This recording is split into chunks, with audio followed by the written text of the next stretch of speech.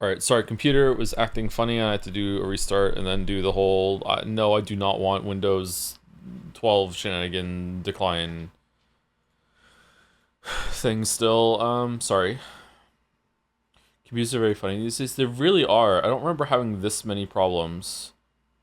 Not crazy, I feel like this stuff just keeps not working more and more lately. Yeah, just the enshittification of the world, yeah. The whole modern civilization is kind of falling apart. Hopefully we can bounce back, but if not, we're all fucked. Let's have a stream. Did you watch the new Persona 4 20-minute trailer? I did not, no. We're probably gonna stream it, so I don't think I need to watch any trailers. Goddamn baby boomers had, bar none, the best life that any human has ever had, like any generation of humans ever had in their entire life. And they're just not going without, like, baby rage, death throes ruining it for everyone else. God, I hate that generation. What do they do now? Well, just recently there's a, you know, 300 billion reasons to not like them, but yeah. That's just yesterday. Okay, where we are. Where's...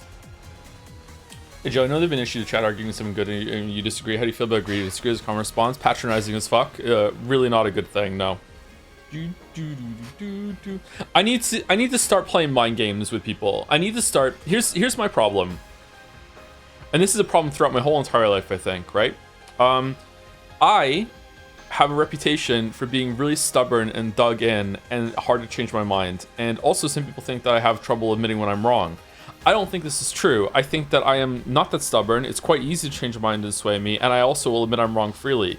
The issue is that when I do get myself dug in, and I am stubborn, and I am like, no, I'm arguing, it is past, like, I don't know, like 50 fail-safes in my head of like, are we sure about this? Do we really think we're right? Yes, we are, yes, we are, yes. So when we do get to the point where now we're arguing, like I have decided that this is worth escalating to the point that we're having a discussion back and forth on, because to me, I am so right, right? So like, and this makes me feel like whenever we argue, that like I must always win, etc, etc, etc, etc, when really you don't see the like maybe thousands of other times where it's like no, yeah, sure, I concede immediately, yeah, you're right, I don't know what I'm talking about, because when I don't think I'm right, I just like fold immediately. It's like, yeah, of course, like, yeah, I don't know what I'm talking about, I'm not gonna argue with this when you're an expert and you know more than me, blah blah blah.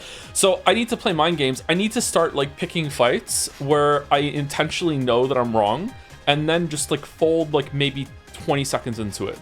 I think I need to start doing that. Understand, Joe, once the goes off, it's like no holds barred. You royal, you obviously already consider it. I don't even consider everything. It's just that I've considered so much that I think that now this is worth an argument, and it's going to be difficult to change my mind. Because if I wasn't feeling confident about it, I wouldn't be arguing. That does not mean that every single time that I go to that level that I'm 100% right. I just think that I'm right so much that it's going to be a strenuous conversation, which I find fun. I find it less fun lately, but like, usually I find it fun when we get to that level. One-on-one, it's better. But with like, I like arguing. Problem is that you can talk and we have to type. Yeah, but there's also 1,000 of you, so I think maybe it balances out.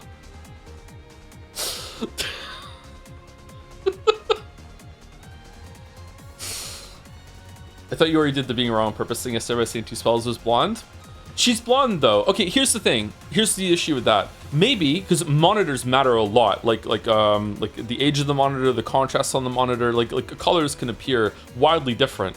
Like when I watch the stream afterwards, just on the same monitor, what I'm seeing and what you're seeing is not the same. Like even like what's broadcast out to stream with the rendering, whatever the fuck, not interpolate. I can't remember what it's called. Balder will know.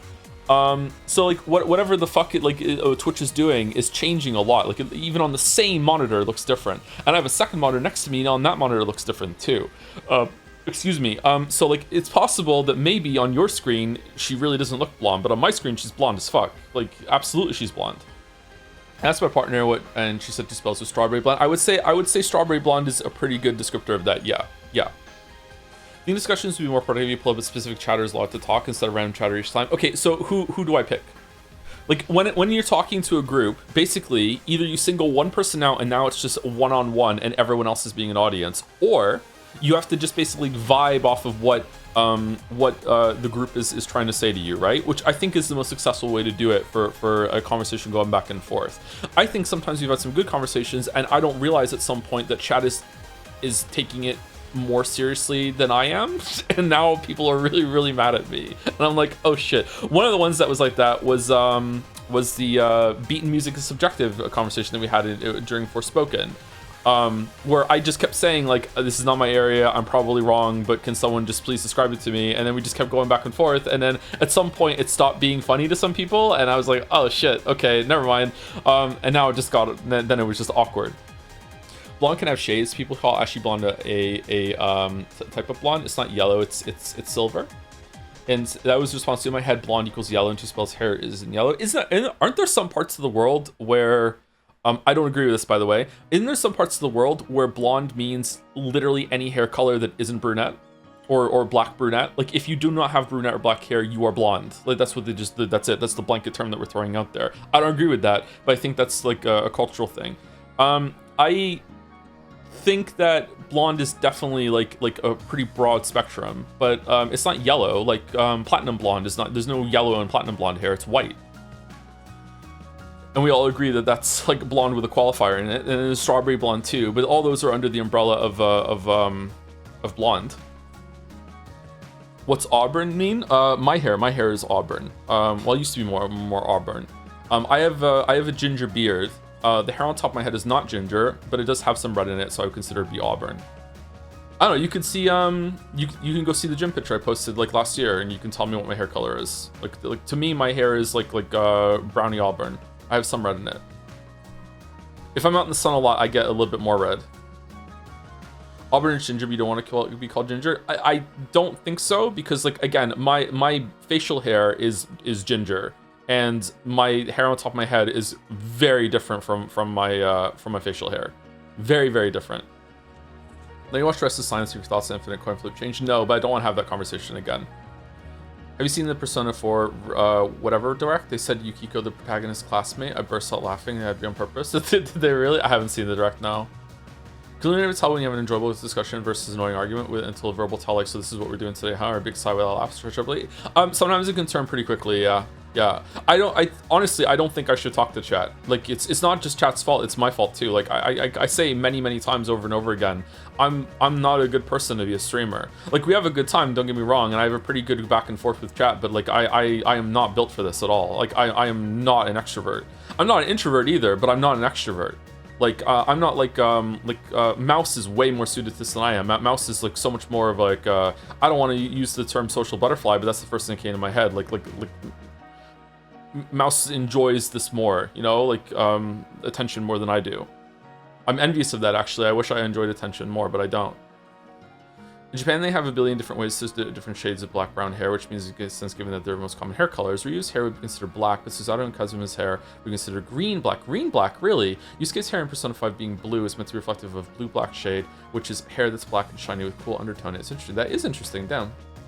I think you do fine. I don't though. Like okay, hold on. Do I do fine like an acceptable level that we're functional? Yeah, but like sure, but there have been multiple times, like at least 2 or 3 times where I've just been like, fuck you all, I don't want to do this anymore.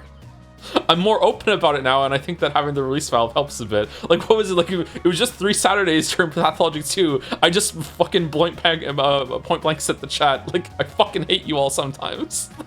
Like, it's so annoying. Like the person we had to ban a couple streams ago was because like they're just so pedantic, they just won't let this little thing go where it's like, okay, what are we doing? Like, no, shut up. Like, this isn't worth it. But that's coming because I rechat too much. Point blank is a good one, yeah.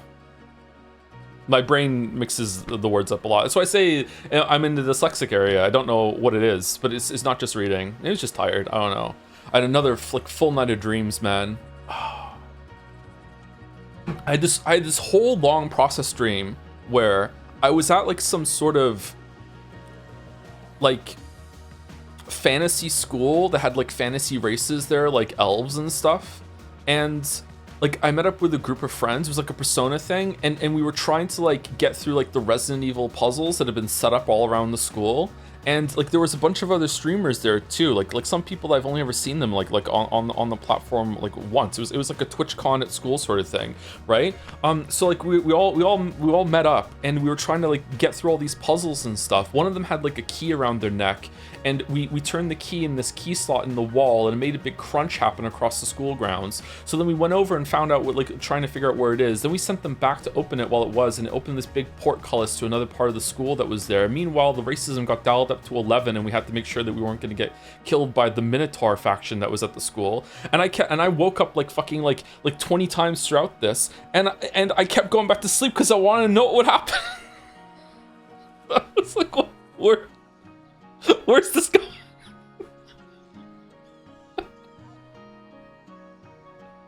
So I slept like an hour and a half later than I should have today. I got up at I think 8 today.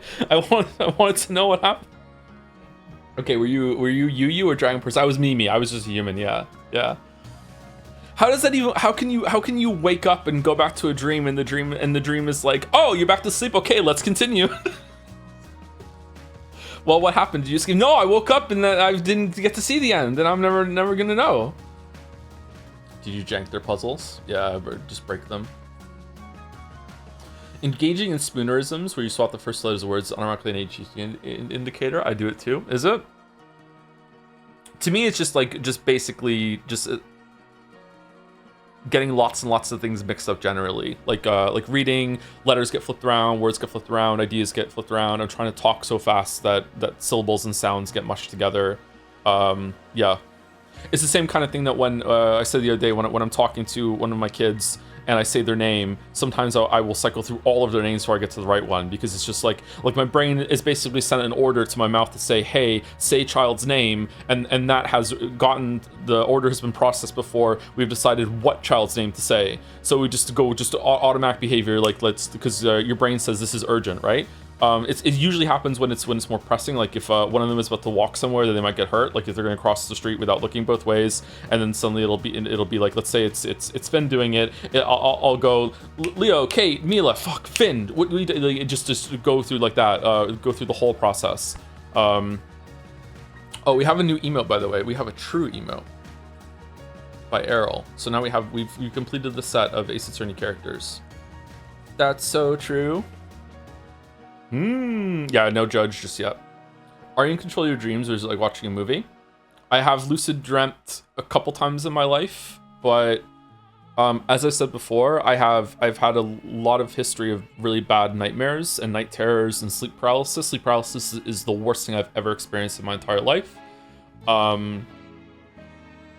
my god, I hate sleep paralysis so much. So when I have so part of the safeguards I've set up is that if I ever realize that I'm dreaming, I usually am kind of a little simmering in being awake in order to make it so that I don't experience sleep paralysis or a bad night terror, that sort of thing. So the times that I have started lucid dreaming, I usually just wake myself up because I feel like something bad's gonna happen if I don't do that. Here comes the perviness. What? I've not been sticking around for the Greatest Attorney streams as I plan to play it myself. Have the games been pretty good? Yep, pretty good. Okay, so this is crazy. Yesterday, I met a guy named John Jacob Jingleheimer Schmidt, and you're not gonna believe this, but all right, +2 Zorrox.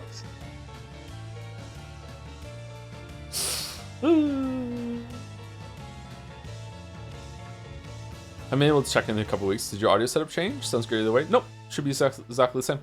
Had sleep paralysis last night. Do you have exploding head syndrome with it? It's like a feeling of hearing something incredibly loud when sleep paralysis is. I've experienced that a few times in my life, but very irregularly. Like probably less than 10 times I've had exploding head syndrome. What I've experienced way more is Alice in Wonderland syndrome, where suddenly it's not always bigger. Sometimes it's smaller. Sometimes the room and your body feels absolutely gigantic. It's like your feet are stretching way far away from your head, and you feel like your consciousness, like the area in your brain they occupy, is shrinking, and like your hands feel really really far away, and it's kind of trippy. It's not really scary, but just kind of disconcerting. And the opposite is true too. Sometimes you can feel like you're now suddenly you're occupying way more conscious space, and the room feels really small in comparison to that. I used to experience that a lot more when I was a kid. Do you ever get Alice in Wonderland with time perception? It's messed up music for me sometimes. Yes. I call it like quickening. It's like, yep. Suddenly it's like the whole world is now running at a faster frame rate. It's happened a couple times on stream too. Yeah, I don't like it. That I hate. Alice in Wonderland I can tank and I can find it interesting even. But when suddenly the world seems to be overclocked, that can fuck off. That's really scary. That's happened sometimes when I'm completely conscious and alert, like, and I just like start just pacing around the place, and I have to let it go. Like, yeah, I really don't like it. Is that anxiety? No, anxiety is something different. Go-to example, I've said a few times on stream before that I love this example because it's really, everyone can understand it. Anxiety is the feeling that if you're walking down the street and you pat your pocket and you're and you realize that your wallet isn't in your pocket, or your phone isn't in your pocket, or your keys are in your pocket, that like split-second moment where you're like, you have that feeling of, oh shit, where is it? That's anxiety. Like that, experiencing anxiety is like that, but it just doesn't stop and it's happening for no reason. That's anxiety. At least it is for me, and a lot of people describe it that way. Whereas what we're describing right now is just the world feels like it's just running hot. It's just like really fast. Like it's just everything. Like everyone seems like I'm talking right now and talking really quickly. Look how fast I'm talking. It's like the world is like that. It's like sped up. I don't know why it happens, but it's just frightening. I have the classic dream of falling very high and waking up as the ground. Yep. I've also like jerked myself awake many times. Like when I was younger, just suddenly I would just fall against the mattress and I didn't understand what was going on. Phrasing? No, jerk is the right word for that. Let's not be pervy, but it's the right word. Yeah. I think even jerk is the medical term for it, isn't it? Hypogognic jerk, something like that. Hypnic jerk. There we go. You experience hypnic jerks daily. Tags, hypnosis, mind break. Yeah, okay. The fucking poll is pervy. Thank you. Sorry, TNTM with a message. Haven't been keeping up with streams because I never finished either game, but I'm loving the fan art. Do you have any Deltarune predictions for this Wednesday? Even though you still haven't played past chapter 1, I have no idea where Deltarune is going. I have very little interest in Deltarune after playing the first chapter. Sorry, like it was not doing it for me at all compared to Undertale. You know, behold my question, feel the question marks, look how they grow. Even the music was a disappointment. I can't even think of a single track from Deltarune that I could hum right now. Whereas there's so many in Undertale that I like. Maybe it gets better after chapter 1, but like chapter 1 Deltarune was a really big disappointment for me. But we'll see. Yeah, you only played chapter 1? Yeah, that's what I'm saying. That was actually pretty common opinion after chapter 1, even among the fans. Wasn't when I streamed it. Thank you 2 years at TNTM. Thank you, Mick Rascal, for the 15 months with Hi Mott. Tomorrow, I get to see Ryukishi and maybe even meet him. What do you want me to ask him? Anything you want to know? Happy the Great Ace Attorney Fridays, everyone. I want you to ask him, does he know that when his stuff gets localized, that it's just in other words, over and over again? And if he does it bother him? Like, is he aware of that? Sumari. I was scheming with a lot of blind Let's Plays of Undertale when it first came out, and the comments were fucking vicious, worse than the blind Dark Souls Let's Play. Yeah, the internet is not a nice place. What can we do about that? A little banning as a treat? I'm thinking more like maybe this is just something we'll have to accept. I wonder if it spills over into real life. I don't know. I don't have a lot of like interactions in person that aren't just like buying something at the store, you know? I go out every day and I see people, but I don't like go visit people and have conversations with them and stuff like that. I don't know. Like, my understanding, has my understanding always been like this? I'm not sure. I've been in a couple fights in my life, and there's always a current, like this undercurrent, which is like, you want to be polite, because if you're not polite, the other person might like hit you. Or there's gonna be trouble, right? Like that's not the only reason to be more polite in person, but there is like, yeah, if you don't show respect, disrespect is going to be given back to you, and that disrespect might be a punch in the face, right? So on the internet, there is no threat of that. And I don't think violence is the answer, by the way. I don't think this is a good thing, but it does kind of like equalize some interactions that you have with people in person. Now, the internet, because it doesn't have that, a lot of people growing up with internet interactions, do they act the same way in in person. There's a Pucifer song. Pucifer is Maynard James Keenan from Tool. He has 3 bands. He has Tool, Perfect Circle, and then Pucifer is his kind of mostly kind of solo sort of thing. Other people are involved, but like it's led by him. And he has a song called The Remedy. And I think the chorus of The Remedy is like, you act like someone who has never been punched in the fucking mouth. That's okay, we have the remedy. And I always think of that when people are acting so irate, and it's like, do you not know where we are? Like, I don't know, like, I think respect is something that you should give out a lot. And there's so many people that just don't give that online at all. I always disagree with this in school. Like, did anyone have this experience when in school, if you were ever being bullied or you saw a bully? I wasn't really bullied that much. There was one time in one school I went to. I've been to a lot of different schools. I think I went to 2 different high schools, and before that, elementary school, I went to I think 8 different elementary schools, and there was one of those elementary schools that I experienced some bullying. And early on in the high school, I experienced some bullying for like a period of a couple weeks, and that was it. And it really made me mad, and I'm still mad even now as an adult, with kids of my own, that there was like this no tolerance for violence sort of thing, that if someone hit you and you hit them back, you would also be in trouble. That's fucking bullshit. I don't know. I wonder if that's teaching kids the wrong lesson. It's going to be wild how some folks will do terrible things, and then if you call them out on it, like, people get annoyed at you for just not rolling over on it to a conflict. Yeah, I don't like this either, and I feel like it gets me in some trouble in my life. Yeah, when it's like, no, we're not putting up with this. Yeah, I don't know, man. Like, even when I got on the internet when I was 13 or 14, I can't really remember. If fucking dial-up modem, wasn't really into message boards right away. It was mostly playing like Ultima Online. Message boards were actually kind of hard to come by, and it was like a year or 2 later I was on MSN, AOL Messenger, ICQ, MRIC, that sort of thing. But it took me a while to get on there, and I don't think, and even at that age, I have never acted the way I see some people act online in the past like 5-10 years, with like YouTube comments, on Reddit, in Twitch chat, just the things that people will say to other people. And just, they're fucking vile, man. And I don't know, I feel like some people like to troll and like to say things that are just like getting a rise out of you, and they're doing it for fun.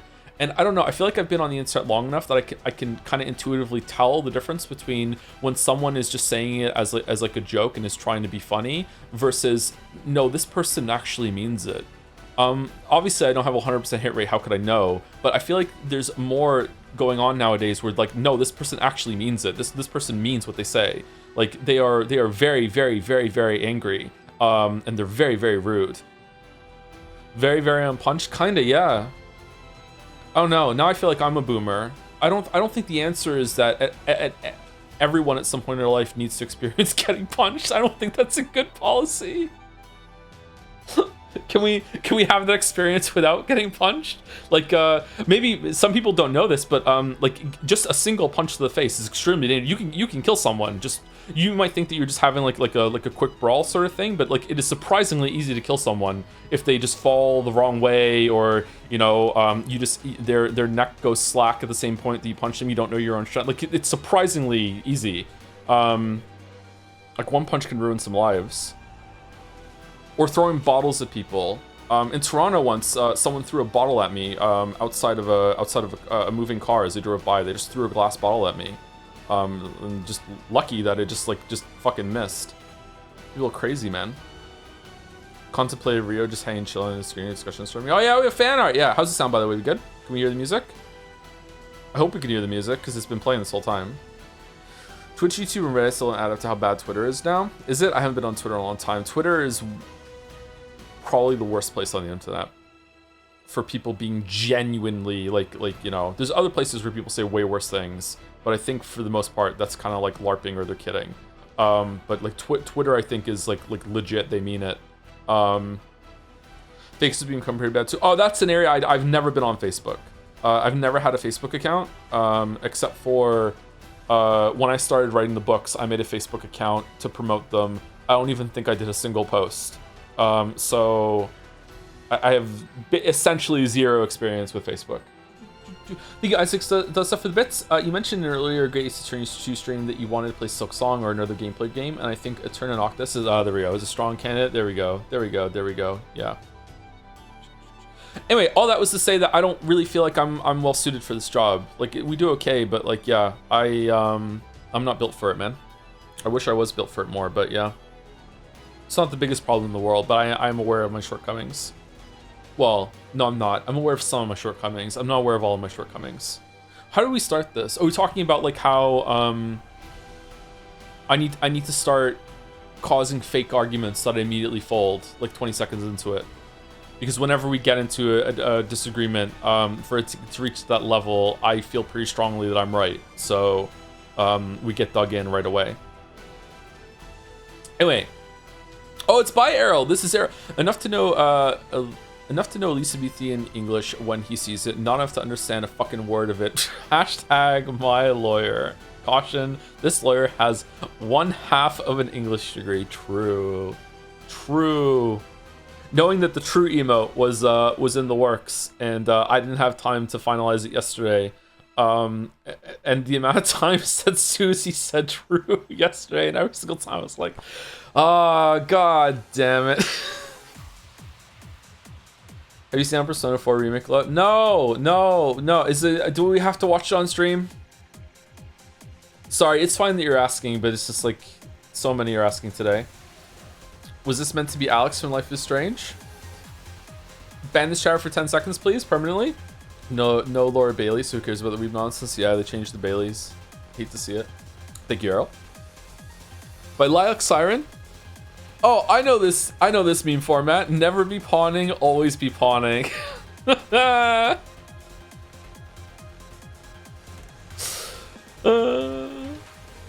are no pawn shops in Pathologic Land, yeah. Does the Pathologic town have a name? Is it just the river is the Gorkon? Was there a name of the town or no? Is it just the town? Town on Gorkon? Pestville? Town on Gorkon? What was the one before when they were on the other side of the Gorkon called? Down by the river. Big so long and thanks for all the fish vibes here. Scandalous. Aww.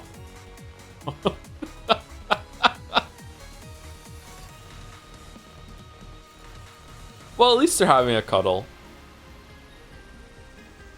Thank you, Alex. Sorry.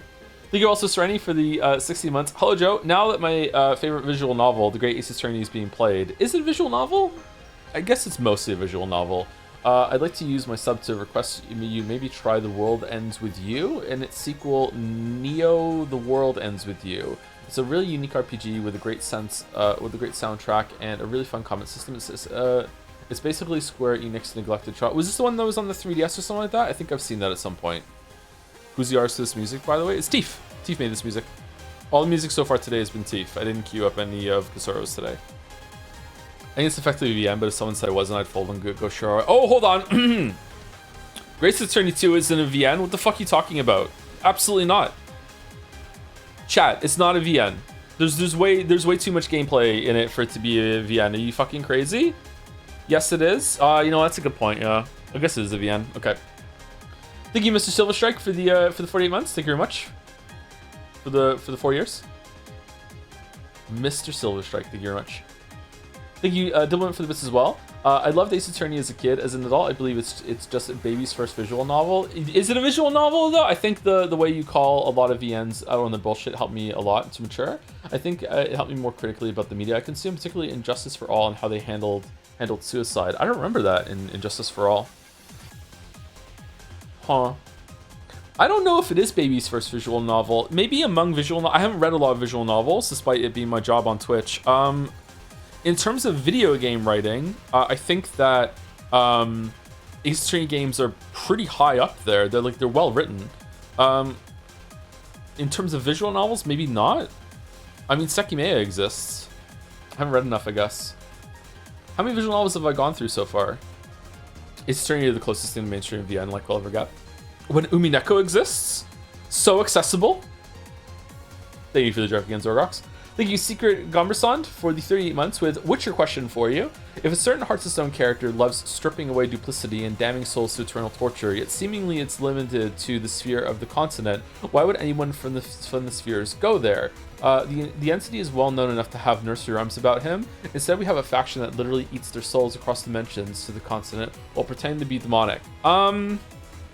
I have a feeling that a lot of information around that character isn't really being said to us, and I hope that they come back and we learn more about them. But that was definitely CD Projekt Red power scaling a bit. You have to remember that the Witcher universe and world is almost certainly based on the power of belief, that if a writer were to write a story about something in that world, that either means that by writing it, they have caused it to come into existence somewhere else in the universe, or it already existed somewhere, and that is why they were able to write it. You know what I mean? Like there is straight up Lovecraft shit in the Witcher universe, and when we're the part that we are in the Witcher universe when we see Geralt interact with that character is after a big like dimensional reality universal level of like earthquake has happened, like in the fabric of reality, and it's basically like mixed all of that together across many different worlds. It's unclear how many worlds went through that sort of thing, but presumably it was all of them. So yeah, who knows? Like maybe some people are stranded in different places. Like in Blood and Wine, there's a straight up Nosferatu. and if it finds Geralt, you just die. You don't even get to fight it. It just looks at you and you die. So like yeah, I don't know. It's unclear exactly what the rules are for that sort of thing, and I'm guessing more of it would be established as the media goes on. It doesn't really bother me though. I think it's fine. I don't remember that, huh? You have to make a choice toward the end of Blood and Wine to see the Nosferatu. If you don't go with what is it? If you don't go with is it Dettlaff you go with? No matter what you fight Dettlaff. If you don't go into the fairy tale book, then you don't get to see it. It's when you there's a branching thing there. Yeah, at the end. I mean to say a faction yeets themselves across dimensions as pure spirit. Why would anyone go to the reality with the literal devil figure? I think that they're just everywhere. Like the amount of power that person has.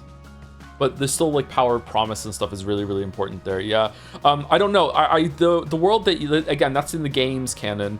The game canon might be broken. It doesn't really make sense. You have to remember that in the books, Ciri can time travel, and the Wild Hunt can't. So in a very real sense, if Ciri just time travels effectively, the Wild Hunt can never ever find her. It's just impossible because they can't do that. Meanwhile, in the games, they just conveniently go, haha, she can't do that anymore. It's just she can just move across space, not time. But that's a big part that's missing. So yeah, I don't know. There's lots of stuff about the games canon that doesn't really make sense when compared to the books. So it has to be different. Hey man, I actually want to finally play Witcher 3, but I haven't played the other two. Would your videos be a good replacement? For legal reasons, absolutely not, but you should definitely play the games instead of watch my videos about them. No, I didn't stream them, did I? If I'd streamed them and I said just watch my streams, then that's a replacement. Yeah, the videos are pretty good supplement to playing the games. Yeah, I go over the whole thing, especially the second one. The second video is a good replacement for playing the game. Yeah, but you should play them. They're good. Thank you, Lilaxarn. By TC Agum, or Agum, the birdcage from the machine has been entered into the court record. Mr. Sholmes, look at this photograph. What do you make of this? That's a fucking bot. Oh shit. Spoilers for Wednesday's Great Eastern Stream pre-trial. Investigation antics from yesterday. I mainly wanted to draw court record Chan holding the whole ass birdcage. Why did they bring the whole entire wax model set into the middle of the court? And poor to Totally Blonde 2 Spells, the damage done to their model. How did she get the mask off? I don't understand. So Kazuma could dramatically cut it. Yeah, pretty much, yeah. There's some confusion about that in the part of the Witcher video, the Witcher 3 video that's already gone up, that I say that I propose the idea that in part of Witcher 3 you actually go to Earth.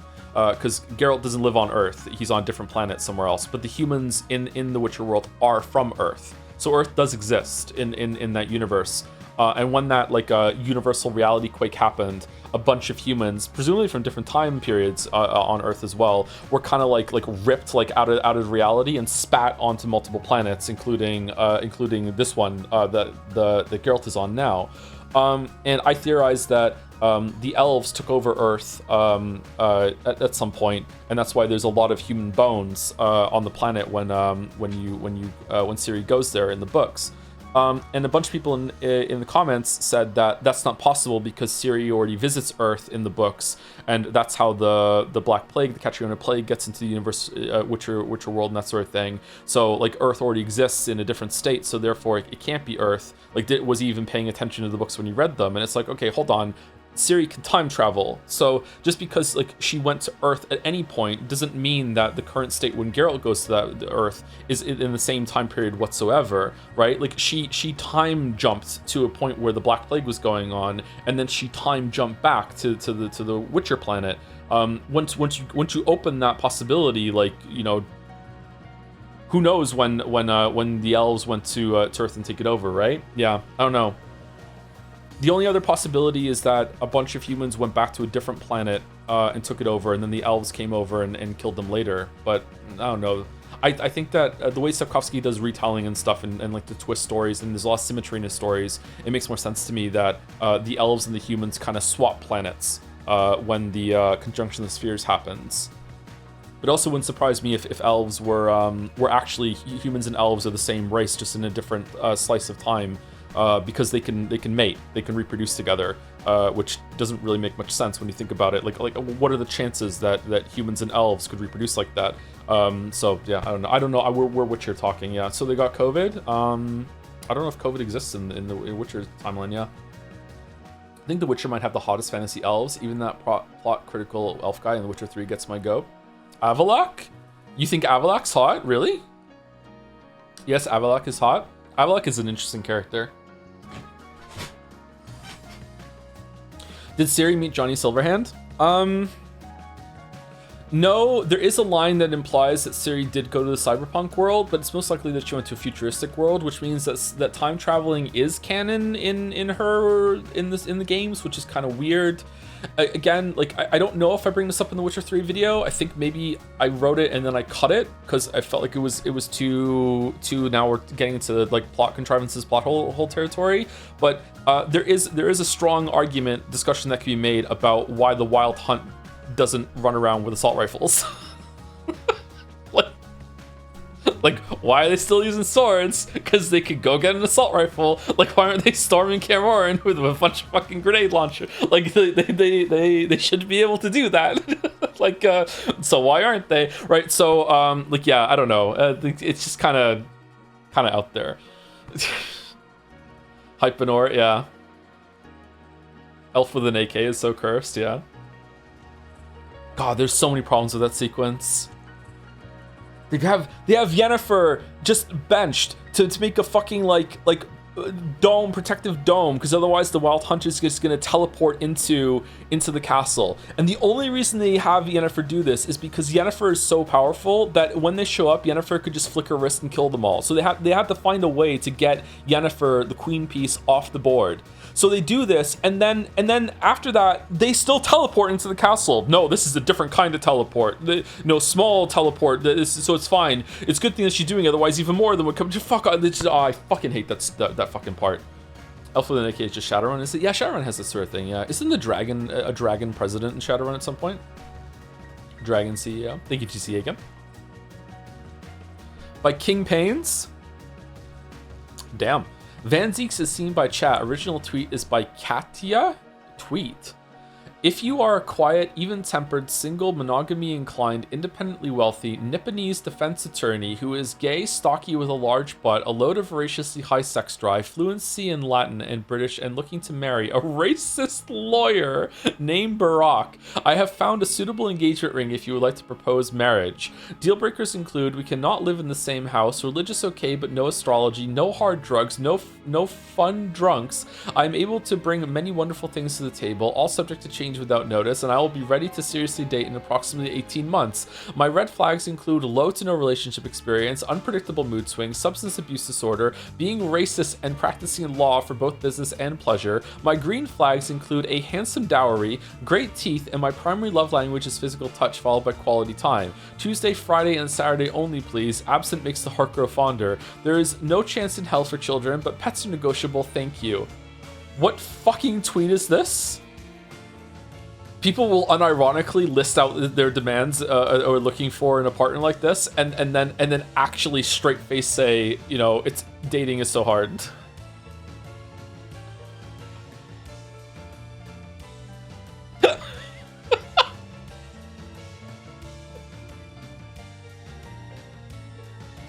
Number one, handsome dowry, yeah. Guys on Grindr will be like 8+ inches only, which I think describes literally fewer than 100k men on Earth. Yeah, perceived penis size is very much inflated in our society. Yeah, I think you might be surprised about that if you haven't looked into that. Yeah. Who's I say thank you to last time? Mew Mew? They said thank you to Alphant? When compared to when? To before porn made it so everyone thinks that gigantic schlongs are everywhere. Yeah. Schlong is a great word to say. Schlong is a great word. Mew Mew gadget? Secret Umber Song. Oh, Secret Umber Song gave some more bits, and that's why I'm confused. Okay. Mew Gadget used some bits to say, hey Joe, hope you've been keeping well. Been a fan of yours since I got into Persona 4 around 2022. Your Persona 4 Ace Attorney Yakuza videos are all my all-time faves of yours. I can't help but laugh no matter how many times I rewatch. Really? You rewatch them? Enjoy your content and insight into video games and other topics. I'm catching up on VOD, so I'm looking forward to your reactions and thoughts on Peak. Oh, we beat Peak. We beat Peak. Confetti Core. Also learned that if you buy 500 bits, you can't use them all at once. Wait, what? You can't? You have to break them up? That's unexpected. I didn't know that. I don't think I've ever bought bits. I've done subs and resubs, but I've never bought bits. Thank you, Alphan11, for the 17 months. Hey there, Tom. I hope life has been treating you well. I don't really have a funny quip, so glorp. Life has been okay. I was really depressed yesterday and last night. I don't know if it showed or not. I was in an incredibly like down, dark mood yesterday, but I feel a lot better today. So I'm happy about that. Thank you, Secret Armor Song, for the bits too. I like your idea about belief. My reason for thinking that evil entity is localized is that he states that he can't see into different dimension, basically. It's beyond his reach when asking him how to get a good base game ending. Yeah, I did this too. Being able to beat Hearts of Stone before finding Ciri is kind of crazy. I think that's just more of a story contrivance, or he's lying because he knows that some things are set in stone. I talk so much. I go full on like... I'm too Ryunosuke when it comes to the Hearts of Stone section when I talk about Gontar Odim. I go into detail in the Hearts of Stone section, basically saying that I think that there's a point where Gontar Odim looks into the camera. He knows he doesn't know exactly what's going on, but through his magical sense he kind of understands that Geralt is being controlled by something else. He straight up just looks into the camera and he's like, I can see that something else is going on here, right? So I don't know, I don't take everything that he says at face value. That's probably the worst / best overanalysis that I've ever done about anything is the Hearts of Stone section. I talk about the party for so long, the party you go to Shani. I talk about Gontar Dim for so long. Yeah, is Gontar a game only character? Yes, he's the only Witcher media that he is in Hearts of Stone and Blood and Wine. And in Blood and Wine, he's only referenced. He's the one that did the Curse of Spoons on the lady in Blood and Wine, which is one of my my favorite sections in all the Witcher media is the Curse of Spoons. It's so good. That's pure Witcher bullshit. Yeah, the DLC is so good in Witcher 3. If you like Witcher 3 and never played the DLC is so much better than the base game Witcher 3. It's a real treat if you like Witcher 3. Didn't Geralt look into the camera in some scene? Geralt looks at the camera at the end of Blood and Wine, yeah. Even better than Velen. Velen is the best part of Witcher 3. I also like when you return to Kaer Morhen. It's probably better than Velen, yeah. Velen's really good too. The problem with Velen is that Velen is really great, and then you return to Velen later, and it completely undermines itself because of the decisions that Geralt does with Ciri. that really bother me. Like, spoilers for Witcher 3, it really bothers me that when Geralt finds the crones, that he's basically says to the Bloody Baron and also to himself, he's like, okay, some things are beyond me, we can't fight it, like, no, like, we're way out of our depth at this one. And then later on, he's like, yes, Ciri, sure, go fight them by yourself. And then she does and she wins. And it's like, okay, so what the fuck was that about earlier, Geralt? Like, you know, like, you won't fight them, but your daughter, who is a less capable fighter than you're just gonna go let her go fight them? Like, okay, cool. Like, so that annoys me. But there's, you know, that's my illness, and we all have to deal with it. Unless you just stop watching. Yeah, we're talking about Witcher a lot. Sucks. Also, I assume that the fascist elves took over the colony world as something of the humans, not necessarily Earth. Part of me thinks the White Frost is a nanomachine swarm from Earth, and where Ciri goes. In the books, it's just kind of climate change. There's something going on with the stars. Maybe nanomachine swarm. I don't think so, but it might fit because it's like something's going wrong with them. Yeah, and then she just beats the White Frost Lamayo. Yeah, I don't know. I don't think it could be a colony world, but then how did the elves take over if humans are spacefaring? But it could just be that they went through time back there. But then that's kind of a stretch. But it is possible, yeah. That's why I said in the video, unless there's some time shenanigans going on, then it has to be that. Got the vibe of being sun dying down or something. Didn't they say light is changing? Yes, there's a scene. I think it's with Neneki in the first book. I think it's the first book or the second book, when the light is coming through a skylight into a room where she grows herbs, and Geralt is like, "What's going on?" or something, and she's like, "You know, the light is changing. Things aren't growing the way they used to." And he's like, "Can we do something about it?" And she's like, "It's already too late." It's something like that, yeah. There's something wrong with the starlight, with the sunlight, yeah. White Frost is also very like entropic threat, so it's just like the universe is dying and it's heading toward like no heat, everything's getting cool. But yeah, who knows? Like maybe it's just meant to be like farcical, not farcical, fanciful. Maybe it is farcical. You know, just everything has to come to an end. Can we see more fan art? Maybe we're yapping. This is what Fridays are like. Thank you, Nelly Orion, for the 18 months with Hydro. Catching up on the Great String VODs because I was on a road trip in South Germany. It was so cool visiting these beautiful places that served as inspirations to video games and anime I've seen. Really? Just goes to show that you can take the weeb out of Japan, but not the Japan out of the weeb. JK, I also really did enjoy learning about the German culture and history. Now back to VODland for me. Thanks for the interesting streams. I am thoroughly enjoying your playthrough. I'm glad you're enjoying it, Nelly Orion. Hope you continue to enjoy it. Have a good trip. Thank you, King Paints. By Mitlu, it's the end of Patho 2. Hopefully Patho 3 will be more interesting as you interact with the Canes. Rich. Any choice is right as long as it's willed. And then it just stayed standing, because that's what happened. Can we read Witcher 3 fanfiction? Is there Witcher 3 fanfiction? Probably it's not the kind that we would find interesting. Maybe some of you would. Pathologic 2 was interesting. Very flawed game. I'm not sure if it's flawed as a narrative, though. I don't want to discuss spoilers because it's not Saturday, but I don't know, man. That ending really let me down. Maybe Pathologic 3 ends better. Pathologic 3 seems kind of controversial amongst the Pathologic fans, but it's also pretty new, so maybe the tower dust hasn't had a chance to settle just yet. Have you seen the movie where the global ice age is threatening Earth because the sun is dimming and they have to send off a spaceship to try to stop it? Sunshine 2007, I think. I have seen that, and I really hate that they didn't call it Daylight Savings Time. Because that's fucking, like, the opportunity was right there. Yeah, that was an interesting movie. Reddit likes to talk about that movie a lot because it starts off as kind of like a contemplative sci-fi movie, and then it ends with being like a slasher fic. And I enjoyed it. I liked the movie, but it did kind of like become less interesting in the last part. They made Pathologic 3 for you personally? Really? I've heard that the writing is not as great as good in Pathologic 3 compared to 2 and 1.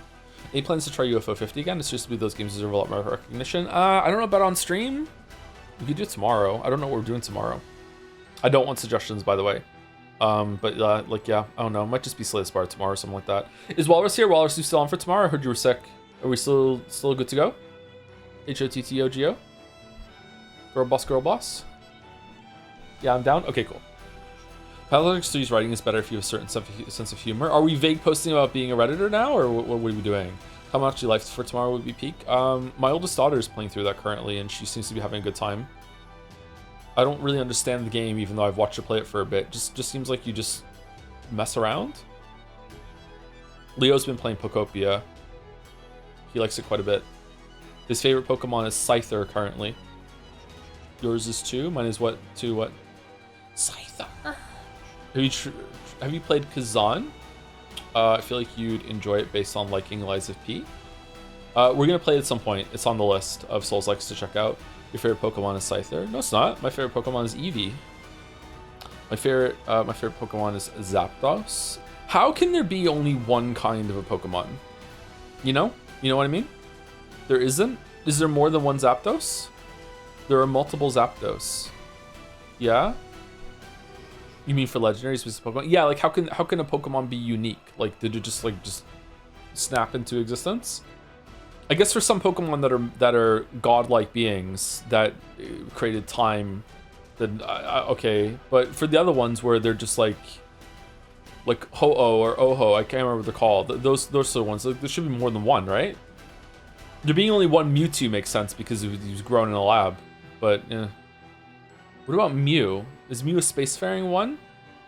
Are all Pokemon from space? Who cares? Thank you, Mitlu. More Mitlu. A completely random jury featuring 1. The Gourmand, 2. Familiar Lady, 3. The Witch, 4. Cringelord, 5. Melon Obsessed Boy, and 6. The Art Cop. Live Judge Nanjo reaction. -2, +2. Scran, you prove it? Yes, we scran. Do they have any syncs? Oh, okay. All you need is love. All you need is love. It's obvious. Man, a trial. What wondrous testimony. Awesome.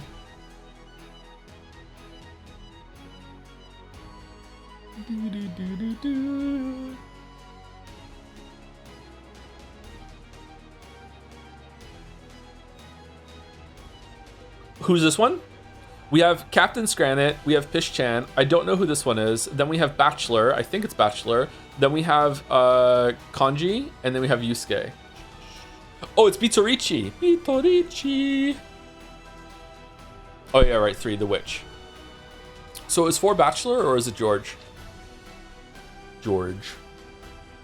Thank you, Mr. Smarkus, for 20 months with a period. Thank you very much. Thank you, Tenchi-kun79 for 3 months. Thank you very much. Thank you, Eager 007 for the 2 years. I'm looking forward to playing First Light.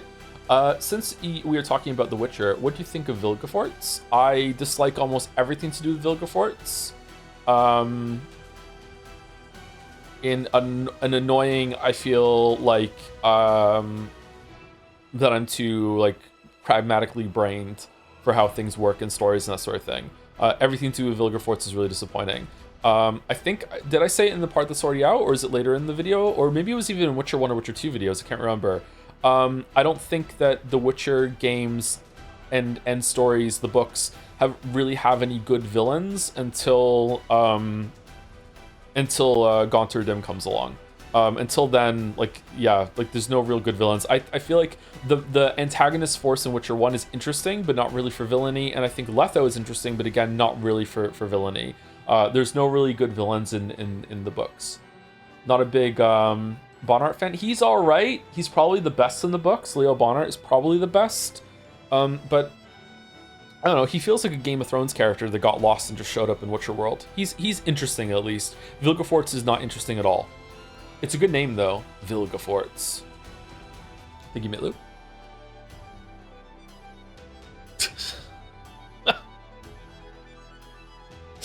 King Pains. No one mourns. Wow. Wow.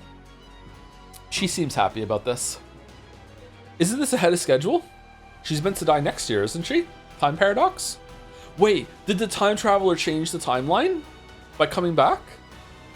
If you're unaware, a time traveler from the future in the community came back and told us all about upcoming events and memes that were going to emerge in the next 3 years.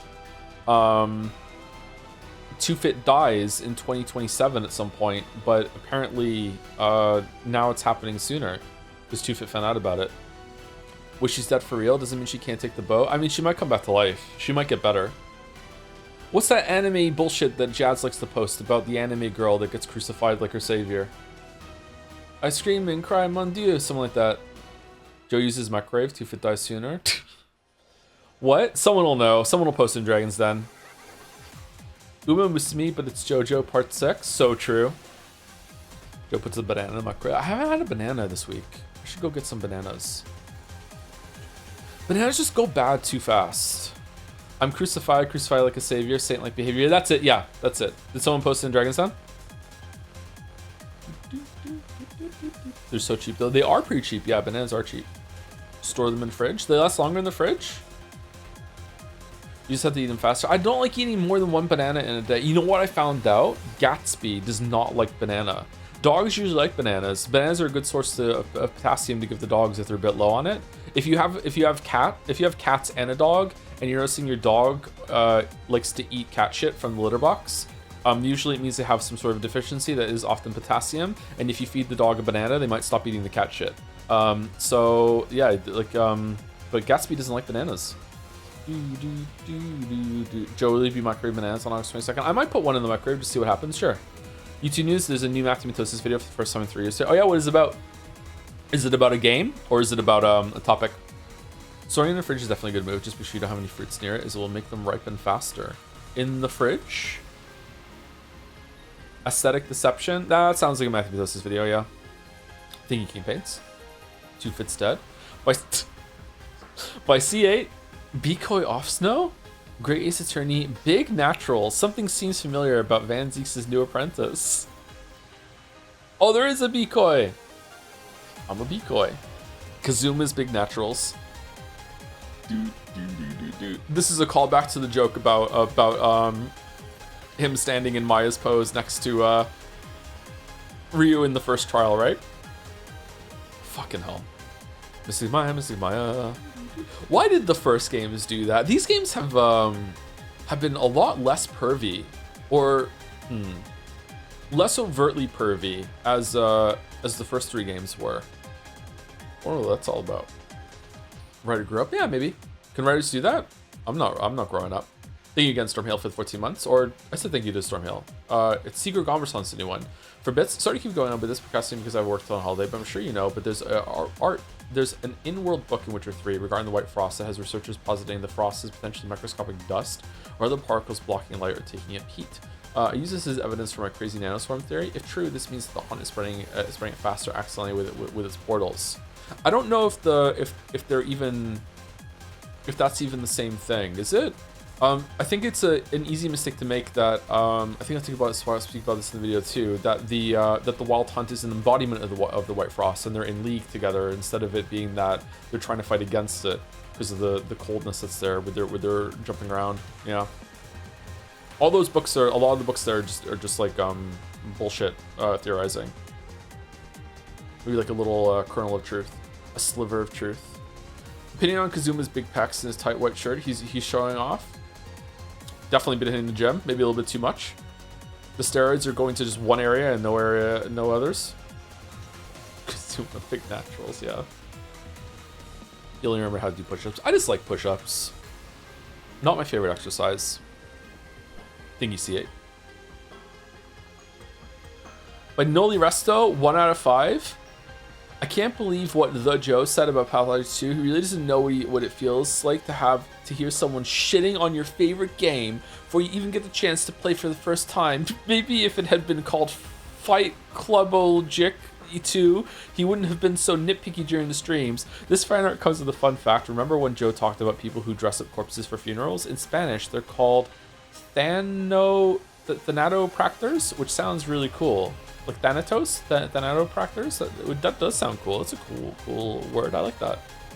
How did the guy kick and stab me at the same time? Yeah, how did he? Yeah, fucking mad. Shivam Boots. For every pair bought, you get a whole box of Ferromycinium for free. You can even get it without buying the boots. Really, we have too much stock and nowhere to put it. Approved by real Simon Keynes. For all your kicking and stabbing needs. Imagine not playing watching the Pathologic streams and knowing what any of this is referring to. There are military rations. Why do they restore so little hunger? Yeah, it's true. Yeah. Hunger.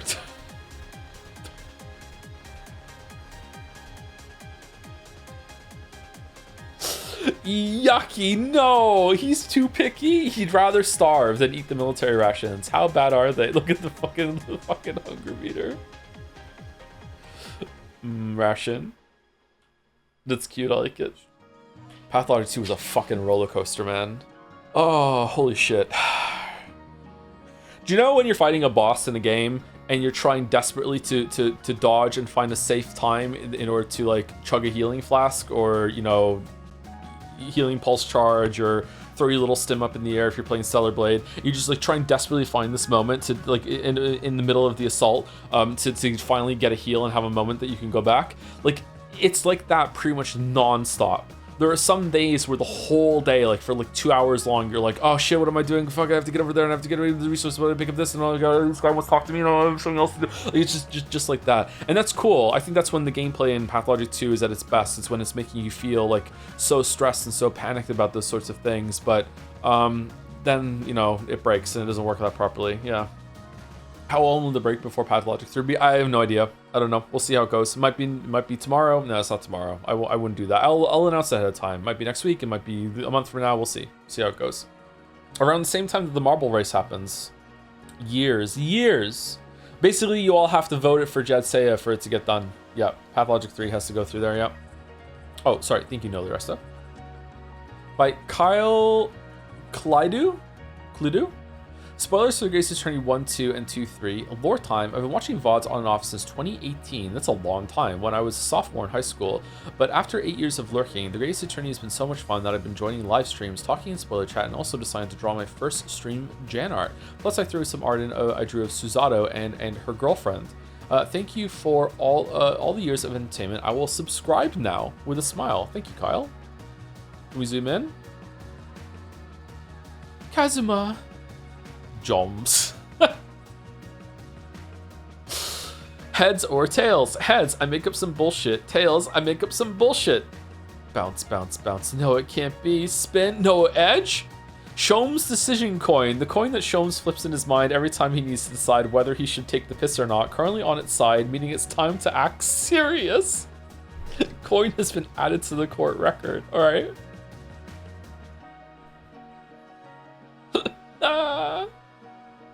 This is some clean art, huh? Look at that. Guess that settles it. Please, Mr. Sholmes-san, tell us he's not with the cuffs. Whisper, lie right now. But why? I'm going to need 3 good reasons so I can totally own Ryo Chosuke, and then so I can aura farm in the final arc. Also, for the Yaoi 3-way. Compelling argument. For the Yaoi, happy pride. Who the fuck are you anyway? He's dead, broken neck, I'm afraid. I just made some bullshit. What is he doing? Are we gonna find out today? Why did he do that? He must have known.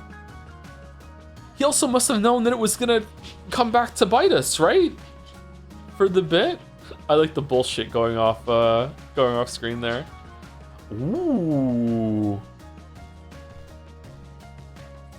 This is the one from 2-1, right? That was that found Susie attractive when she was pretending to be Ryo.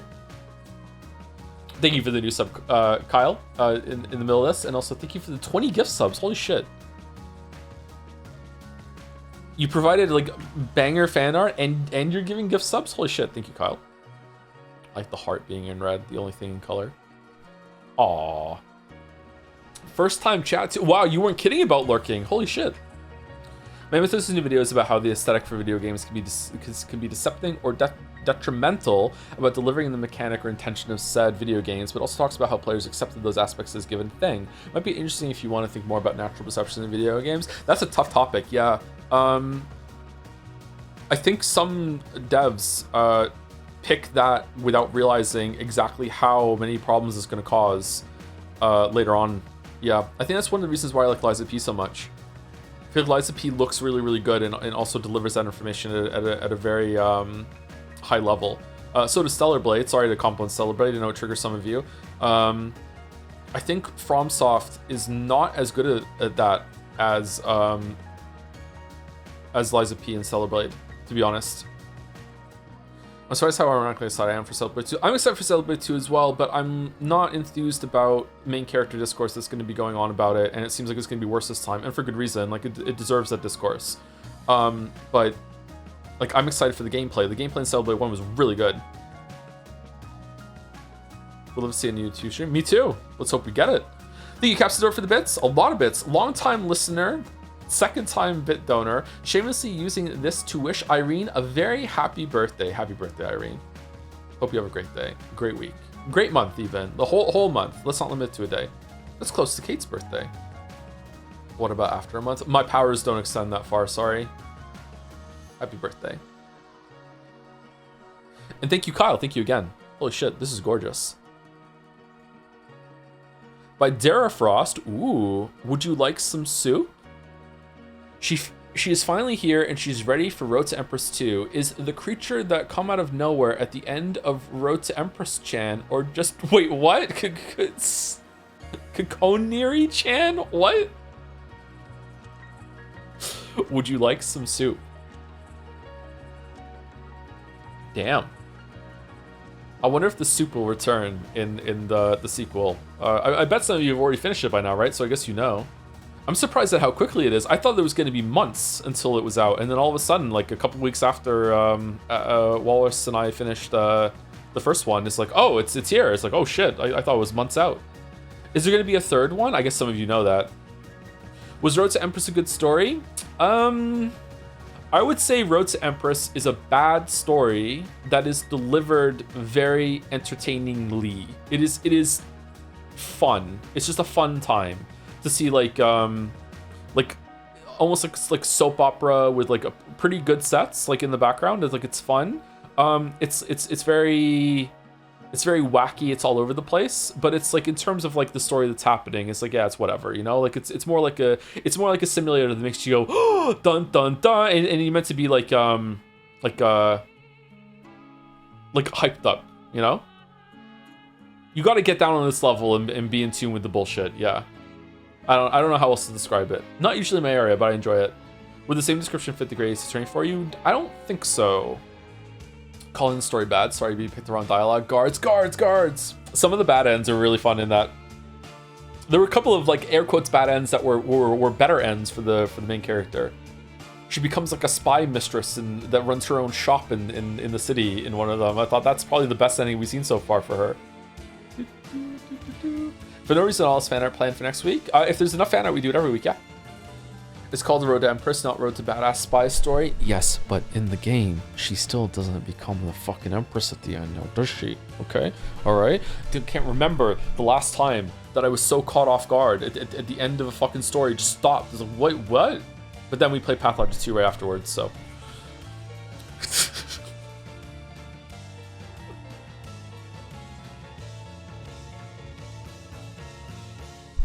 Damn. Oh.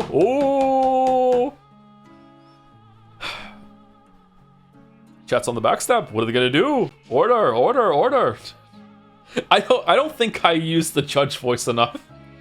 Like, even when we're not doing these games, I feel like having the judge voice in my back pocket is a good one to whip out sometimes. Yeah. Anyway, thank you, Dara Frost. More tomorrow, Road Empress 2 tomorrow. By King Pains, the words that get memed on this stream, the infection has spread to asking a question now. What? Okay, I'm heading out. You better not be French and confused when I get there.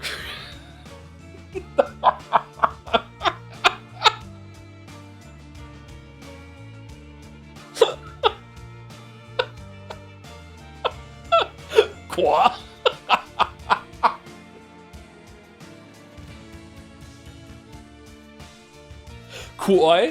Quoi?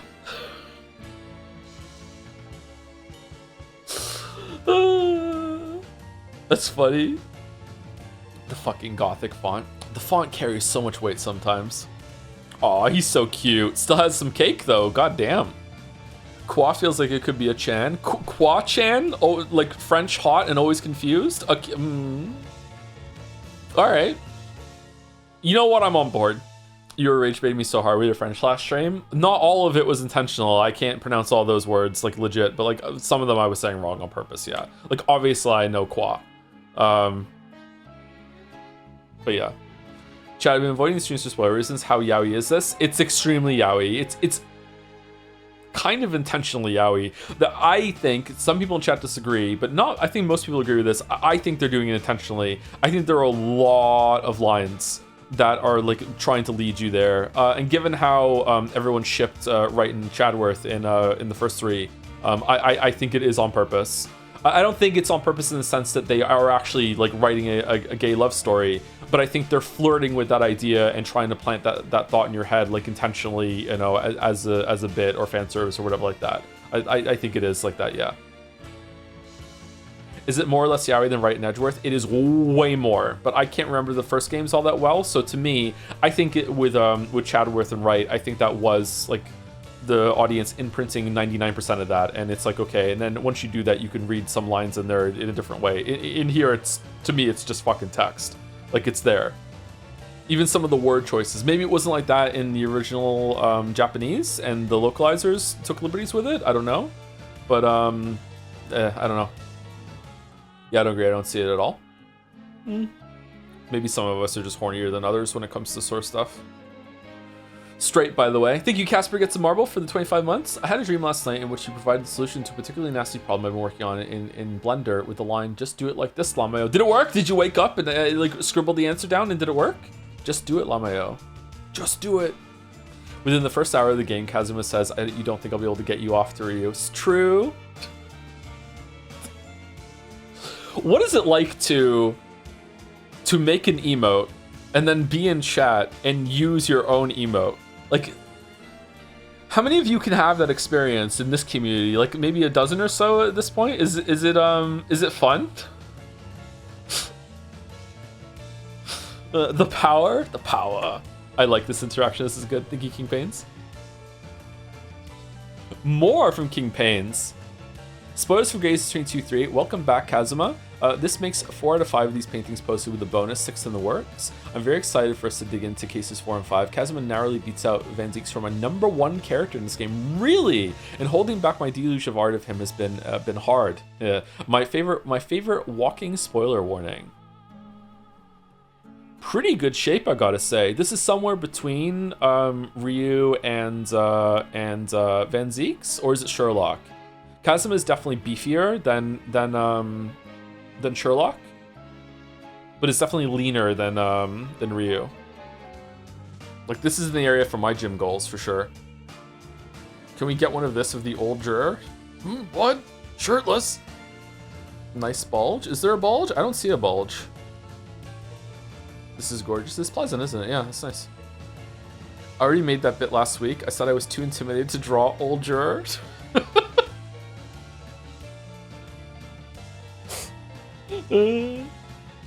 Zoom and enhance. All right. Is this a bulge or is this just where the line of the underwear is going? I don't know enough about bulges. Are these shorts or underwear? Joe, come on. I'm not kidding. Zagman, nice cock. These were called lawn boxers. Yeah. Anyone else still rocking briefs? I think you need to come over to the boxers side. I feel like if you're still wearing briefs, there's something wrong. Like, who still wears briefs in this day and age? Boxer briefs? I will accept boxer briefs. That's like maybe some. I'm not gonna say the best of both worlds, 'cause I think boxers are just better. But like briefs, come on. Wow, the Rare Joe peer pressure episode. Yeah, I am gonna be judgy here. Yeah. I once had a very awkward interaction with one of my friend's moms growing up, where she sat me down and told me that she wants me to convince her son, my friend, to switch over to boxers because he was still wearing briefs. And look, and at the time, I was just so like, whatever. Yeah, sure, whatever. I didn't realize how weird this was until like right now. Did you? Yeah, I did. Yeah, it worked too. I convinced him. Yeah. Why did she care? I don't fucking know. I think briefs are hotter. Sorry. What? How can you possibly think that? Right now, well, I haven't thought about it until right now. What did you say? I don't know. I called them like, why are you still wearing briefs? Are you a fucking nerd or something? I don't know what I said. It's more comfortable to wear boxers. But it was a little bit of bullying. Yeah, briefs are hot. Really? I'm with August. I don't believe you. There's no way. Validation? Do we need to poll it? Which are hotter? Brief boxers, boxer. Don't put boxer briefs in there. Okay, so we're just owning the streamer. Okay, whatever. All right, fucking compromise, fucking poll. Thank you, King Pains. These are not briefs, by the way. Also by King Pains, agree to disagree, Chan. Non-controversial blonde. This is blonde, right? They're not arguing in good faith, Joe. Let's just move on. I love calmly expressing my inherently subjective opinion and engaging in non-combative discussions on twitch.tv. I love her. Immediately the best Chan. I love her so much. She's a Disney princess. My first Chan, I've been unironically loving the new argument avoiding tech lately. Joe's been dodging protracted fights with chat like he's hitting QuickTime events. Let's just agree to disagree. Hashtag love and peace. My favorite tech is just to say okay and move on. Holy, that dress. It's such a stunning dress, isn't it? Fits really well, too. Boulder, you're responsible for 50% of the arguments on my stream.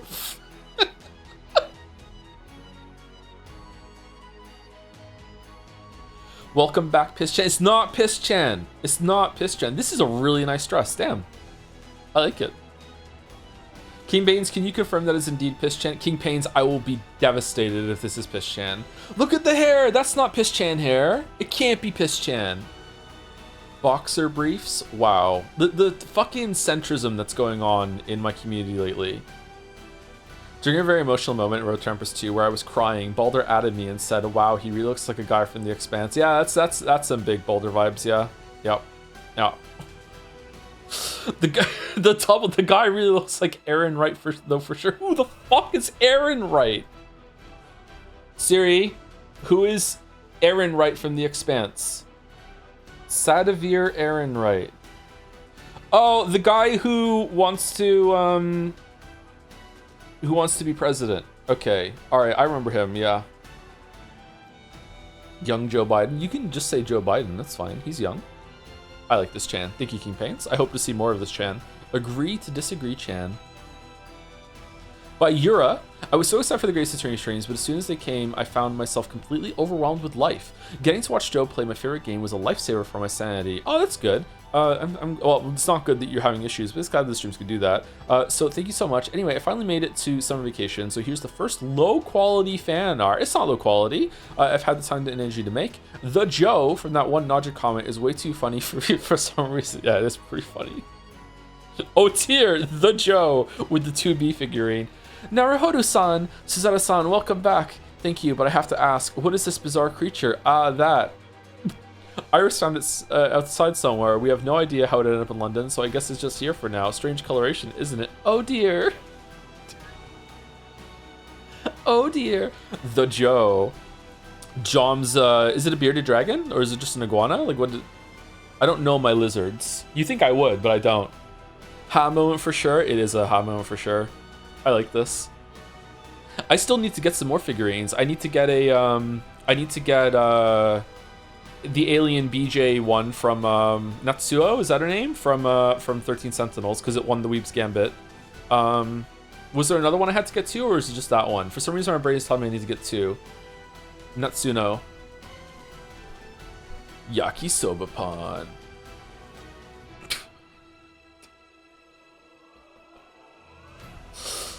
Is yakisoba gluten-free? Did we ask this before and chat said no, right? There must be a way that they make the noodles with without wheat. Like with a rice flour or maybe a corn flour? There's bread involved too, is there? Oh god, that's like a double threat for me. The pan part is the bun, yes. Oh, is it? Okay. I had gravy that had been thickened with some wheat flour, and that alone just destroyed me. So I can't even have that. Fuck, I hate being sensitive to gluten. It sucks, man. I wonder if they'll invent some sort of discover some way to genetically modify that out of people later in my lifetime. Just be like, yeah, here you take the shot and you're not gluten intolerant anymore. Powered by AI in medtech. What could go wrong? Thank you, Yura. I like this a lot. The Joe is very funny. I agree. Reading that comment section was probably the best ones that's ever gone down. Yeah. By King Pains again. Spoilers for the great. I love this meme format. Spoilers for the Greatest Attorney 2-3. G Van Zeeks. How come the game lets you have 2 Japanese boy toys? This really has been Van Zeek's no good, very bad week. First, he had to talk about his dead brother over and over again in court, and now he has to be racist to his apprentice. What is the world coming to? Homoerotic situationship ended with Ryunosuke. Now Kazuma is my learned friend.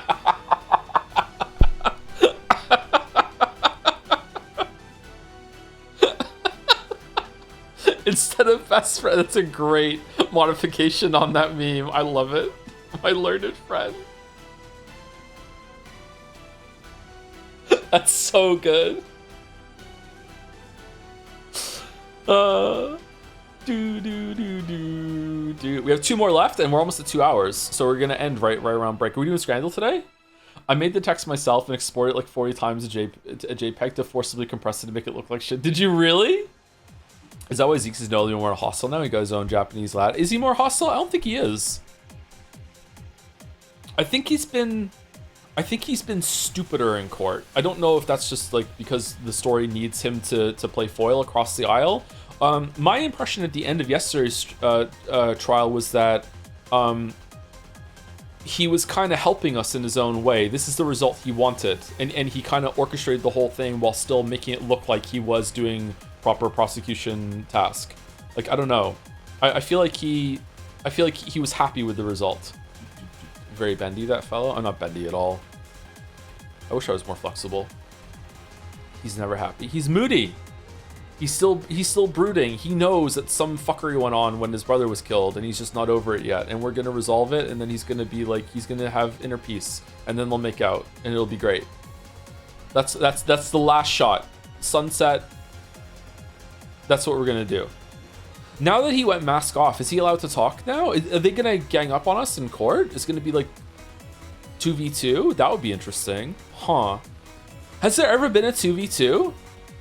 Was there a 2v2 in the first 3 games? Was there 2 prosecutors? There wasn't, was there? I don't remember there being a 2v2. It's always be 2v1. Sometimes 1v1. I guess the reason why that feels fair is because really it's you versus the prosecution, and by extension the whole entire court. Like, everything is stacked against you. Like, usually the judge is on the prosecution side as well. Like, the prosecution doesn't have to be like doesn't get the unfair treatment that we do against us. Anyway, thank you, King Paints, for this and all the others. Holy shit, King Paints is on fire. Lilac Siren. Okay, video. Last 2 are videos. Can I confirm? Yeah. Okay. All right. Was that Bitorichi? All right. We're gonna watch these videos, and then we might do Scrandle, and then we are gonna take a break, and then we're gonna get into Grace Attorney.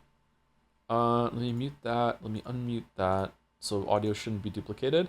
All right. Let me just like play the first couple seconds. And you can tell me if the music is okay. The sound's okay. The train has stopped.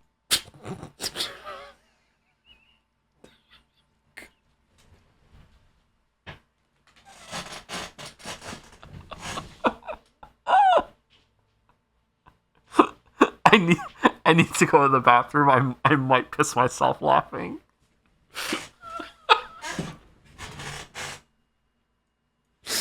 All right.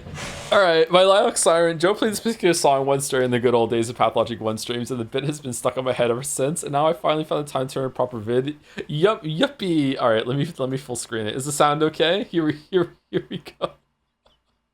So when we're trying to find the kid, right? The train has stopped. And I came down. What a beautiful day to visit my hometown. On Garkon, it's miles away. I keep walking till I see the station that's lit, and there are people on it. And then I got mugged. Oh yeah, I got mugged. Oh wait, no, where did they go? Self-defense went a bit far. My dad's gonna kill me. That last witness, where did he go? He got me searching high and low. My heart is racing. Press X to chase him. I'm walking around. Then I'm walking around. And next I'm walking around some more. And I find pennies galore. Neglect gives me moves. I outrun angry town goons, so I can find some dude called Bachelor. He's got some skills that are paying his bills. I think I spotted him.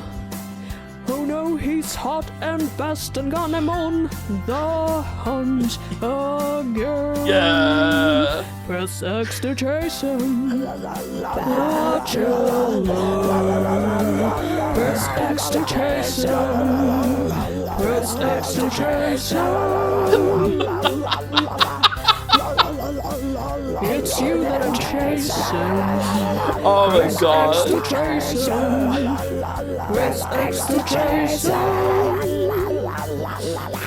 Suddenly there's a crowd in this town hall. I don't see What's the goblin? He's so small. Oh hey, I hear his platforms click.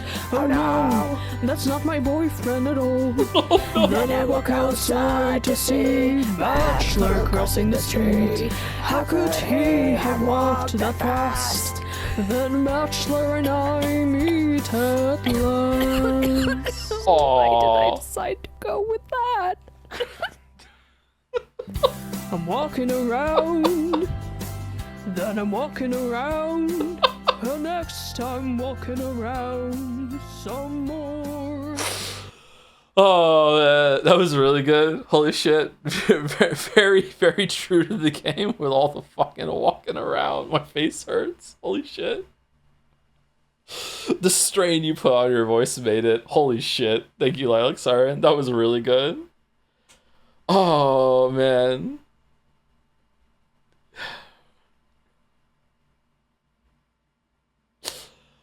Oh shit. Oh, thank you. Okay, all right. Okay, now there's another video. Are we gonna survive by Thor? It is finally done. I spent way too much time on this. As soon as the Great Stream started, this idea somehow wormed itself into my head. Very, very light Great Stream spoilers and quite heavy Umineko spoilers. All right, Umineko spoilers. Sorry. All right, Umineko spoilers. We'll pin this up. All right, pin this up for Umineko people who want us to avoid it. Let's see if it works, and also is the sound okay? Because each video might have a different one. The game is afoot. Oh no. Oh no. Oh no. Is it okay? Miss Beatrice, is it? You presented me with the most unusual crime scene. However, following the train of reasoning will let me deduce the answers without fail. According to the information in the message bottles and the information about the aftermath, the victims in the Ushiromiya family must have been killed in quite elaborate and peculiar ways. Their face, there are reports of the fucking claw, there reports of holes in the victim's body as a part of where his jaw being found, so some kind of hole punching device and explosive device were being used. Ah, the furtive glance can be so telling. The murder weapons must have been these stakes and small bombs you're hiding behind your back. The question mark device also tend to feature their own little locked room mysteries. However, locked rooms always have a trick to them. One trick can easily explain away all the inconsistencies. The trick to these locked rooms is obviously that you're a witch and you can lock the rooms with magic. This would also explain how the stakes can fly. Cackle, cackle, cackle. Conclusion. The culprit used magic. Also an anti-gravity device. Culprit's identity. The culprit in this case is without a doubt someone who can be described as the Golden Witch Beatrice. The witch from the portrait. But surely there is more to uncover than a simple title. Even without the presence of the portrait, observing how the murders happened and the tools the witch has access to. One could surmise he must have a connection to Kinzo, a long-standing connection reaching into Kinzo's past. The piece of evidence that reveals this connection is Kinzo's medical record. Yes, there we can find a name. The name of someone who would be able to cover things up and gain access to unusual weapons on this remote island. They might even be able to fake their own death and revolutionize their appearance. And they can definitely fake any autopsies they want. Of course, the name I'm talking about is, your true identity is... Nanjo-sensei! Dr. Nanjo! The music! Teramusa Turamasa Nanjo by Thor.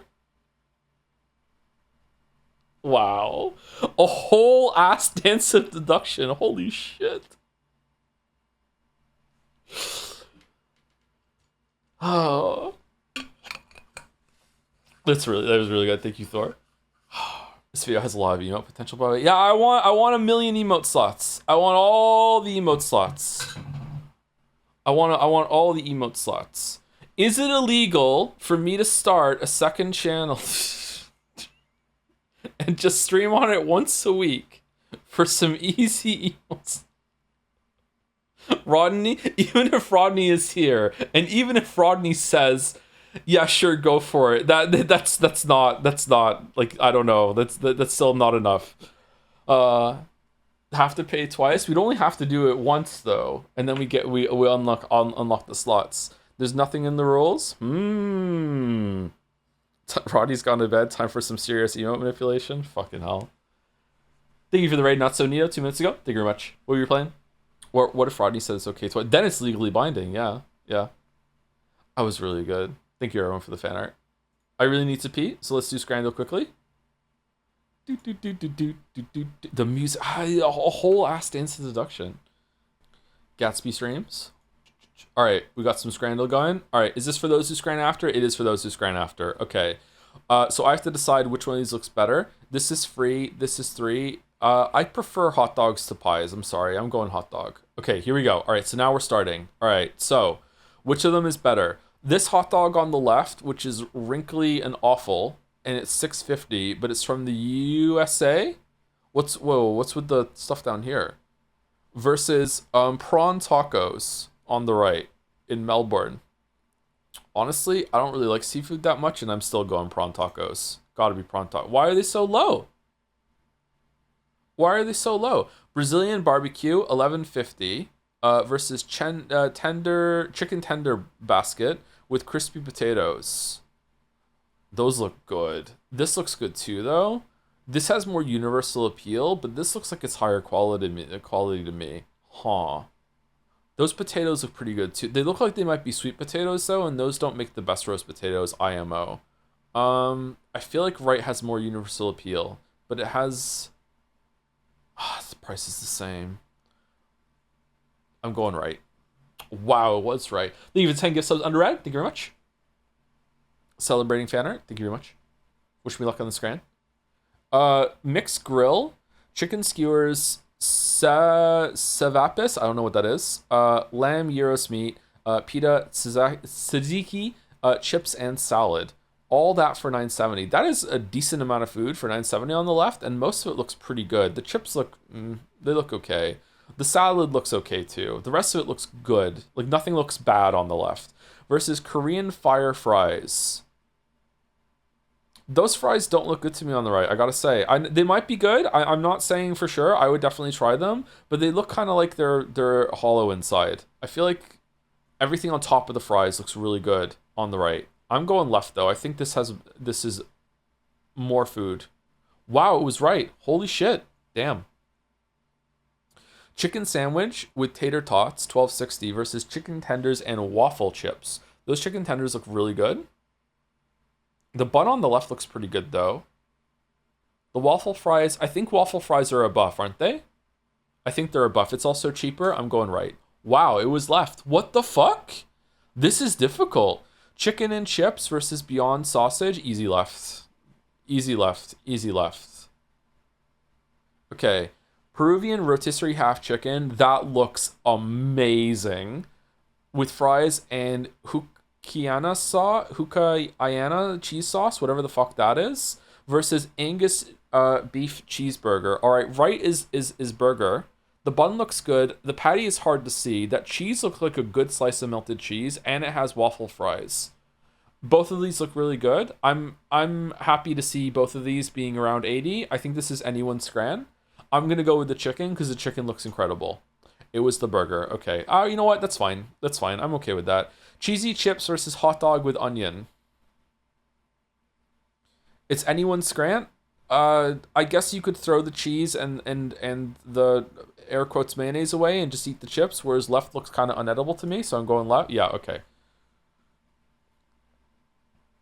Italian sausage pizza versus yaki tots with pulled pork with edamame, corn, scallion, sesame seeds, teriyaki sauce for $13.40. That pizza looks really good to me. I don't give a shit. That pizza looks great. That's like a 7 to 8 out of 10 pizza. I really like the pizza. It's $8.32, which is actually pretty cheap for that size of a pizza. Decent spread of toppings on it too. Not my favorite toppings, but I would still eat it. Right looks good as well. Very colorful. Not really a big fan of the peas or whatever the fuck they are. Is that edamame? I don't know what that is. I'm going left. Wow. Sevapi roll with ajvar, I know those words, versus slider box deal, 6 beef sliders, matzo sticks, onion rings, and fries, all for 20. It's gotta be right. Look how greasy all that looks. That looks amazing. This is the perfect amount of grease. This is gonna fuck you up, but you're gonna be happy about it. It's gotta be right. Yeah, it's right. Yeah, it's right. Holy shit. Cheeseburger and chicken with fries versus Korean fried chicken. This looks amazing. Again, greasy as fuck. This looks so good. I will feel bad about eating it, but it looks so good. Versus Korean fried chicken with waffle fries and a pint, 29. Okay, this also looks good, but that is way too expensive. Way too expensive. It's left. Yeah, wow, holy shit, really? All right, you know what? We brought it back. We brought it back. We beat the community average. We brought it back 7 out of 10. It felt hopeless there for a minute, but like yeah, okay. That's really close together. That's fine. Also, pretty close together. I'm surprised that left took this, actually. Right looks way better to me. And then this, yeah, also really close together. I'm okay with these. I'm okay with losing these. You like grease? I like grease in terms of, like, eating. Yeah, like, grease can be, like, a greasy food can be delicious. It's bad for you. Like, I'm not happy about it in terms of, like, health, but it's tasty. Fat is so much flavor. Like, if you want to make a really, really good, like mashed potato or whatever, part of the technique there is making sure you're getting rid of as much water and moisture as possible, so the potatoes can suck up all the fat and that you're putting in with like your butter and shit. Like, yeah, like grease is tasty, fat is flavor for sure. Fat is yummy. Yeah, like when you're making like a steak or something, you want it to be well marbled. You want the fat to be like ubiquitous throughout the whole entire meat, but not in like big huge chunks. You want it to be well spread out, so it's like you get lots and lots of flavor. It makes it really, really tender. Yeah, a big chunk of fat is gross though. Oh, I have to read now. Oh shit. Wish I could read.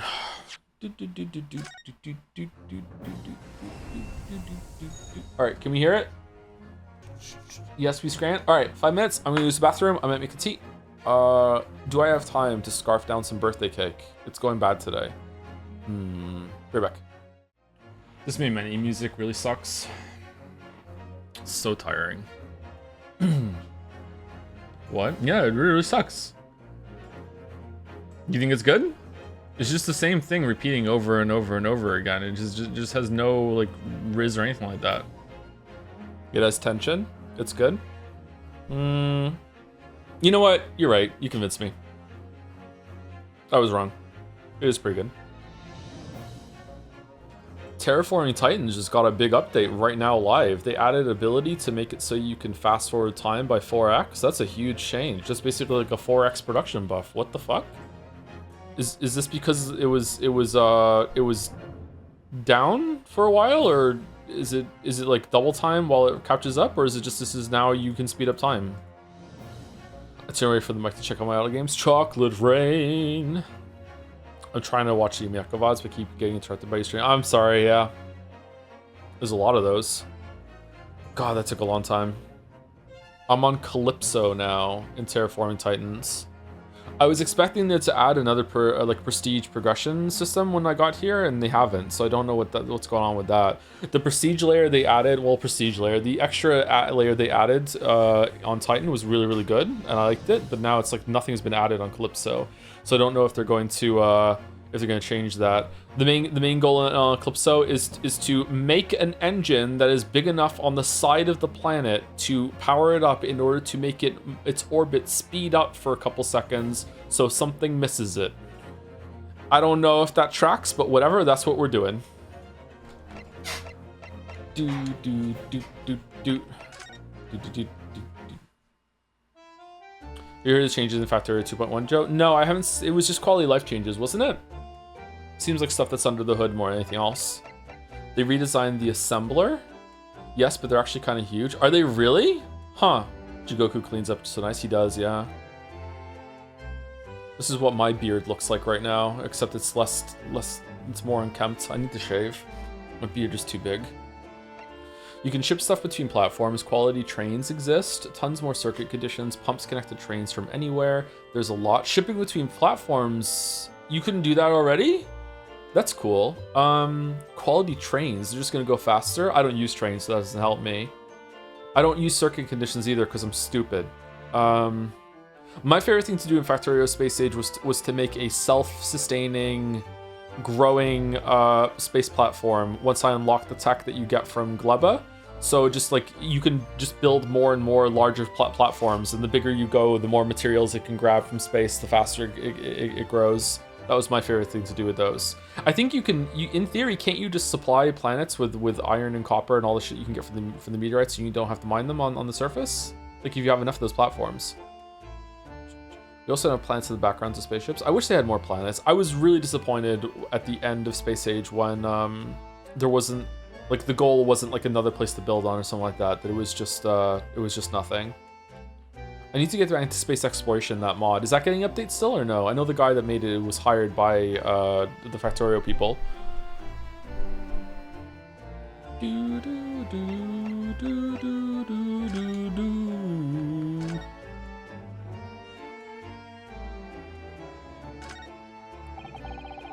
Look at those cases just left there on that trolley. Aren't they worried about thieves? I know I am. Haven't you seen the port over there? Don't worry, he's obviously keeping an eye on everything. Ah, so it's a trap designed to catch any chancers who might be tempted. You look familiar? How do I know you? Why did the porter give me such a scathing look just now? Do you suppose? Well, some might say you look a little suspicious with your jet black clothes.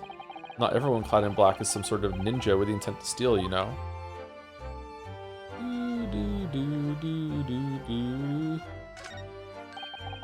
Have you seen all those sparkling jewels up there? They must have gathered every gem in the world for that.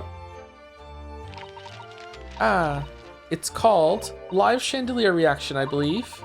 It's designed to provide elegant lighting in large, spacious rooms like this. And also to break up the monotony so you're not staring at the characters talking all the time. So they have to gather every gem in the world just to illuminate one room.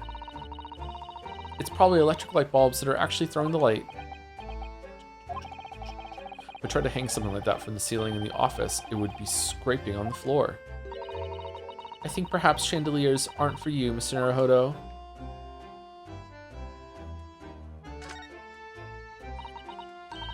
That desk is known as the hotel reception. Anyone wanting to spend the night has to report there to sign in for their stay. Oh, so do you think that's the head clerk behind the desk? Didn't they stay at a hotel their first night, or was the first night with Herlock right away? Yes, I'm sure it must be. I'd love to stay in a grand hotel like this for a little while, wouldn't you? I've never stayed in a grand hotel. That would be fun, just to know what it's like. I've stayed in a hotel, but not a big grand hotel. If the hotel fee was paid through our stipend, I'm afraid it might bankrupt our homeland. Uh-oh. True. London gives the word expensive a whole new meaning. Who's in here? Holmes?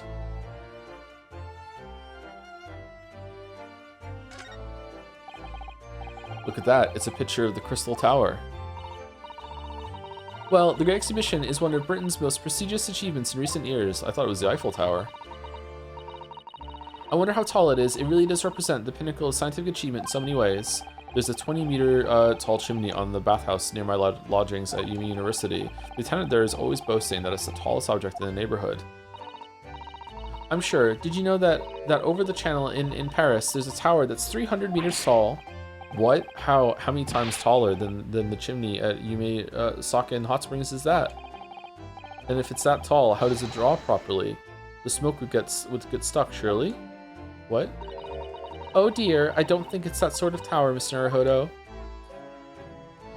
The Eiffel Tower is not that big compared to some of the other biggest buildings in the world, but if you've ever been, despite that fact, once you're underneath it, it's like it just triggers something in your brain when you're looking up at it and you're like, what the fuck? Like, it's gigantic from underneath.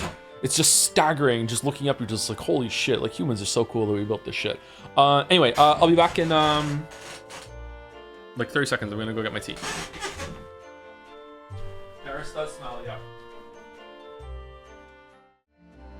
I wonder if the storyline in Terraforming Titans is going to result in you being able to physically move the planets and planetoids closer to the sun in order to get it so it gets more light. That can't be worth it. How stupid is this game going to get? All right, lemon tea's pretty good. Okay, all right. Okay, so yesterday in this game, we finished the trial. We found out Kazuma is alive. And that a couple of weeks passed, or 10 days passed, and now Susie's dad is here, and also the judge that we had in the first trial, which is a surprising development, actually.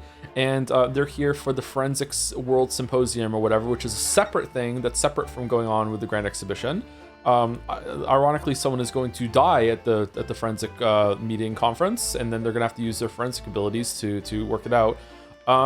I don't really know where the story is going at the moment. It seems like it's building to some sort of conspiracy going on with the professor. I don't believe for a second that he actually did it. That's too straightforward. It's going to be something else instead. Strongheart is involved as well. Has to be. Although maybe with Scythe going down for something, maybe that was just like a misdirection. I'm not sure. Huh. A lot of the implementation in Terraforming Titans is AI, so it's fun to just kind of spot UI where the AI hasn't paid attention to any of the other implementations, so it looks completely different. Cough, space, story menu. Oh, is it? I can't spot AI coding at all. I can spot AI art some of the time. AI writing is actually kind of hard to see when it comes to creative writing, which is scary. I think it's a lot easier to spot when someone has used AI to write like a Reddit thread or post something like that. But when it comes to creative writing, the AI can wax poetic real fucking easy. I can't spot AI UI or AI coding at all. Thank you, urinary tract infection for 3 months. 3 months of a urinary tract infection. Thank you very much. Vod Grembling stopping by to say hello. Hope you're doing well, Joe. I'm doing okay. I'm doing all right. Much better than yesterday. Thank you very much. UTI. Your journey from Japan. So, how was the voyage here? Well, 50 days at sea is a long time by anyone's standards. Did you get a room? Because I had to do it in a cupboard. It wasn't as bad as when we first came 16 years ago. No, that's true. Oh, you really are her dad. Then I truly wondered if it wouldn't be drifting in the vast ocean for the rest of our lives. This time, we followed the same route as you, so we were able to relax and enjoy the experience. So you stopped in France's beautiful capital, Paris? We did, yes, though only for one night. And yesterday evening, we left the port of Dunkirk for Dover. Just in time for the symposium, in fact. It starts tomorrow. It's wonderful that you were invited to attend such an important international event. Are we invited? I'm very proud of you, Father. Aww. It's thanks to Shishiro here. 16 years ago, he managed to ingratiate himself with Britain's Attorney General. I'm sure that's why he was invited, and I suppose you could say I'm something of an appendage by default. Speak for yourself, Eugen. You were close friends with the professor of forensic science at a major hospital. Professor? Yes, well, I'd rather not dredge all that up. Really? Sus? Sus? No, there's been a lot of water under the bridge since then, but it doesn't bring him back. Kazuma's father, I suppose.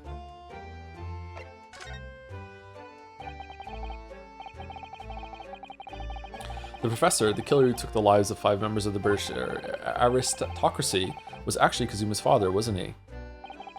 That's correct. Genshin Asogi. Genshin? Genshin? You knew, I presume, father. Yes, he was a close friend at the time.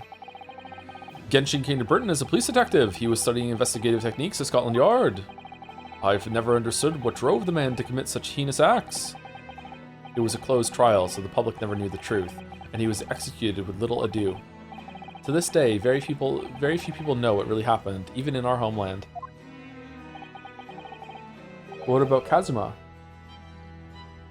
Did he know? Did he know the truth about his father? No, of course not. He was told his father passed away from sickness. Just added a word there, I'm sorry. Don't judge me, however, I suspect he may have had his doubts. Oh, why? As you know, I tried to guide Kazuma growing up as if he were my own son. Then one day, he came to my office at the university and said, I don't think my dad... I've decided I want to travel to Great Britain and study there. Do you think he wanted to come here to investigate his father's death? I don't know. But when I looked into his eyes, I did know that there was no way I'd be able to stop him. I mean, Britain's really far away. I think you probably could have. Something else came to light in that trial the other day, actually. Oh, what? Well, having disappeared into Hong Kong and been missing for almost a year, Kazuma has since turned up here in London working as the apprentice of Lord Van Zeeks. What? What? That's news to us? Wait, hold on.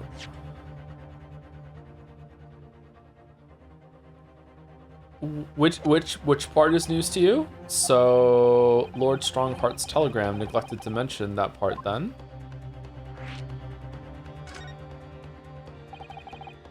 As you know, we both thought Kazuma had died on the steamship during our voyage to Great Britain in January.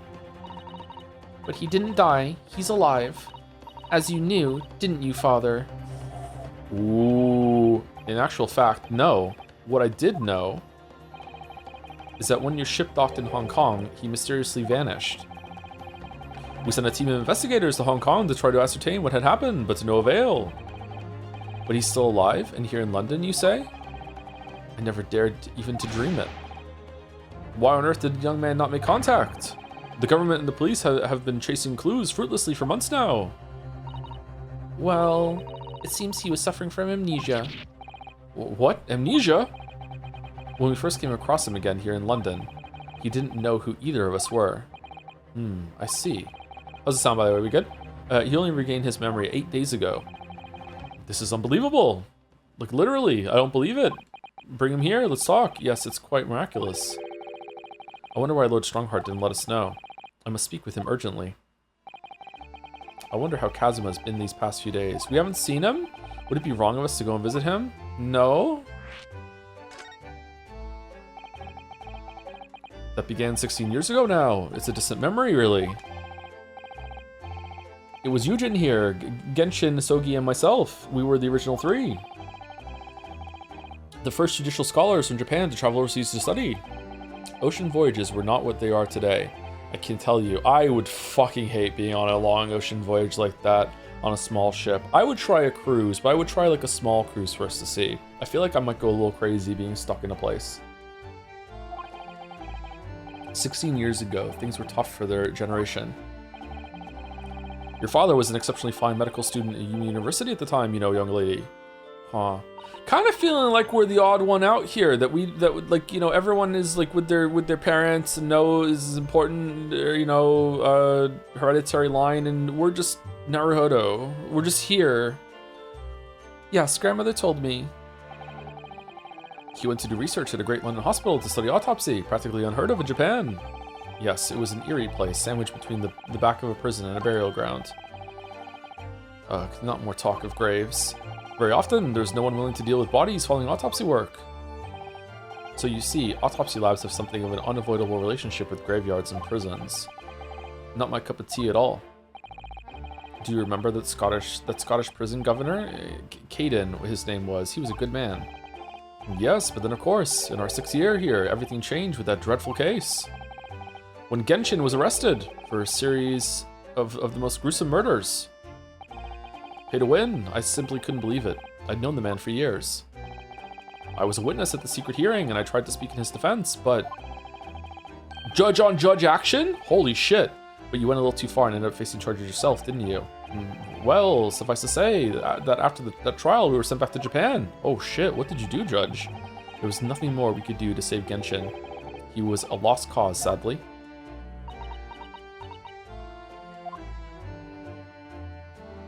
Serial killer Professor Sama.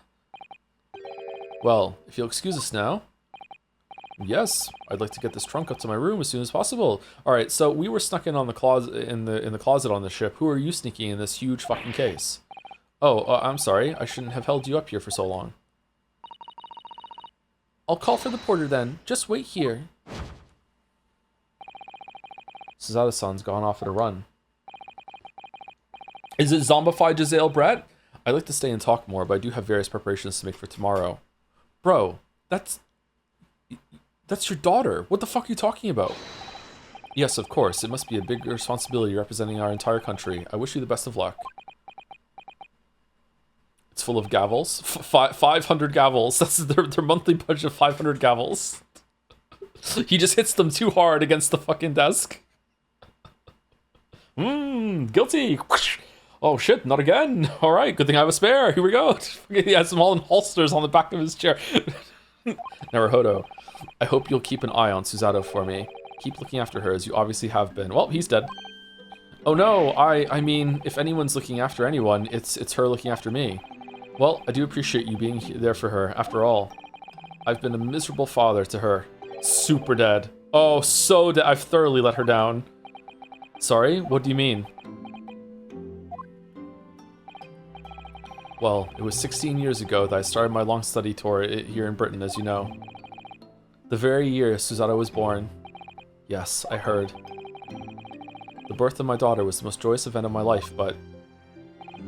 well, sadly, it was accompanied by the most tragic event in my life, too. Oh, yes, Suzato-san hinted at something like that. It was a rather turbulent time at home.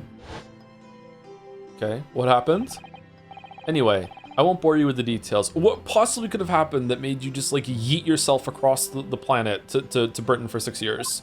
Where your friend became a serial killer. The point is, I became rather less dependable than befits a grown man. And it was then that Shishiro offered me the opportunity to study here in Great Britain. Drugs? I was too worried about you to leave you behind.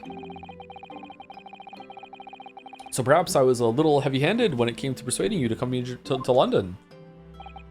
So, that's what happened in a nutshell. Pathologic? And that's also the reason why I now feel compelled to give my daughter as many opportunities as I dare. Though the world does not readily afford young women such things, I must say. Why did you call her back then? What's going on? I completely understand, Professor. One other thing, Naruhodo. Sword? If I may be so bold, I have a favor to ask you. Oh, really? Of course. What can I do for you? Well, the thing is, I'm so sorry that took so long, Miss Suzato. Now then, allow us to take your bags. Okay, so did the death flag just kind of like hit full mast and then unravel to be like it went like a mile in a direction and now it's flapping all over the place, or or does it like, is it looping around the whole entire planet at this point and the tip is now hitting the back of the flagpole? Like what are we doing at this point? I think that maybe he's not going to die because it's too obvious. It's too many flags loop around to being alive flags.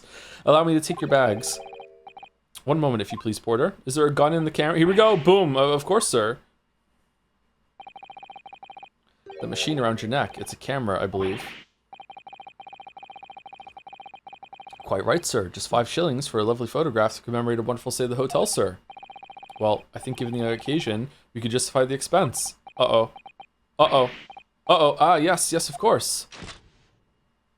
Oh, I thought gun in the camera.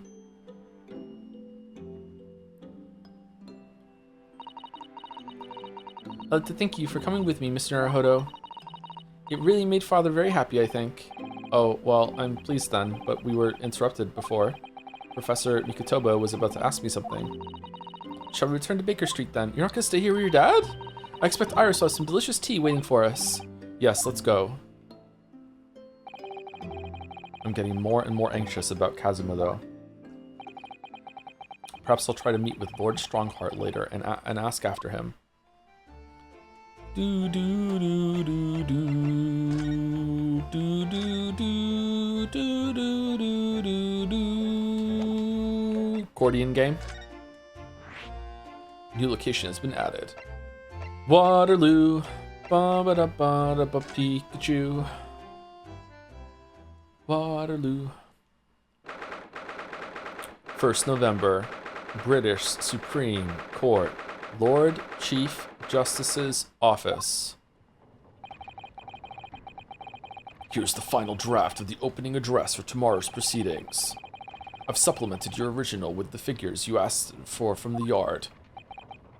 I see. Excellent work. Thank you. You're welcome, my lord. Woo, little tension in the House of Lords? What's Lord Van Zeeks doing here? My, there seems to be an awful lot of tension in the air, wouldn't you say? This place is stifling enough as it is. We really don't need any more tension.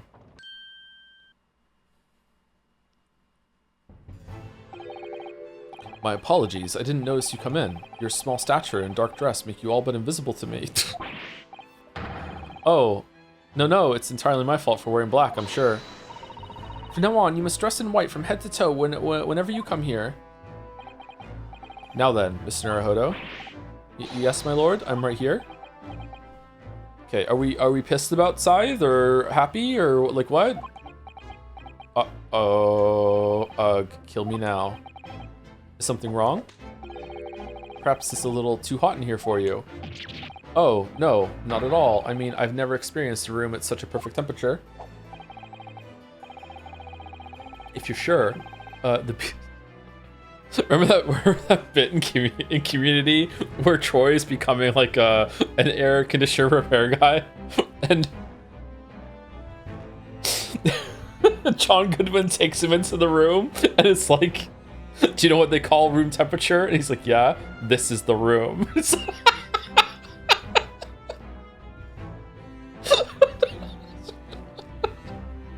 If you're sure, the beads of sweat carving their way down your face seem to suggest otherwise. Because of the daggers you're staring at me with, mainly. As you're no doubt aware, my International Forensic Science Symposium begins tomorrow. In fact, your father's arrived in London earlier today, I hear, madam. Oh, yes, that's right, my lord. He's extremely honored to have been invited. I'll leave the remaining preparations for the meeting room in your capable hands then, Lord Van Zeeks. Yes, they are capable hands. I will attend at once.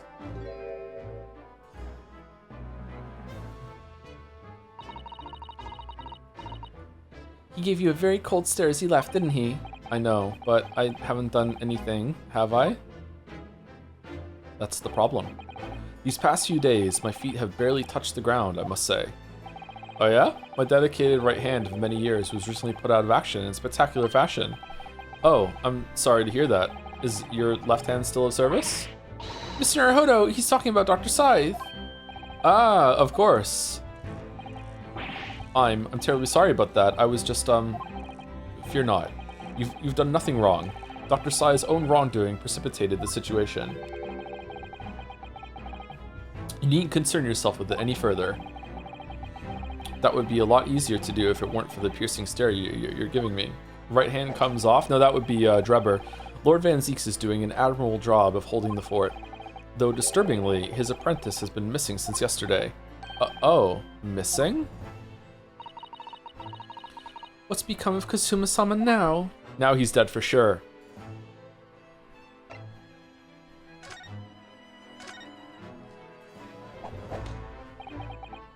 Not long ago, visitor numbers to the Great Exhibition exceeded 30 million. 30 million? Are there even that many people in the world? As a comparison, Mr. Naruhodo, the population of the imperial capital of Tokyo is 2 million. What was the population of the world in late 1800s? Billion? I'm just ballparking. Kind of doubling in every generation up until, like, what are we at now? 8 billion? 9 billion? We're probably at a billion, right? 1.5 billion, 1890. Oh, it's pretty close. Nice. I'll be opening the International Forensic Science Symposium in the exhibition's main auditorium. This event has been 2 years in the making, 2 years of preparations and negotiations with other countries. Sounds like a tremendous achievement. Congratulations. The 20th century will see the wholesale adoption of forensic investigation techniques. It's kind of a black eye on your thing then, that a couple days before it started, your lead fucking coroner that's a part of your forensic investigation team and all of her underlings did a crime. A cooperation between policing organizations around the globe will be essential, which is why, oopsie doopsie, this landmark first symposium had to be hosted here at the heart of our great British Empire, in order that Scotland Yard can become the leading investigative organization in the New World. Yeah, sure. He's the same as ever, I see. The passion of his is quite something. You're every bit as passionate in your own way, I'm sure, Mr. Naruhodo. Yeah, sure.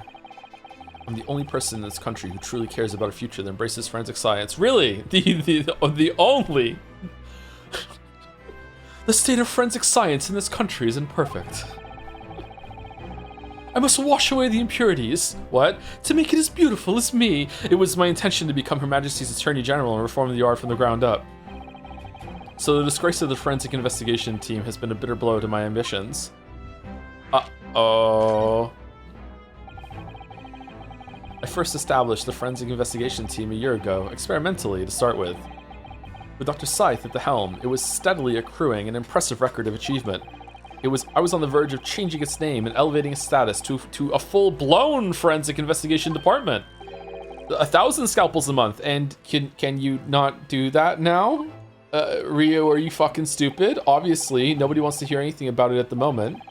Even I can't keep this story out of the papers. 6 million Londoners will be cursing forensic science now.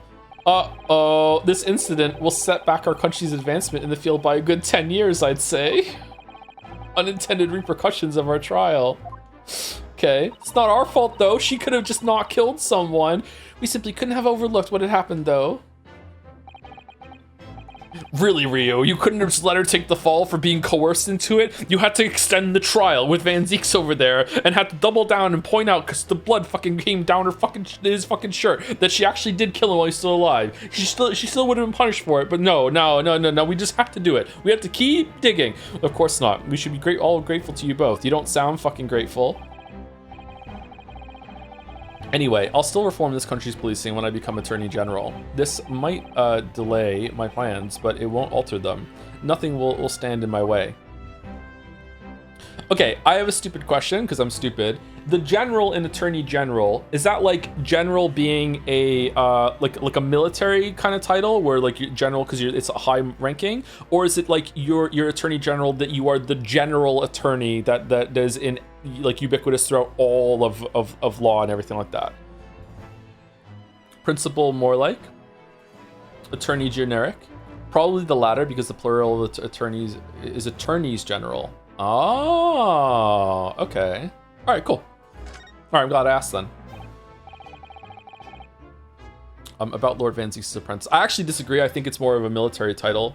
Yeah, I think it's the military title. I think you're wrong, actually. It fits better. Attorney General, it's a high-ranking position. It's Attorney General. General Attorney, because you do lawyering for... Oh, you're right! Oh, I was wrong. Yeah, okay, sorry. Yeah, my bad. Yeah, I was wrong. Yep, I backed down immediately. I fold. About Lord Van Zeeks' apprentice. Ah, yes, that came as a surprise to me, I must say. That you and he are old friends. How did he become an apprentice to Lord Van Zeeks in the first place? He came about 3 months ago. An unidentified Asian man was apprehended by border police. Wait, what? They found him hiding aboard a large goods vessel. Huh? Oh my, so he stowed away to get here. So your play is that you didn't know it was Kazuma and you just gave him over? Maybe he was muttering his sleep must become lawyer, and he's like, yeah, fuck it, okay. You're Van Zeeks? He had no papers to identify him, no passport, and he was suffering from amnesia too. Other than the fact he was clearly of Eastern descent, there were no clues as to who he was. So I decided to assign him to Lord Van Zeeks. There was that way I could keep an eye on him. Yeah, sure, why not? But then, why the mask?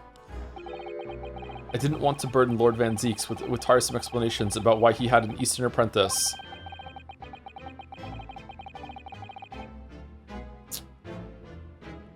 No. No.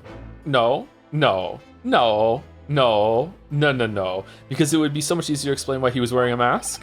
He's proving to be a great help to Lord Van Zeeks. I have high hopes for his future. By the way, we're buying it? By the way, do you know where he's gone? Nat 20 on fucking Deception there? No idea, but I believe he's left London for the time being. Oh. I take it you also didn't know that the man's father was one of our country's most infamous criminals, I mean. Genshin Isogi. Yeah, he had a really big impact on this country. What we learned from that trial 8 days ago was a huge shock. Finding out my friend's father was, yes, Genshin Isogi. The professor case 10 years ago caused a great stir here in Britain. There were such awful murders and unprecedented, using a ferocious dog as a murder weapon. And no one would have believed the culprit was a foreign student invited to study here by the government. Sounds like the dog did it, not him. So the true identity of the killer couldn't be made public then and can't be made public now. Nobody in your country knows it was him, and neither do the citizens of London. The main motivation was to avoid aggravating relations between our two nations at the time, I understand? Correct. However, it has to be noted that there were some supporters of the professor's apparent cause. What? Supporters of a mass murderer? The majority of the man's victims were a blight on the aristocracy of the day. Somewhat ironically, their deaths actually benefited society as a whole. Huh. Or so a fair few thinkers in London believed anyway. Right, I see. But it was still murder, wasn't it? It seems very similar, doesn't it? To the idea of the Reaper of the Bailey. Oh, shut up. Oh. Well, time to head on over the dusty trail.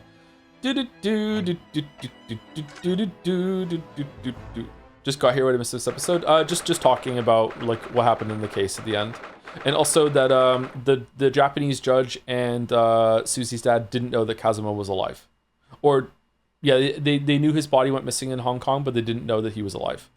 1st of November, Naruhodo's legal consultancy, or at least that's what they're saying. What to do? It's good news that Professor Mikotoba arrived safely, isn't it? Yes, it's wonderful, and the fact that Father has been invited to this important international event really makes me very proud to be his daughter. Your father, Judge Jigoku, us, and Kazuma, of course. There's an ever-increasing number of Japanese here in Britain's capital, isn't there? Well, yes, I suppose so, but London does have a population of 6 million people, so I think we're still a minority. Nah. Susato-san's father, who came here as a visiting student 16 years ago, and Kazuma, it's almost as if some great power has been at work, drawing them here across the ocean to London, like the writer, and I feel as though the waters are starting to swell again now. The spade is still here, look. Please, Mr. Naruhodo, it's not a spade, as I think you well know. It's a shovel. It didn't take long to reignite that old argument. Ah, I have an idea. Let's give the implement a name, like Professor Hairbrain named his tools. Oh, I never thought of doing that. From now on then, let's call it Rinoski. No, it's feeling much more of a Susato. The old argument has taken a new and unexpected turn, it seems. How's the Joe doing? All the sea life seemed very content in there, I must say. I've noticed something recently, actually. The anemones breed at a most extraordinary rate. Oh, really? It's a mystery why the whole seabed isn't buried in a mountain of them, actually. Oh, how splendid. That really is a mystery, isn't it? I wish there was someone here to explain Susato-san's strange reaction to that.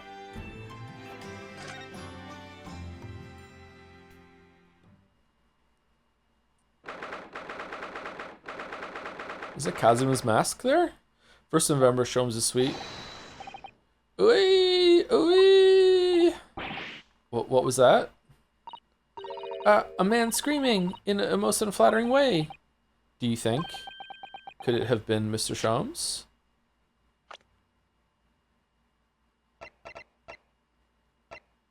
He's only 43?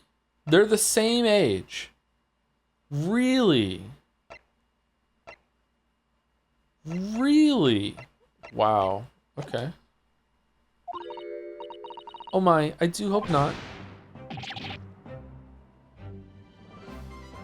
Ooh, I don't do it anymore. Mon ami, for fuck's sake. Stop this disgraceful display, huh? Who are these people? Look at their hair. It's bright red. I think they must be clients of Mr. Sholmes. Right, you two, you're coming with me now, down to the clink. No, not in prison. It is dark and damp. I don't like it. Oh, it's Mario and a French person. Okay, both the darkness. It is my friend. I am not scared. I am scared of having to do this voice though. Ooey, ooey. But you are always scared of the dark.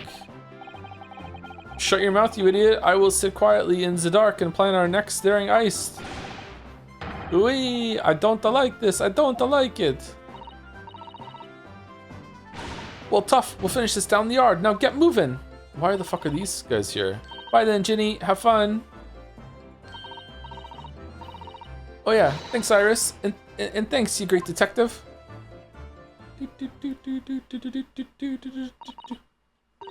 Hee, Gina makes a fine detective herself, doesn't she? Oh, Susie and Runo. Hello, Iris. We're home. Well, did you find your daddy? Yes, we arrived at the hotel just before he and his friend. Oh, well, that's great news. I hope I'll get to see my daddy again soon. Yes, of course. Oh, we still haven't told her. Dr. John H. Wilson. So, Iris, all that remains now is that greatest of problems known to man. Okay, so Genshin's here and now he's Diluc? But before we concern ourselves with that, I believe, some tea is in order, don't you, my dear fellows?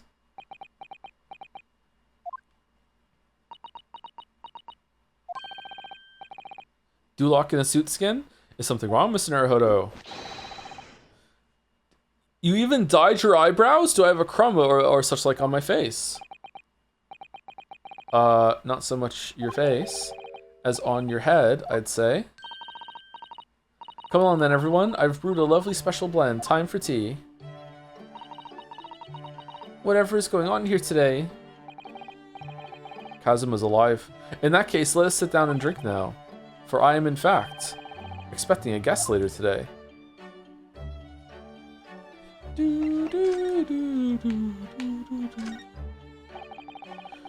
The mask Kazuma wore when he was assigned to Lord Van Zeeks as his apprentice. When he cast it aside after the trial the other day, I just sort of picked it up. We ought to give it back to him, I suppose. But he has his memory back now, doesn't he? And I can't help feeling he might turn around and tell me coldly to wear it myself. But isn't he your best friend? Isn't he like your fucking stepbrother? Like, my eye is always drawn to this big metal chest that Mr. Sholmes and Iris use as a coffee table. Isn't it where Iris keeps her very important papers? It is, so you'd think that they treat it with more care, really. But only the other day, I saw Mr. Sholmes kick it. Oh no! I suppose something must have been frustrating him. What a shame to mistreat the furniture, though. Was it damaged? Poor Shannon. The chest was fine, but Mr. Sholmes, it was doubled up on the floor for almost 10 minutes. Oh dear, that is a painful tale. Okay, I don't think we need to investigate everything unless there's anything new here.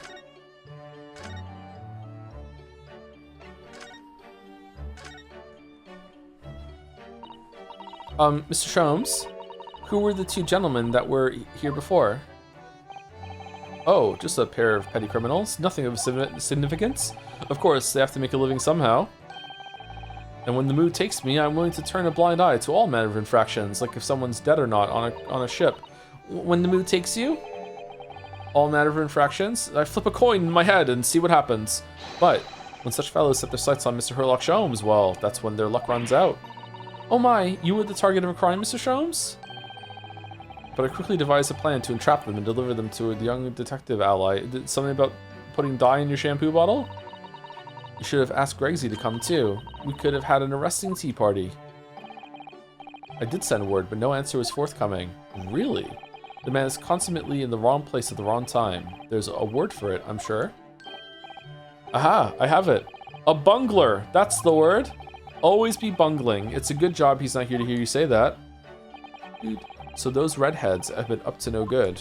Redheads usually are, yeah. I wonder what the men did.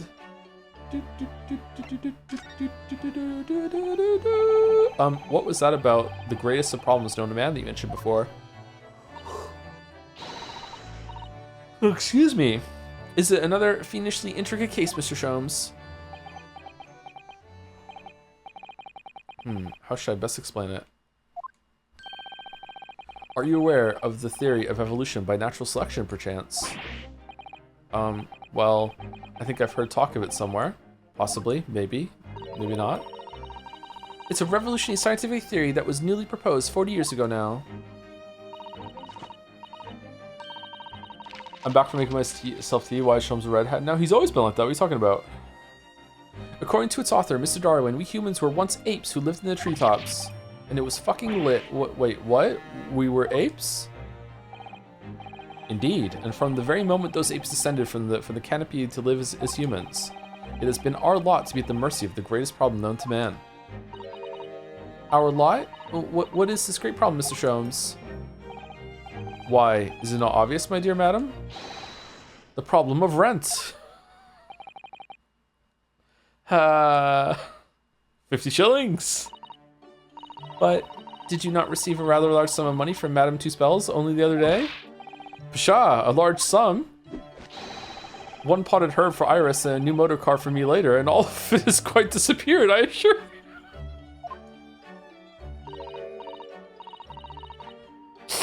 Honestly, Hurley, you know you squandered it. Yes, well, anyway, 2 days ago, I discovered the answer to man's greatest problem, for the coming month at least. And what was the answer? Why, there is a substantial clue before your very eyes. Don't tell me, let me see. Humans are sorry creatures, unable to see what is in front of their noses. Let me give you some assistance. Don't look, but observe me very closely. There is one particular feature about my person that has changed. You should notice it in the end, I think. In the end? It's been stabbing me in both eyes right from the very beginning of our conversation. I think we might need another clue before we uncover the full answer, Mr. Naruhodo. Thanks for the hint. I'll be tearing my hair out if this story goes on much longer.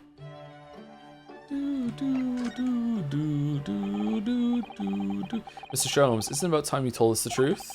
Just over a week ago, you said to us, I will now tell you something of the first importance, my dear fellow.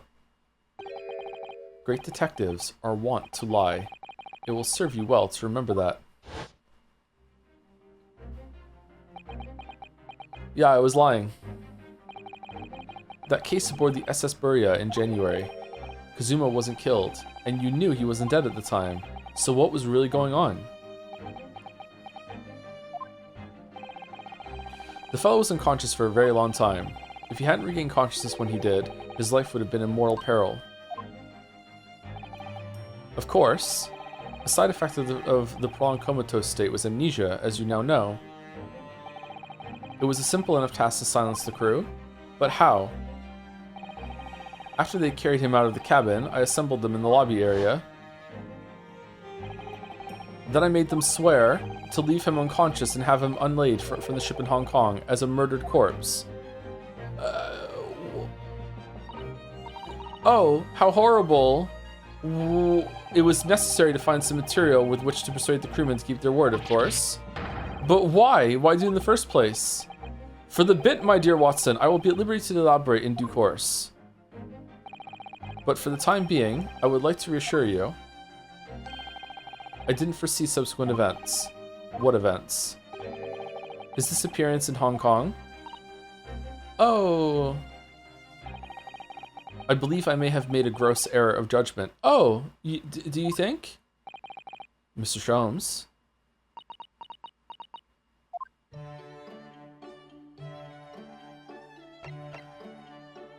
So we framed a girl running away from home for murder but yeah, so she just hurt him. Like it was just like and wasn't it kind of an accident that she did it too? Wasn't it like or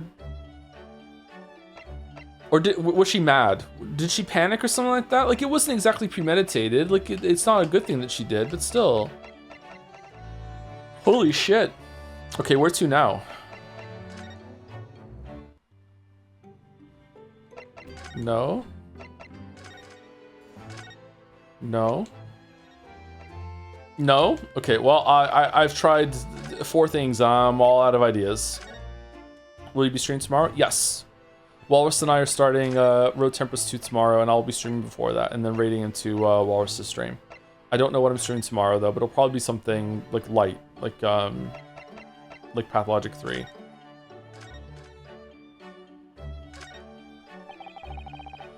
If I remember correctly, this large is called a typewriter, he said, yawning. Thank you, Little Winky, for the 2 months, too. My 10-year-old assistant invented a wondrous device that allows me to breathe on the moon. I'm airlock Sholmes now. Wow. Is this kind of like a mutation of the Henry bit as a treat? Damn. Thank you, Little Winky. I think that every single one of the adventures of airlock Sholmes blossomed from this very machine. It's such a dreamy thought. I actually had to go on it the other day. The metal bars that move when you hit the keys got all tangled up somehow, and that made Iris angry. Mr. Naruhodo, you're ruining my dreamy thoughts. Please don't do that again. Now I've made Suzato-san angry as well. Okay, so what am I missing? I can't talk to you. I have nothing to present. Do I have to look at something in one of the rooms? Can I is there now new shit to talk to Susie about up here? No. I'm a lawyer? You said the answer is before your eyes? Oh, I can't inspect them though, can I?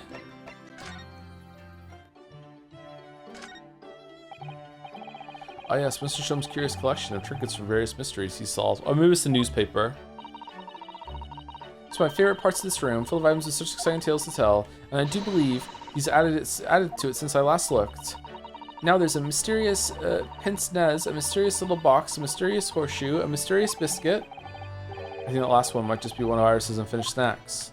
Oh, I would murder a biscuit right now. This looks like the last week's edition. Okay, I feel like that's really confusing. That you have to look at something in the area before your eyes without another hint. That when it's obviously his red hair. I think that's kind of bullshit. I think that's unclear. I don't know, man. I don't know. He's clearly blonde. That's the joke, though. You know what? Good point. Yeah, you're right. It is pretty obvious. Yeah, we should. It's what else are you gonna do? You're gonna expect something after he tells a hint. Yeah, that's a good point. Okay. Yeah. This looks like last week's edition. What's that article circled in red ink there? It's an advertisement column. It says, "To the Red-Headed League." The Red-Headed League? What's that? It's the Deacons of the Deep with Alex Eek. I don't know, but I've never heard of it before, but... Is something on my face? Clearly this has something to do with that lively hair. The Red-Headed League article. It's important? No.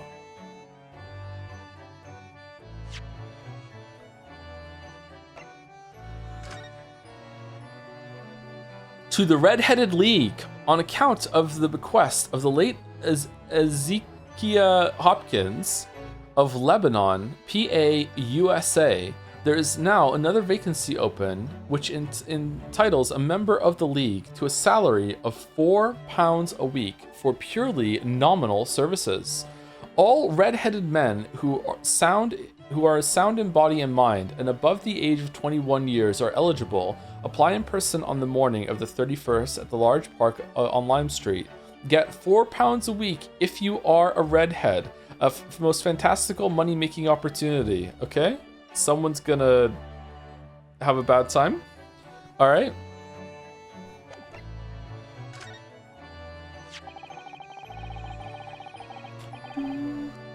Looks as though someone circled an advertisement in this paper, Mr. Sholmes. To the Red-Headed League? Does that strike you in some way? I was just thinking that maybe it might be related to your bright red hair. Wait, I'm sorry. I thought he was trying to infiltrate a group to solve a crime. I didn't think he was dyeing his hair so he could get 4 pounds for free every week. What fucking hell? So, at last you've learned to apply my methods, Mr. Naruhodo. Sorry? In the first instance, and quite indispensable, observation. Believe me, I could have seen that hair with my eyes shut. So then, allow me to regale you with the details of my latest exploits. Regale or boast. Do. So what is the Red-Headed League? Which seems to be the subject of the advertisement you circled. In red ink, no less. You noticed in the paper then. That, my dear fellow, was going to be the source of this month's rent payment. It was? How? Was? According to the advertisement, the Red-Headed League is a distinguished institution of fellows of unspecified governance. In fact, the only condition for becoming a member is having red hair. That doesn't entirely surprise me. But listen to what the lucky redheads receive once they join. An unconditional salary of £4 a week. Oh my, £4 a week? So every month we could take almost 2 balloon rides, but why? What are they paying people for? That I don't know. No details are given in the advertisement. But surely every red-headed person in the country would be flocking to join in that case. You're right, Susie. There's no time to lose. I'll put in my application at once. So will I, just on the off chance. That might be stretching a point, I think. Now, chat thinks you probably have red hair for how fucking off the mark they are with everyone else's hair color. Yeah, go for it. The trouble is, they have a fixed number of members, you see. Oh, I see. So once a certain number of people have joined, no one else can. But as luck would have it, one member recently passed away. It wasn't particularly lucky for the redhead in question, I feel, Mr. Sholmes. So you decided to try to join in his place. Correct. I mean, look at me. Have you ever seen such a red-headed fellow? No? So why? Why did it have to go so wrong? What on earth happened? A blunder, Mr. Naruhodo, though it pains me to admit it.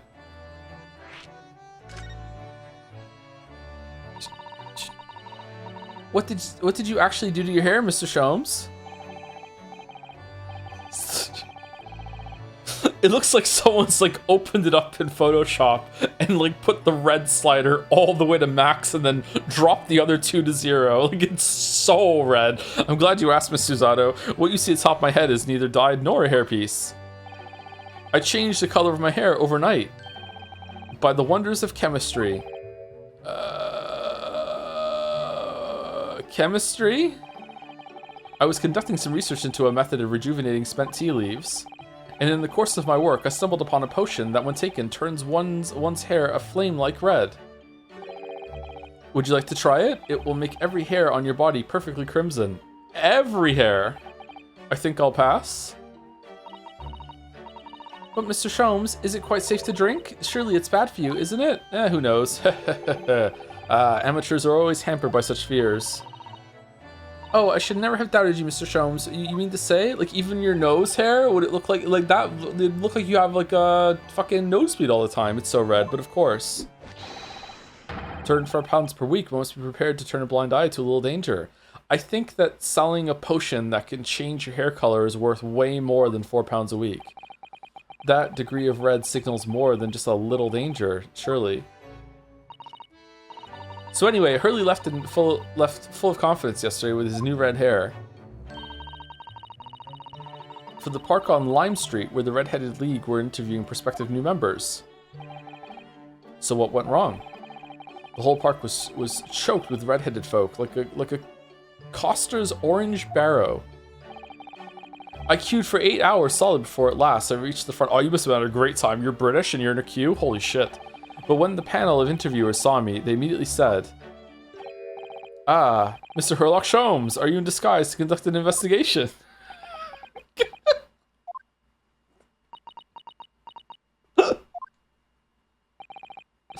So naturally, I had no choice but to reply, "Shh, don't give me away." After which, I could do little else but turn and leave. Then this morning, when I looked in the mirror, irritation stirred within me. So I turned that pair into the police. Oh dear, what a disaster for Hurley and those two redheads.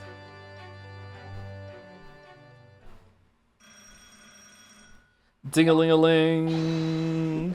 Aha, here is my guest now, my latest client with money to spend. Okay, is this just all an elaborate setup to establish that there's a potion that can change your hair color so it can be used in the trial? Oh, I do hope it's an exciting case, Hurley, but teleportation not allowed. Remember, Iris, we are at present gripped by the greatest problem known to man. I must be willing to accept any case, no matter how unstimulating, save locating a runaway, of course. Don't spare anyone's feelings, will you? Oh dear, I'm afraid that Hurley can lack a little tact, especially just before the rent is due. Thwack. It's her! Mr. Sholmes, Mr. Herlock Sholmes, please, oh please! Please find my husband, he's run away. What if I don't? Found him, he's right here. To upset me. I beg your pardon? Never mind, a personal matter. My apologies. What exactly are you trying to say, Mr. Naruhodo? I didn't say a word. Come, my dear madam, be seated. Iris, some tea, if you please. Of course. What's the matter, Miss Susato? Oh, it's just that gentlewoman. I feel sure I've seen her somewhere before. Very recently. Yes, now you come to mention it. As I explained earlier, my name is Evie Vigil. E-Vigil. E-Vigil. Evil? Evil, Clara. I implore you to take the case, sir. Money is no object. Simply name your figure. Money and wealth are of little consequence to me, madam. Being offered a case to solve is reward enough. Fucking Holmes, what are you doing? Oh, Mr. Sholmes, you're the perfect picture of benevolence. I will, of course, make a mental note of your offer, however, for contingent reasons. I trust you will remember your words also. If I might inquire, sir. I love her, but oh man, I can't look away from her boobs. I'm sorry, is that a bug or a feature? This gentleman and lady would be... Oh, me? Her hat's crazy. Well, I thought to tell you. I should like to communicate in the strictest confidence, you understand? Ah, these are my friends. I assure you, you may say before this pair anything which you may say to me. Ah, I see. I can vouch for the gentleman personally. After all, he's hard of hearing. What? What? Why did I ever get my hopes up? Quoi? What?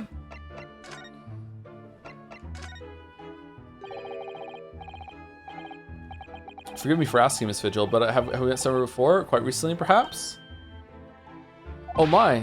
Pshaw, my dear fellow, what is your intention? Is she in your age wheelhouse? I don't know, let's find out. 36? Yep, alright. A client who is engaged in services of Mr. Sholmes. She has asked the great detective to help track down her missing husband. Alright. Pshaw, my dear fellow, what is your intention? Clearly you have no ability to differentiate the facial features of the English. If you wish to invite the lady to tea, you must do so in a more gentlemanly fashion. Is it possible that you're the nice young lawyer from the trial I attended last week?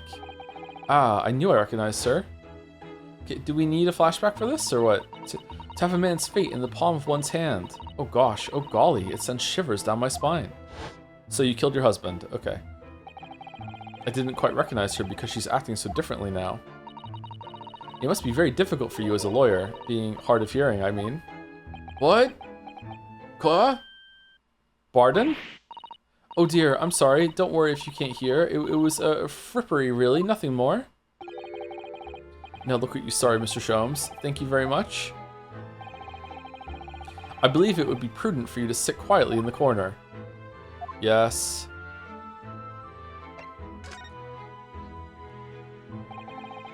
Tell us about your husband, madam. Mr. Vigil, my daily vigil, is 40 years of age. Damn. I have a photograph here. An entirely unremarkable gentleman, by appearance at least. Really? That hair's kind of crazy. How long have you been married? Daily and evening? Yeah, daily and evening vigil, yeah, for sure. It would be 15 years this year. We have a cordial relationship, and my husband's income is more than adequate, so we live quite comfortably. As it would appear. I need only look at you to know these things. Oh gosh. A master of deduction. Your dress is the latest style, your hat clearly regularly groomed, and your eyes are animated. In short, Sue, you have no inkling as to why your husband might have disappeared, correct? That's right. He's a kind man with a strong sense of loyalty, and he rather dotes on me. Which would point to the possibility that he has become embroiled in some incident or other. Oh, that is exactly what I fear must have happened, Mr. Sholmes. I'm quite beside myself, or he ran away from you and we're going to drop the case because it's a runaway. My husband's employment is somewhat unusual, you see. What if he's incurred some miscreant's ill will? What exactly is your husband's line of work? I don't know. He's a warder at the prison. Warder? A guard? That is somewhat unusual.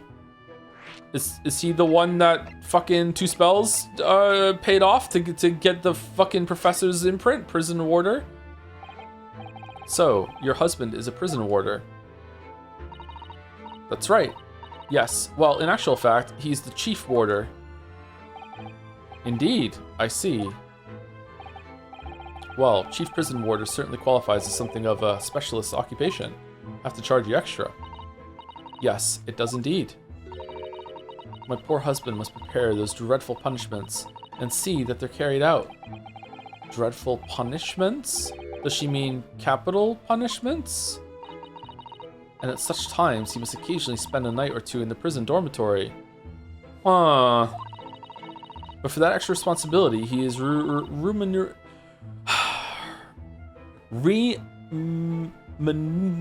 more handsomely than other warders. All right. Numeration. Why can't I say that? Let me hear it. Remunerated. No, remunerated. Not remunerated. Remunerated. Remunerated. Remunerated. Remunerated. Why are you saying it like that? Remunerated.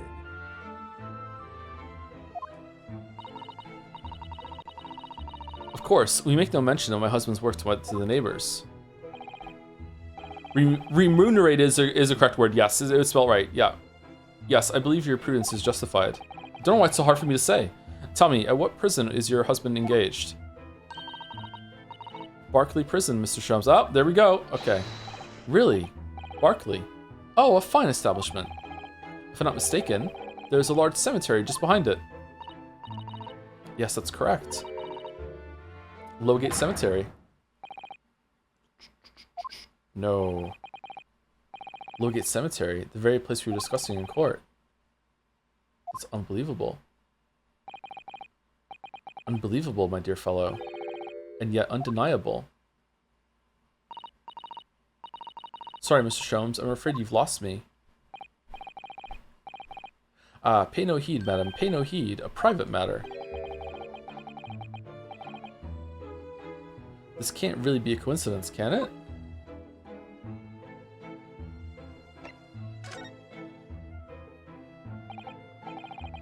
So, to the matter of your husband's disappearance, when did you realize he was missing?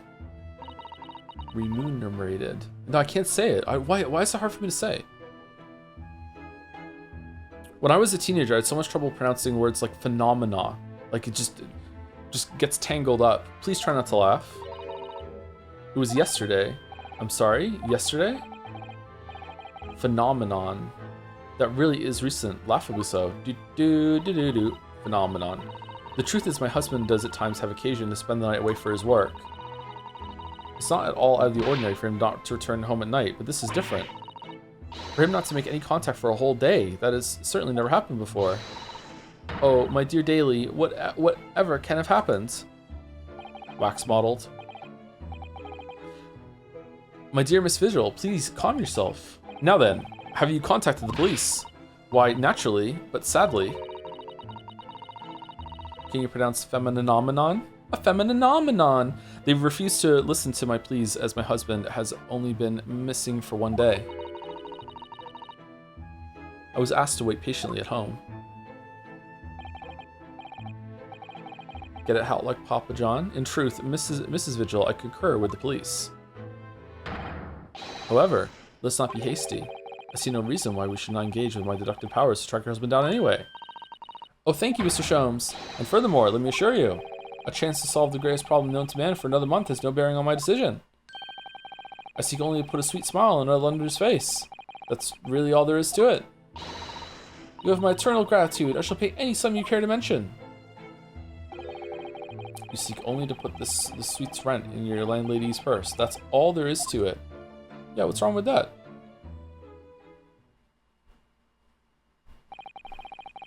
Thank you for everything you have shared with us, Mrs. Vigil.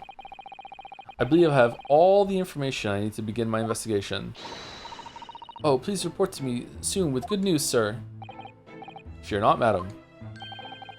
In a day or two, I shall be contacting you with a heartening report, I'm quite sure. So soon? How splendid, Mr. Sholmes.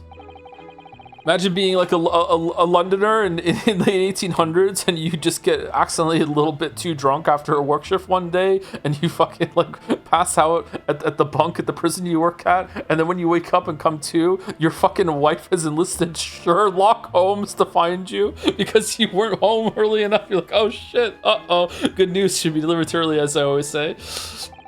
If you would be so kind as to leave the photograph of your husband in my possession. The photograph of Mr. Vigil has been entered into the court record. Photograph print received from Mrs. Vigil in order to aid with locating her missing husband. He appears to have no particularly distinctive facial features. Really? Thank you. Now allow me to show you the door. It's over there. I can't thank you enough, Mr. Sholmes. You've been simply marvelous.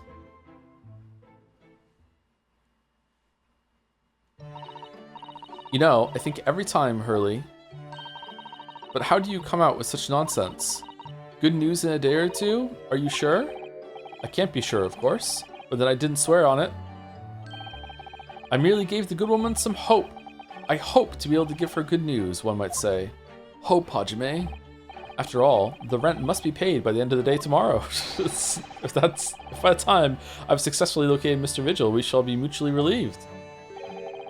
Wouldn't you agree, Mr. Naruhodo? Don't look at me with those pleading eyes.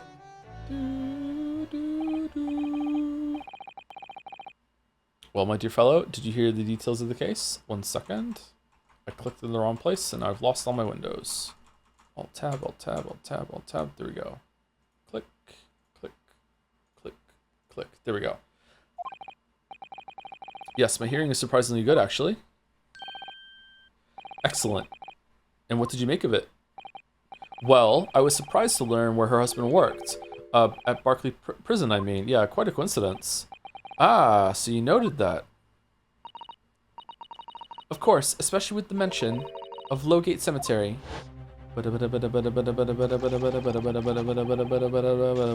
Lowgate Cemetery is at the rear of Barclay Prison. He's clicking on his idle game, but I wasn't actually. I wouldn't do that while like in the middle of stream. During break I might check on it, but not in the middle of stream. So it was renowned among us students at the university for being haunted by the ghosts of condemned convicts.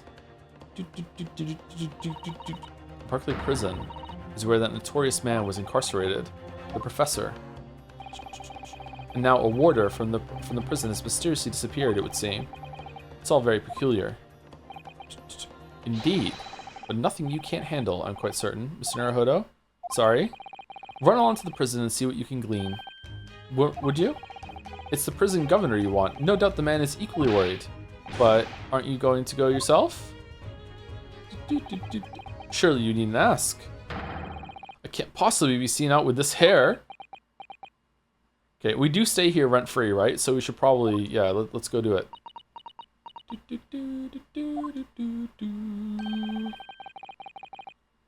But didn't you go to Lime Street with that hair? That was quite a different matter. So I leave it in your capable hands. Now, if you'll excuse me, I'm rather busy. Antidote for the hair. Of course you are.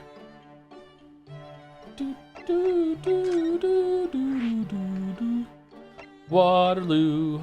Have you been on China? It's hard. Oh shit! August, what are we doing? Oh, let of mod. What the fuck? Oh, now it's my fault. Usually, if I don't do it in time, you do it. Safeguard. He's the newest mob. Be nice. Has the lowest mod streak. That's true. Non-existent even. Barclay Prison on the outskirts of London, backing onto a lonely burial ground. Its 4 high outer walls loom quietly for us in the fog. You know what? You're right. I should have done it. Yeah, you're right. I'm sorry. I fold. Yeah, I should have done it. Yeah. Sorry to argue about it. Yeah. Its 4 high outer walls loomed quietly for us in the fog. Having requested a meeting, we were shown to the governor's office in the watchtower. Okay, is that a guillotine for your cock? Like, what are we doing? Huh? 1st November, Barclay Prison, governor's office? Whoa! This place is full of hardened criminals. I can't remember the last time a civilian was doing here. Oh god, I can't do a Scottish accent. I'm a half Scottish and I can't do a Scottish accent. And you didn't even want to talk to an inmate, but to me. Ach. You can't know who I am. I'm the governor, Barry Caden. Oh, yes, it's a pleasure. I'm Ryunosuke Naruhodo, defense lawyer. And an Easterner, I see. Does that mean you're the Hingme? Yes, I'm a visiting student of law from the Empire of Japan. Japan? Did you say Japan? Yes. Well, there's no way, there's no any of your kind in here, laddie. Maybe you should try prison next door, eh? I didn't notice another prison next door, sir. For Scottish, you have to talk faster because the English might be coming any minute. You do have to talk faster as Scottish, and that makes me think I'm going to trip over my words and say something bad. So I'm not going to do it. I can understand Scottish. Well, maybe I can't anymore. Can I understand Scottish people still? My mother was so Scottish, and this, in case you don't know this, I'm British. I know I don't sound it. I'm British. Like, and I don't mean like, oh, I come from a long line of British people. No, I was born in Britain. I was born in Wales. My mother was from Scotland. She was born in Glasgow. My mother had such a thick Scottish accent that my friends from Wales, when they visited, you know, like over after school or whatever, couldn't understand what my mother said. So even in Cardiff, so close to Glasgow, they couldn't understand my mother. So that's how thick the Glasgow the accent was. Yeah, I could understand them and her side of the family, but I can't do the accent. I wonder if I stayed in Glasgow enough. I wonder if I would start picking it up. Yeah. Super Scottish, very super Scottish. Yeah, Glaswegian. Anyway, we came to ask you some questions about. I didn't like to be so direct, but I've no intention of speaking with like you, suspicious-looking Easterners.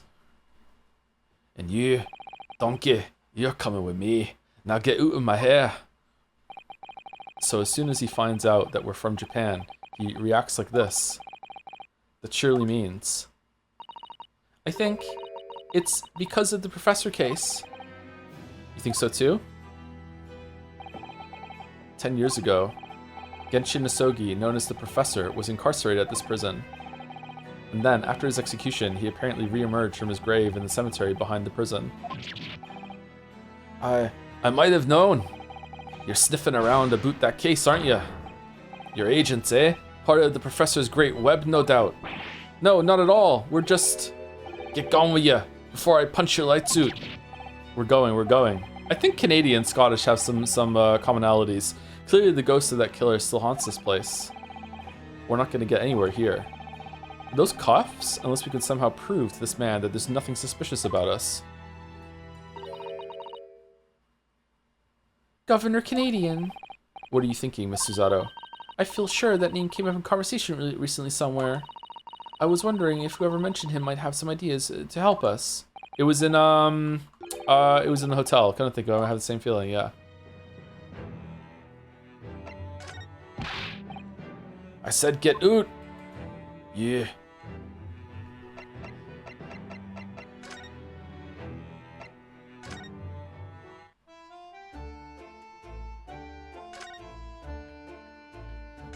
Do. That's Professor Mikotoba over there. Hello, you two. I was just taking a moment to catch up on the world now that I'm unpacked. I've been hanging out with the judge a little bit too much. I'm starting to even sound like him. But where's Judge Jigoku? Yes, he's not the relaxing sort. He's out jet skiing. He's taken himself off to pay his respects to all the legal bigwigs. Having only just arrived in the country today? Goodness, he is full of energy. Susie, we were in court the first night. Professor, you mentioned something before? About how you'd known the prison governor at Barclay Prison? I'm hungry. Oh, Governor Caden, you mean? So it is the same man. Father, we must speak with the governor. But he refuses to talk to us. He said we were suspicious Easterners. Well, I'm sure if I accompanied you, it would be a very different story. Road trip. Oh, would you? That would be wonderful if you have time now. Sadly, as you can see, I'm very busy at the moment reading my fucking paper. Busy drinking coffee on a comfortable settee.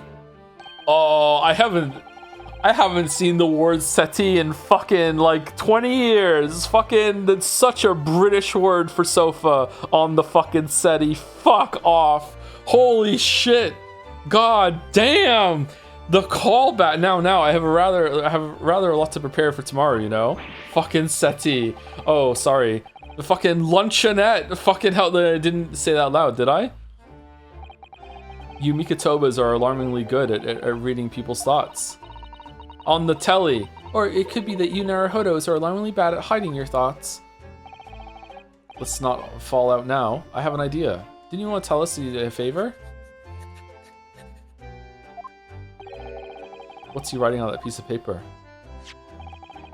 Here's a letter of introduction for you. Hopefully, when he sees my name, he'll change his tune. Ah, thank you. The letter of introduction has been entered into the court record.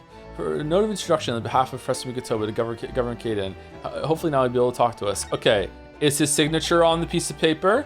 Is his signature on the piece of paper? Do we have a signature on the piece of paper? Oh, no we don't. Blackbird line. Oh, it looks like this is some sort of steamship ticket. The SS Grouse, first class cabin, 001. Yokohama departure, 11th September, London arrival, 1st November. Ah, that's the boat the Professor Mikotoba and the Judge Jigoku came on from Japan, isn't it? Yes, I think it called at Dunkirk on the north coast of France for a night before finally arriving in Dover. I think it's been almost a year since we arrived in Dover on the SS Buria. It seems a shame not to keep your ticket as a memento of your trip, don't you think? Yes, I agree. I have mine safely in my diary. I really want to travel. I want to go through all of Europe. I would love to do that, and I keep mine in my wallet, so I have it with me at all times. Oh, well, how strange. Where could it have gone? Are you like this on purpose, Mr. Naruhodo? Did I imagine it, or was that comment accompanied by a little sigh? The details of the letter of introduction have been updated in the court record. Why would this be important?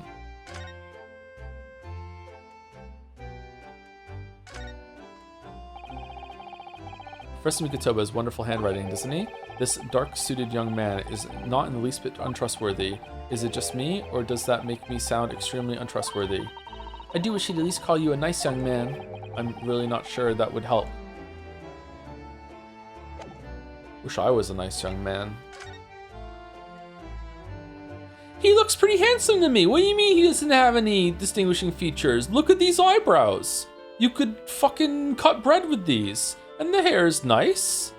Like, he's fine. What's wrong with him? He's alright. He's a young 42. Yeah. All 40s are young, yeah.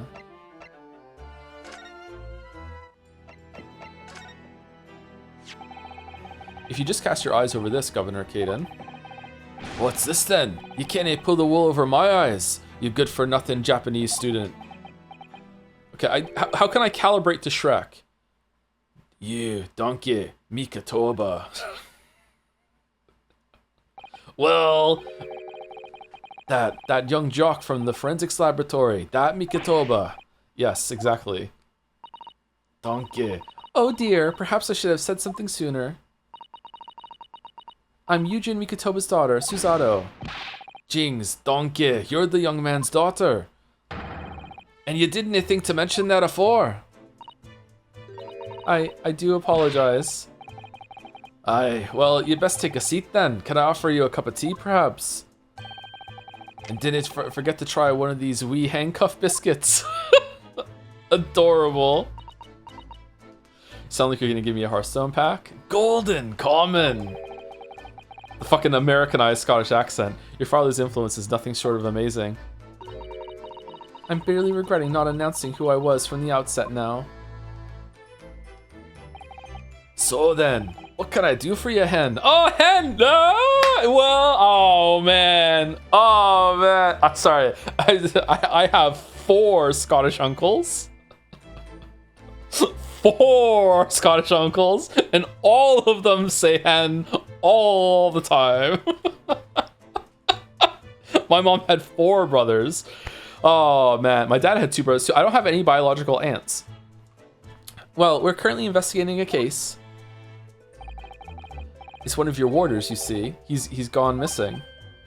Missing? That's so. That right, hen? That.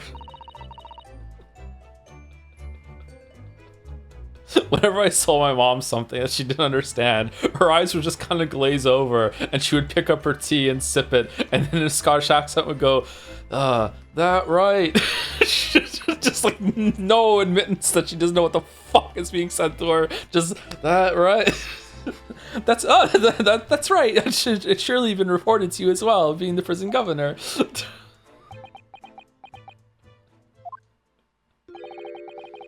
I haven't heard nothing of the sort. There's no missing persons in my prison. Oh, but how can that be? It's Mr. Daily Vigil, your chief warder. Eh? Vigil? That's right. His wife came to us and asked us to investigate his disappearance. Oh, Daily Vigil's been dead for 5 years. Let's skip the part about him only going missing yesterday for now. Clearly that means something to him. Would you be so kind to tell us what you know, sir? Aye, of course. Bum bum bum bum bum bum bum bum bum bum bum bum bum bum bum bum bum bum bum bum. Someone loves this job, huh? This grandfather clock is fitted with a terrifying blade that keeps dropping down. It's modeled on the guillotine, a French execution device. You might have heard of it. And yes, before you ask, it can chop. Heads off, you mean? Havers, no. Carrots and parsnips and so forth. Oh. If you place a large carrot, carrot at the bottom, there in the morn. By evening, it'll have been cut clean in two. Clean, really? Well, the blade must have an almost indescribable edge on it then.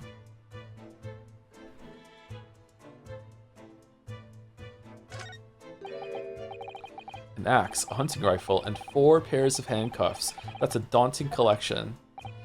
Ah, there's a story behind every one of those. You mean, the rifle was a famous killer's murder weapon, and the axe was wielded by an infamous executioner. Just for my own peace of mind, I understand that I'm really, really bad at voices and accents. I only do it so, like, if you're half paying attention, you can differentiate, like, who's talking, kind of. But, like, I can't do it for everyone, I'm sorry. But I don't think I'm doing a good job, okay? Like, and the handcuffs were once used to immobilize a fierce 4-legged beast when it was arrested. I think you're in the realms of fantasy now, Mr. Naruhodo. Not those kind of stories, Jimmy. Whoa! That axe was the one I used to chop down the cherry tree at my house.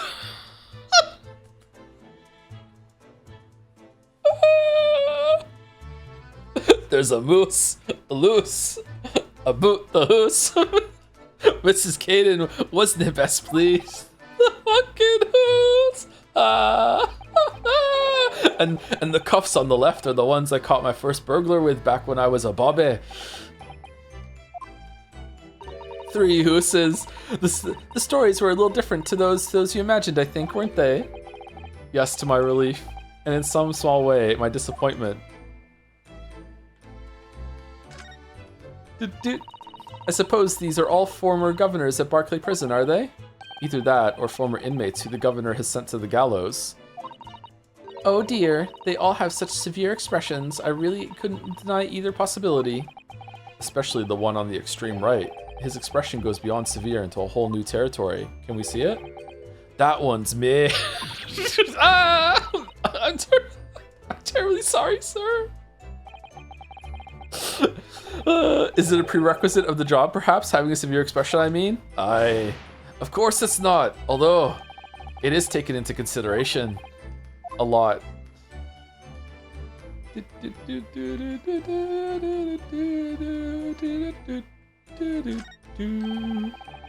I've never expected to find a parrot in a prison. It must be the governor's pet. Put it on the stand. Given where we are, it's hard not to see the poor creature as a prisoner. Let me out. Dinna kill me. Ah, not a parrot in Ace Attorney game, no. Has the bird learned to mimic the plaintive cries of the inmates in the cells? Ach, no. He was one of 3 siblings, you see. What? And he still calls out the names of his 2 brothers like that all the time. What? Right. Let me out. Did it kill me? Aye. I hear you, laddie. You want your dinner, eh? Didn't they do it? Who's on first? That's a very large cabinet full of papers, isn't it? It's labeled Inmate Register. Look. And all those files are in alphabetical order. That's 50 years worth of records of Barclay's inmates. Whether or no they left alive after serving their term. All the details about the crimes they committed are recorded in there, like an epitaph, you might say. The epitaph of a record of crimes and punishments. How dispiriting. And yet, this man seems to be enjoying tea and biscuits as he talks about it. The Scottish love their fucking biscuits, man. They love their fucking shortbread. That deer has been staring at me for a while now. It has? The poor thing can't fit through the small hole in the wall, and it can't get its head back out again now either. It's giving me a woefully imploring look. It's not real, Mr. Naruhodo. It's stuffed. What? I mean, yes, of course, it is. For a moment, I thought it was another assassin sneaking in via the ventilator. I don't like to say, but I think perhaps you need to reread The Adventures of Sherlock Sholmes. Ach, this is boggin.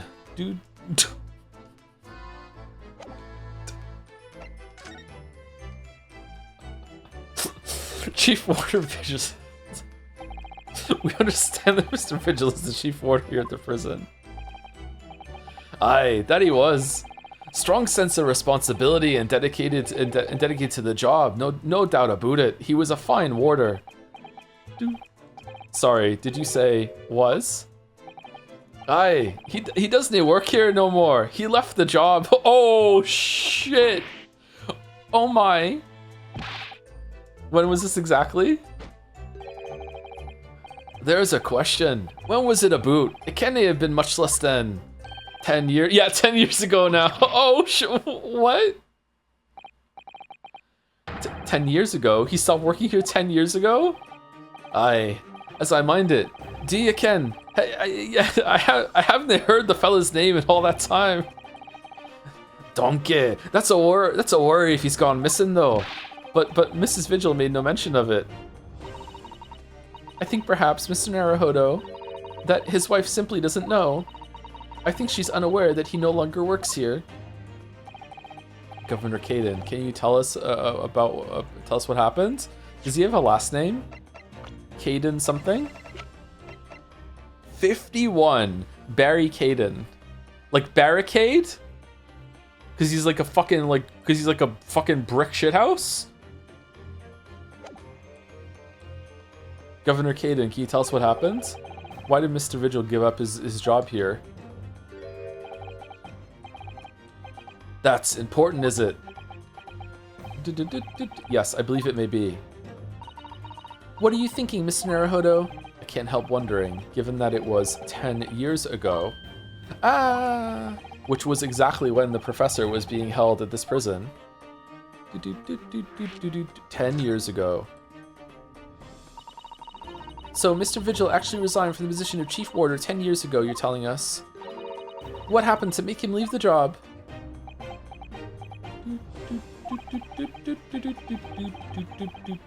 In actual fact, he didn't leave the job willingly. He had no choice in the matter. You mean he was dismissed? It was after a particular walk. Sorry, a walk with a dog? Aye, that's our word for it here. A walk to the gallows. An execution? It's the job of the chief warder to prepare the gallows tree and oversee any executions you see.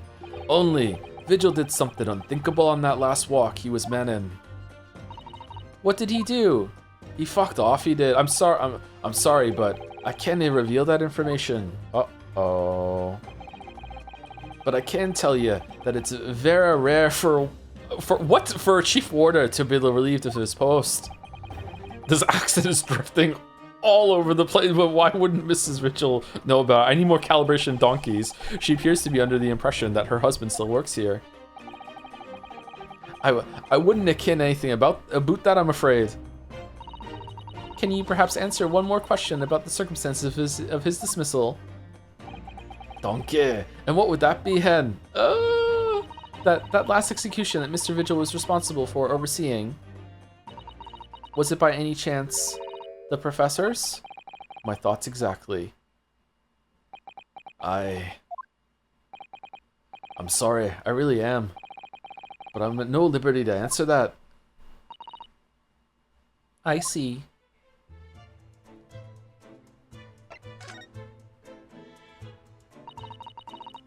My father came to Britain all those years ago in order to study forensic medicine. But you seem to have been well acquainted. The dead room, the prison, and the cemetery have a lot to do with one another. After all, they need fresh corpses for forensic research. Do you ken? Yes, I can imagine. We can. Yes, we can. The advancement in medical science isn't always particularly palatable. Your father worked in a laboratory just on the far side of the graveyard. Oh shit, in the basement of St. Sinners. It's still in use today. St. Sinners? That's come up before, I'm sure. Maybe he's still here. Yes, that's right. We've been there. Mika Toba and I used to ride a carriage together and negotiate terms for more fresh material, I suppose. Aye, and we used to sit in here for hours and gab on about dissection and all sorts. It takes me back. Over a pot of tea and a plate of cuff biscuits, of course. How charming. Yeah, charming. He was a good fellow, your father, reliable and dead set on his work. But I'm afraid I'll never understand you Japanese. Because of Genshin Asogi, I suppose?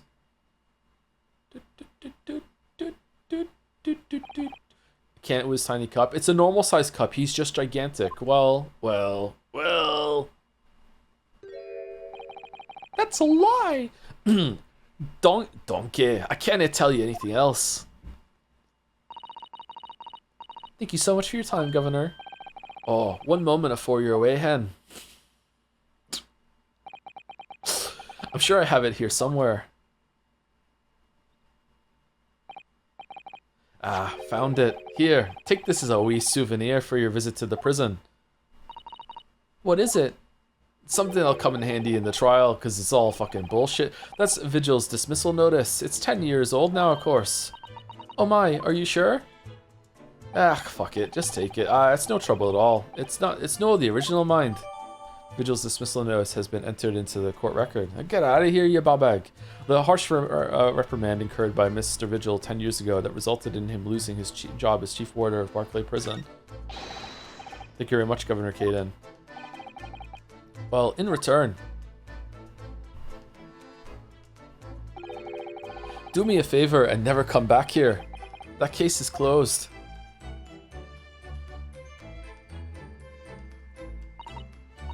Well, I think we ought to return to Baker Street for the time being. Yes, I agree. We need to report back to Mr. Sholmes with what we found out about Mr. Vigil. I've told the story before, by the way, but the Glasgow is the roughest place I've ever visited in my entire life. Fucking Glasgow is where I was when me and my cousin were riding on a bus going home, and a pack of feral kids appeared from the side street with bricks and threw them through every fucking bus window while we were on it. Holy shit, man. And the bus driver stopped after the bricks started pelting through the fucking window like an idiot. Fuck, it's just a bunch of Scottish people screaming, you fucking Egypt, fucking dry, like fucking hell, man. One of them hit me in the back. My cousin, who was older than me by like, I think maybe like 8 years or something like that, fucking like grabbed me and put me down as soon as it started happening. Like this was like, he had gone through this before. Oh, it's brick o'clock, here we go, get down. Like fucking like, yeah. Wonder how he's going. Glasgow? Yeah, Glasgow. Glasgow, rough. I know, it's surprising, huh? Well, what will he tell Mrs. Vigil? I wonder. It's probably better now, but yeah. This is Glasgow in the late '90s, early 2000s.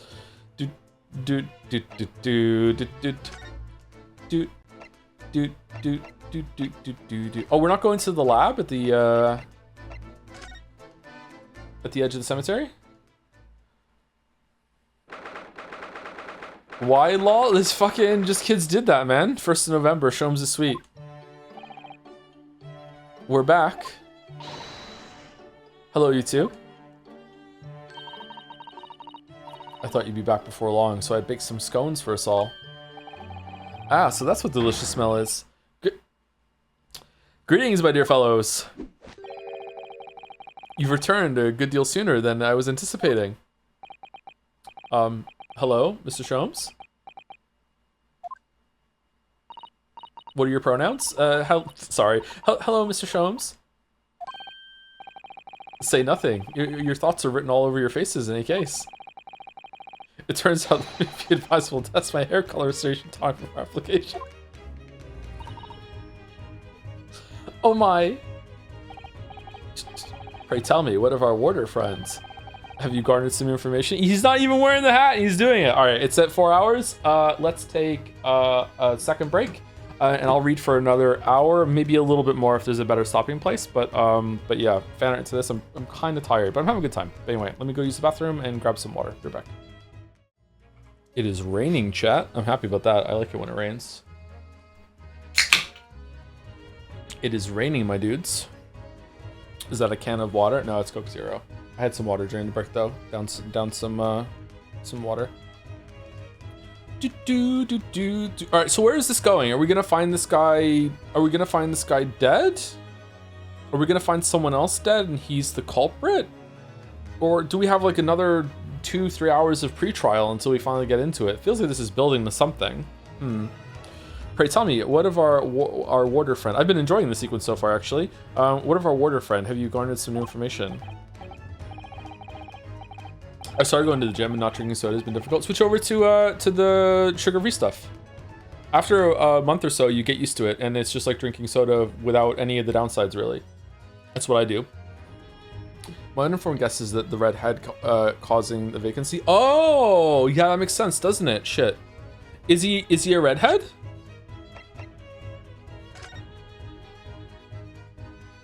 Oh, that would be quite a good link there if it turns out that we see him and it turns out his hair is red. Huh, that'd be funny. Maybe he's been living off the 4 pounds a week for fucking 10 years.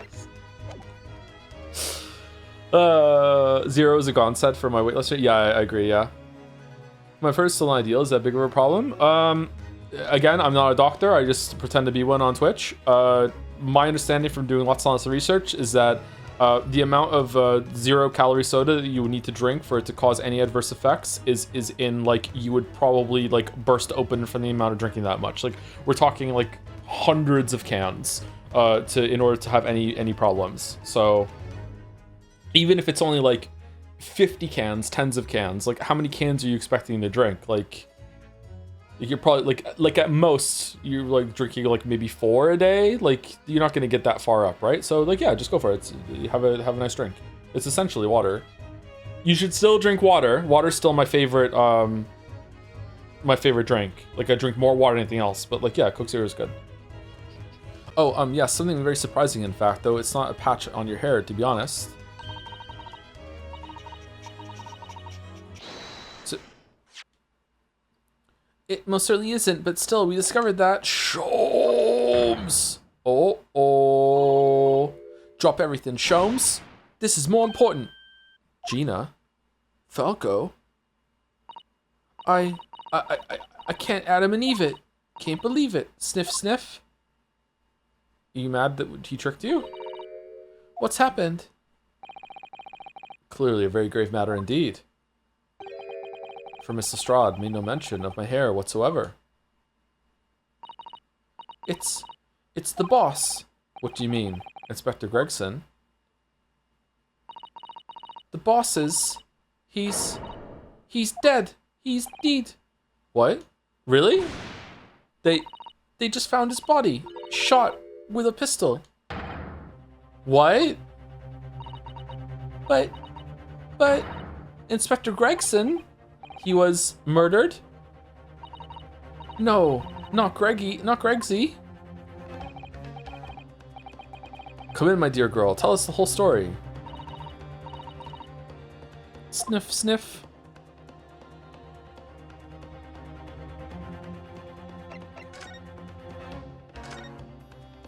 What's this thing again? I finally managed to remember this behemoth's name. The Great Analytoscope. I don't think it was here when I left for Japan, was it? Oh, is that right? Yes, because it was with the pawnbroker. Of course. Oh, that's giving me a wonderful idea. I could pawn everything that's on your desk. The office would be tidy at last. Don't even joke about it, Mr. Zato. You are joking, aren't you? Anyone else think Greggy looked like that character from The Expanse that Baldur mentioned earlier? Would have been a better callback if I remember the guy's fucking name. Inspector's dad. Are you serious, Gina? The Inspector Gregson was. He was really shot? I don't know much about what happened myself yet. They're still there, investigating the scene. Can't trust those investigators. Where did this take place?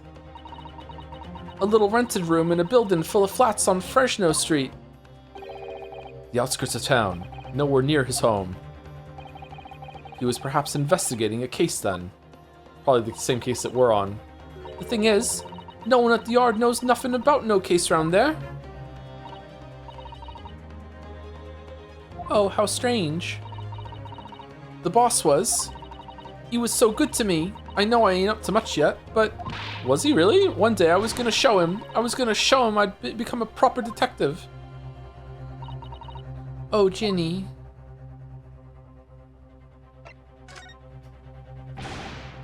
So who did this? Do you have any idea who the culprit is? They got him already. Already? They've caught the shooter so soon? A witness reported something was going on, and the boys got straight down there and took care of him. Who? What awful person did this? Pump the brakes there, kid. Like, we're gonna represent them in court tomorrow. Fucking, whoa. Honestly, probably later today. Like, I still can't believe it myself. Gina.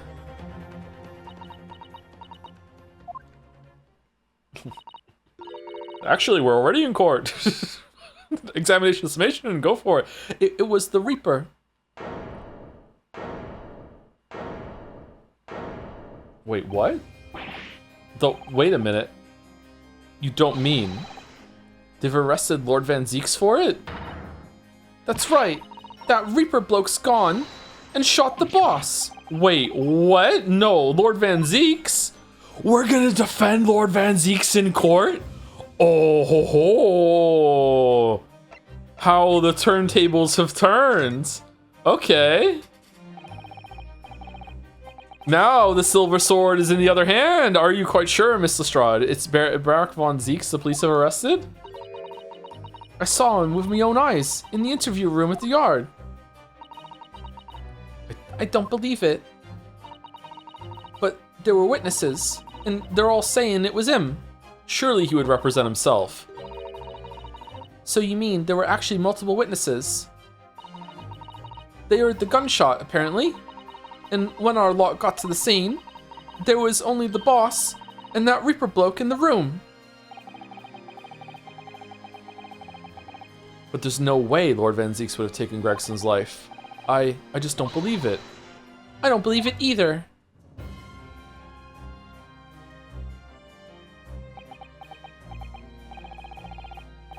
Thank you for informing us, Miss Lestrade.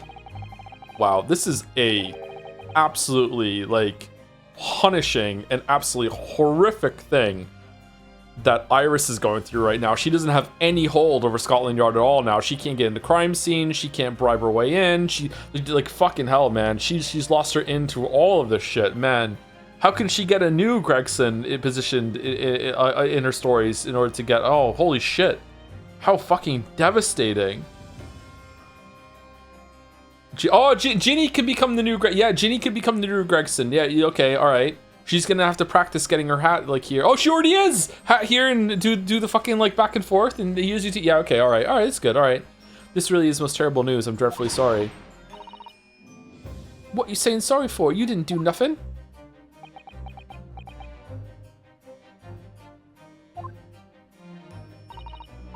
Well, anyway, I'm taking a cab over over to the scene right now. Please come and all. Come and all as soon as you can. You gotta help.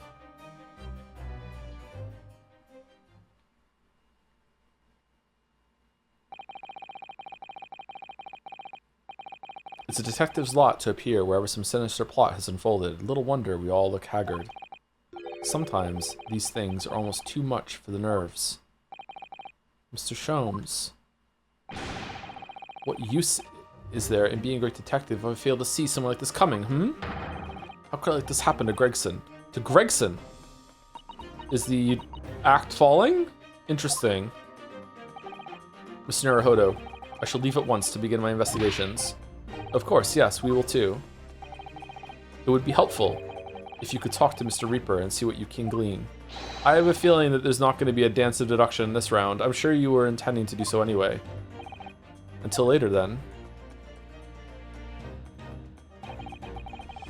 Inspector Gregson dead and Lord Van Zieks arrested. Runo, Susie, I've called you a handsome. I'm waiting outside. Thank you, I am handsome. Thanks, Iris. Shall we, Miss Susato? Yes. Thank you, Big Allen Gaming, for the 31 months. Congrats. 2 minutes ago. What a good streamer. Thank you very much, Big Allen Gaming. That looks like the picture of Mrs. Vigil. Whoa, that's a lot of fucking... That's like a Charlie Day sort of board there. This really is an out-of-the-way part of London. I doubt many people find their way down this back street.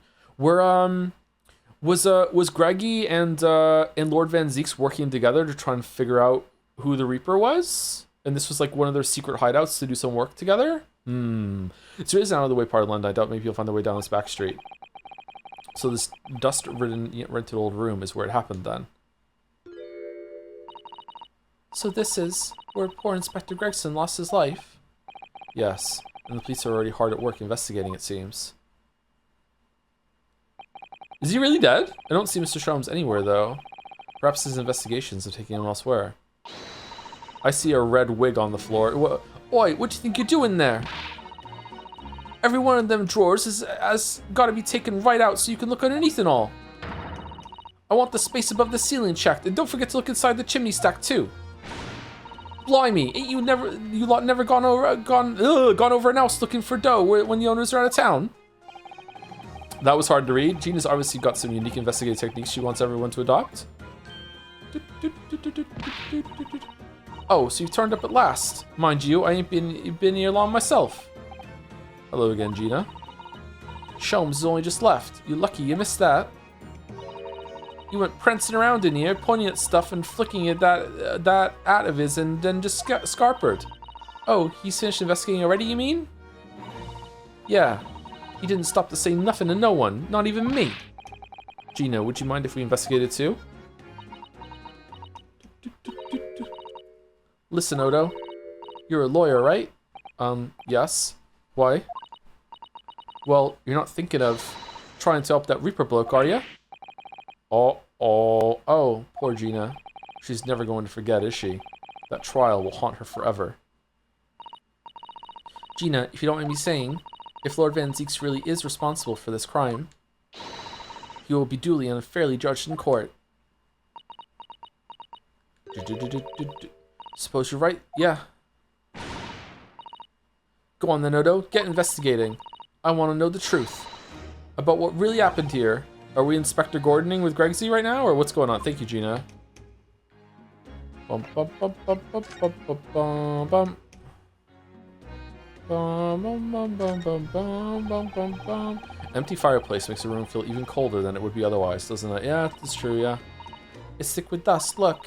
I think it would be fair to say it hasn't been used in a very long time.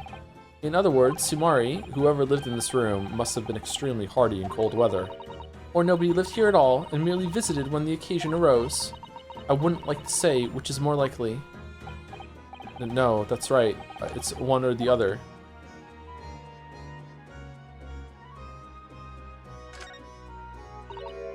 Oh, it's a photograph stand.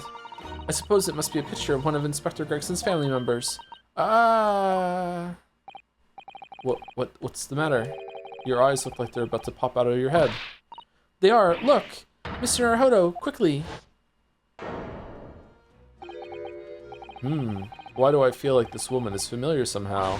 What a nice photograph. Holy shit. Of course she's familiar. We met her only this morning. Ah. It's Mrs. Vigil.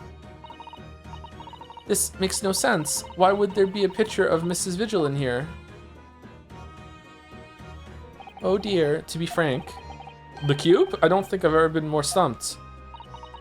Thought you were cute. I'm sorry to say, I have no idea either.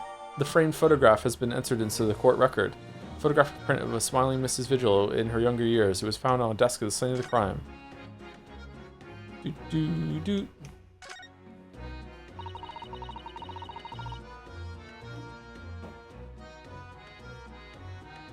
This looks like some sort of notice board or something, and it's absolutely covered in scraps of paper.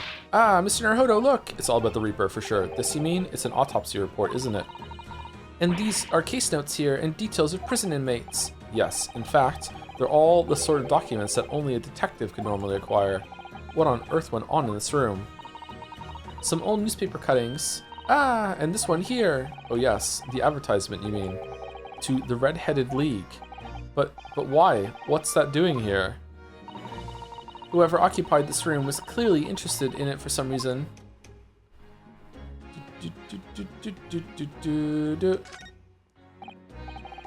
Excuse me? Sholmes? Oh, Inspector. Oh, sir. Poor man. He can't possibly be able to focus on investigating when he's so upset. Everyone loved Greg. This is broken.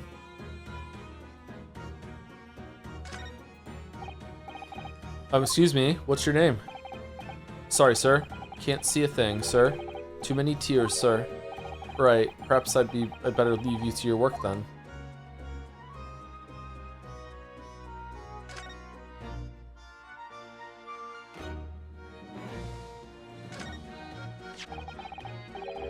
This is presumably the murder weapon then.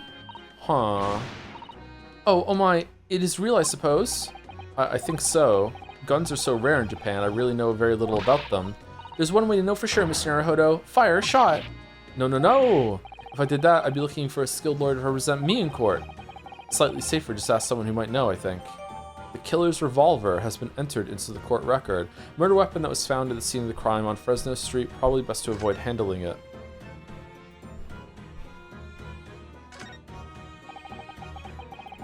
Ever since we came in here, I can't take my eyes off this thing. Oh, funnily enough, neither can I. It's a hairpiece, isn't it? It is. A bright red hairpiece. And I suppose the fact that it's right there next to where the body was found means we have to accept that Inspector Gregson wore wigs, does it? And it's such a flame-colored red, too. Yes, that's a color we've come across very recently elsewhere, isn't it? Exactly. This is a vital clue, I'm sure of it. The red hairpiece has been entered as the court record. Okay, was Sherlock and Gregson doing something with the Red-Headed League, and Sherlock's attempt was with like dyed hair, and then he got caught, and Gregson's attempt was with a hairpiece or something? Like, what's going on? It felt like it was a joke, and then it turns into this. That's a really, really good technique, actually. I like it. Flame red wig found in the scene of the crime in Fresno Street. Presumably it belonged to Inspector Gregson.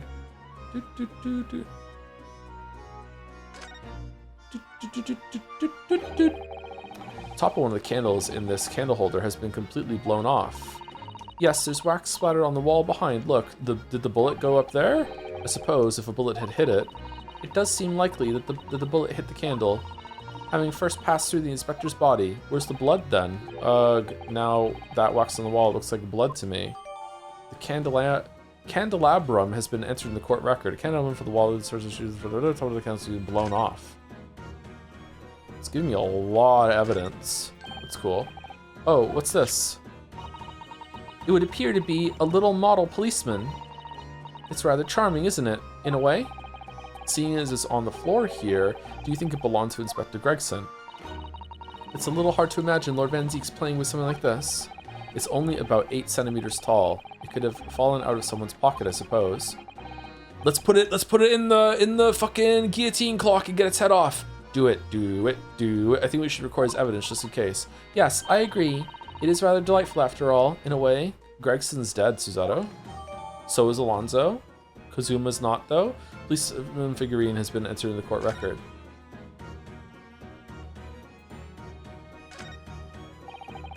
Somebody's very haphazardly nailed those boards over the broken glass, haven't they? You couldn't even really call it a window anymore, so it's exempt from the window tax. Well, if you remember the window at Mr. Natsumi's room, that was totally blocked up with bricks.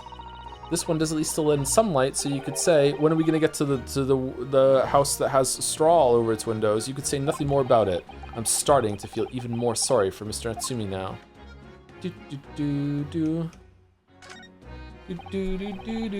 Excuse me.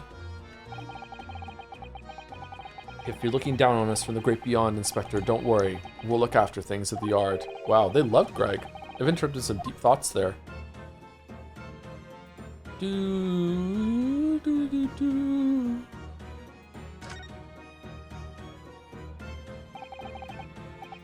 I suppose this is where the victim... That's right, the rope is laid around the body to show exactly how it was found.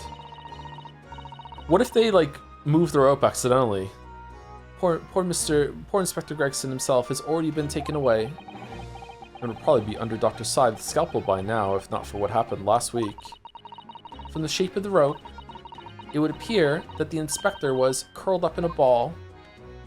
Where's his fish and chips?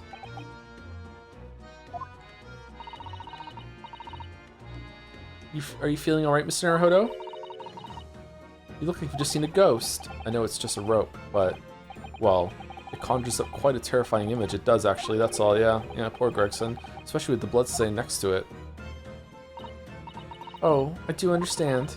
In some ways, what we picture in our minds can be even worse than reality. Here, play with this toy of a policeman. Isn't it so charming? Susato's son is so strong, though. She's taking this far better than I am. Alright, looks like we looked at everything, right? Now we just talked to Gina? Gina, what was Inspector Gregson doing here in the first place? That's what I want to know. It's what, half a year since I got out of the clink?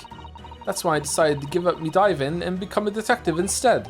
Oh yes, Mr. Sholmes twisted the inspector's arm to agree to take you on as an apprentice, didn't he? Something like that, I think. Anyway, the point is, I didn't really know much about the boss till then, but it turns out he's a bit of a legend at the yard. Goodness, really? They say he managed to solve some really tricky case, just like that. He did? Yep, and ever since then, he started going out on all sorts of investigations, but always on his own. Huh.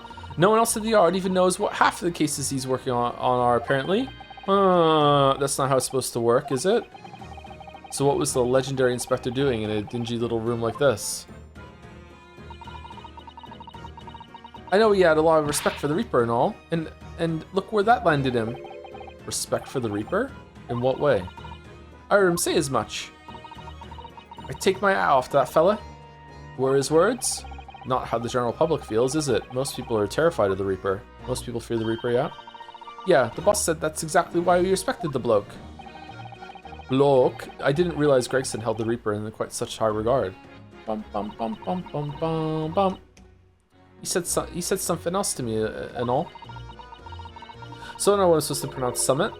Summit? Summit? Something like that. Yeah, someone in chat is saying it's short for something like that. Yeah.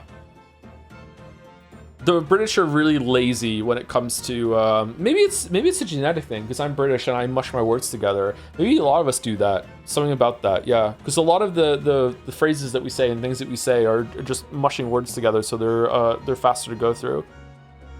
But is it Cockney that's all about rhyming? Can't Adam and Eve it? I can't believe it. It's all about like stuff like that. Do you not think it's a genetic thing? Yeah, it's probably more of a culture thing. They didn't need to worry about a Reaper because it only goes after people what are bad. But then why do I still do it over here? Maybe I learned it at a very young age. I'm not sure. It did kind of set my mind at ease when he said that. Right.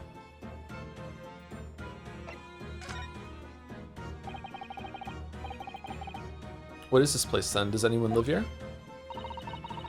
Apparently it's been rented by some cov called Hugh Boone. Huge Bone? Hugh Boone. H. Boone?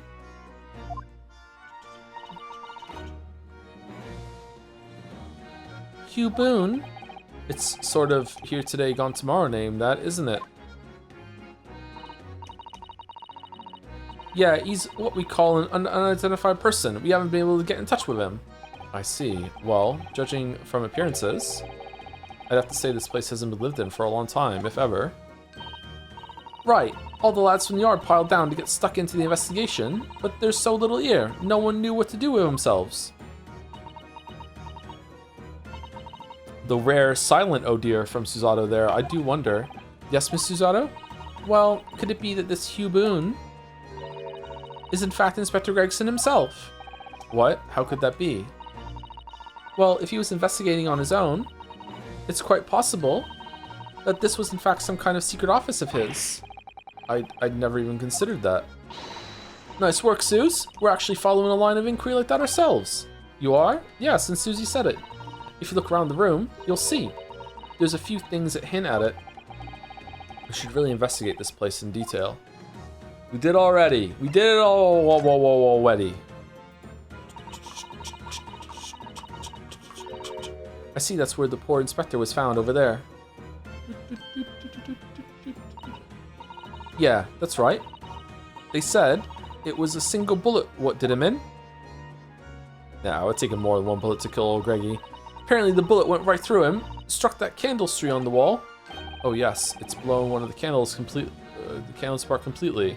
Okay, why is there no blood there? Unless the bullet came, he got fucking wall banged? Like the bullet came from outside through the candle into, but the wax was splattered on the wall then. Why is there no blood? Is that another mistake? See, the mistake of the no blood in the cage last thing is now fucked the vibes up entirely. Just like when we get the autopsy roll for Greg, I'm gonna be like, yeah, really? Is that what happened though? Like, what do we do? And the gun used there on the floor, it's the Reaper's in it, no denying that. What? Really? How do you know that? Take it easy. I don't know what to do with myself when you stare at me with them big wide eyes. I'm always saying what I've heard. Don't know much about guns myself, but there's some bigwig lawman or whatever said so. Why don't you ask him? A bigwig lawman, is it? Bum, bum, bum, bum. Anyway, Fresno Street runs along under that window there. Oh, is Kazuma gonna be the prosecutor? Kazuma's gonna prosecute against his old master? What? There were some street sellers just outside who heard the gunshot. Oh, but I don't recall seeing anybody outside. Yeah, they've all been taken down the yard for questioning, that's why. We're talking about the yard's legendary inspector here. After all, they'll be getting a grillin'. Do you think we might be able to speak with those street sellers ourselves? I doubt it. The lads at the yard will just want to know what we're stupid for, and you'll be up for a grillin' and all. So we can't interview the witnesses then. Shame. Shame. Alright,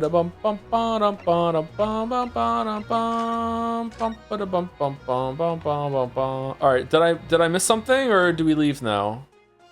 Do we show something to Gina maybe? Do we show the toy thing to Gina? Do we show the photograph of the guy to Gina?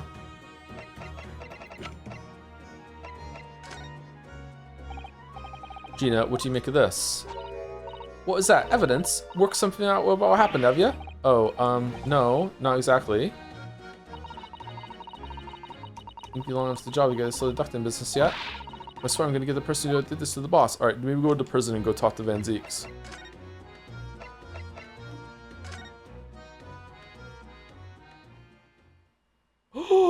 Wait, he's still dressed like that?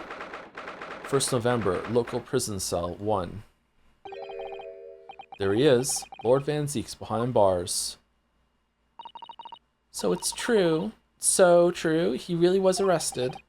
He's sitting with his back to the wall, reading something. I don't think he's noticed us. Lord Van Zeeks? No one had prison outfits? What do you mean? It's just kind of ridiculous he's dressed in this, like, fucking ostentatious garb in prison is all. Like, that's all I meant by a chatter. Fancy meeting you here. The last place on Earth I'd like to be, with the last person on Earth I'd like to see. I'm a poet and I don't know it. I couldn't very well not come. This is how I passed the bar. We heard what happened, that Inspector Gregson was. Go home. This has nothing to do with you. But... Forgive me, Lord Van Zeeks, but I must disagree. Inspector Gregson was very helpful to us on a number of occasions. We're indebted to him, at the very least. We owe it to him to find out the truth about his death, and we're just glossing over what happened in 1-5. It didn't happen. It's okay. He was just doing his job. It's fine. Yeah, it was a tragedy. He died. Just all is forgiven. You must help us with our investigations, please. There's really nothing I can tell you. What were you just reading at the back of the cell there? Was it something related to the case? This? The art isn't quite so cavalier with its information as to share case details with a suspect. We'll tell you. This is a letter from an old acquaintance. Oh, who might that be? Someone you know, as it happens. Albert Harebrain. Of course, yes. I keep forgetting they went to the same university. Is he left over? And I would like to read my correspondence in peace, so let's get this over with, shall we? What is it you want to know? Do you need a lawyer? Strange. I mean, let's face it, Lord Van Zeeks never minces his words, but they seem to have less bite than usual somehow. The music!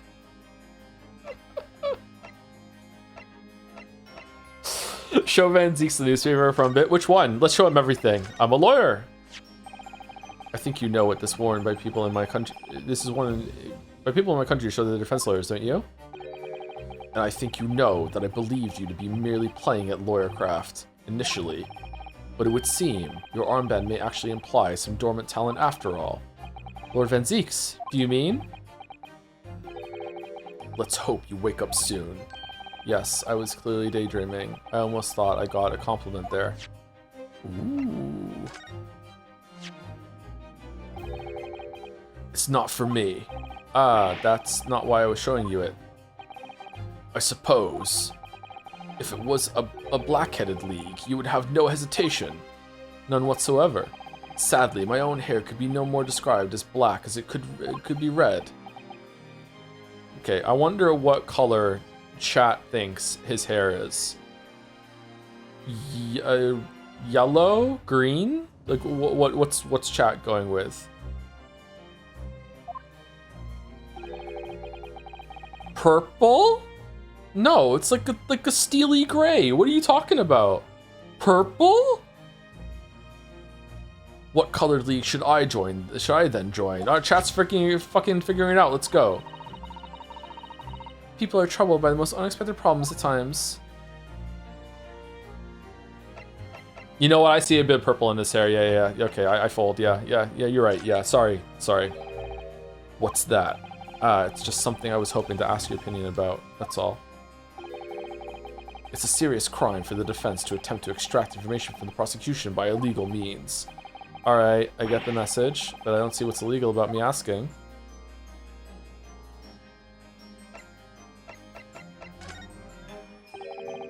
What's that? Okay, what about the gun? Folded so fast, like Superman on laundry day. What's that? It's your fucking gun! How does the newspaper get lines, but the fucking gun doesn't? What's that? What?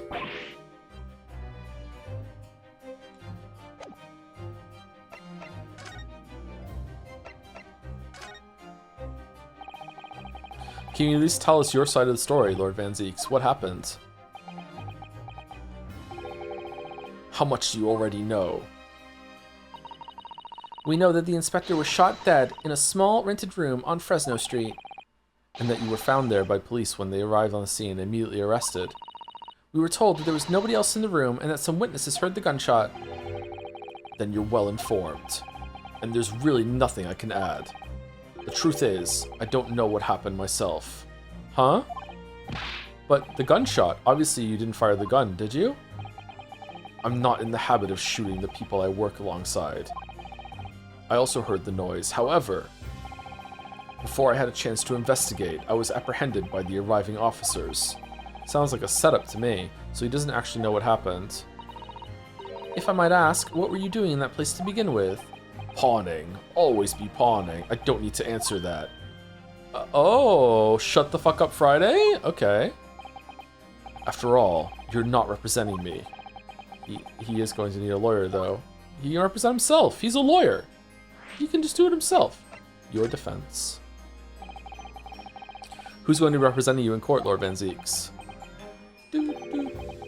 Anyone other than you, I should imagine. Would I be right in assuming that you have no representation as yet? Defense lawyers shy away from any trial involving the Reaper, as I'm sure you know. But this is different. In my career, of all the defendants I've prosecuted, only 19 have ever been acquitted. Of them, 16 subsequently died in mysterious circumstances. Questions will be asked now. Surely not. I assure you, no defense lawyer will want to touch me with the end of a barge pole. How big of a barge pole, though? But you didn't actually have anything to do with those people's deaths, did you? Fuck no. It's been 10 years now that I've been known as the Reaper of the Bailey. Believe me, nobody wants to know the true identity of this killer more than I. However, it seems things may come to a head before I have the chance to uncover the truth about that. What does he mean by that? Okay, can we stop beating about the bush and just let me represent you already? Come on. Come on. Come on. After the trial, Professor Harebrain was supposed to go straight back to Germany, I thought. It's a letter to inform you of safe arrival at home. I arranged his passage by sea and rail. It's a relief, I must say. He should now be beyond the reaches of the Reaper. Because the Reaper doesn't follow people abroad, you mean? Yes, so it seems. Your stupid little Nipponese friend, for example. You told me he was keeping well in Japan when I inquired the other day. Yes, that's right. He's an author now, happily working on it in Tokyo. I am Cat. So, Professor Harebrain is safely back in Germany now. He is, but Germany is a lot closer than Japan. Oh no.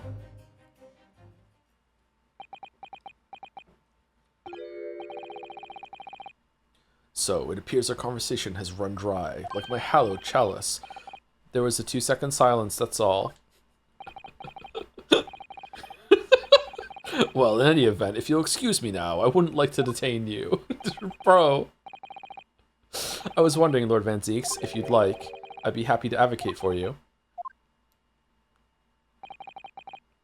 You trust me, do you? Yes. I've heard you speak many times in court. I've seen how you treat people. So, I'm quite sure that you would never have taken another's life. It's just, my feelings can't be used as evidence in a court of law, sadly. Your feelings for me. It's a very gracious offer, however. I trust no one. What? The music, not the police, not the judiciary, and not you Nipponese. But please. I have no intention of engaging your services. The chasm between us is just too wide and too deep, it seems. Need to fill it with love. I'd appreciate it if you don't visit again. Then neither of us will waste any more time. You, me, and the bars between us. Perhaps we need to dig a little deeper and find out more about Lord Van Zeeks and what happened to Inspector Gregson.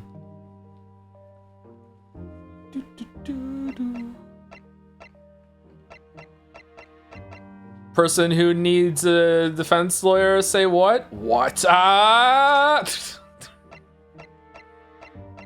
Where are we going?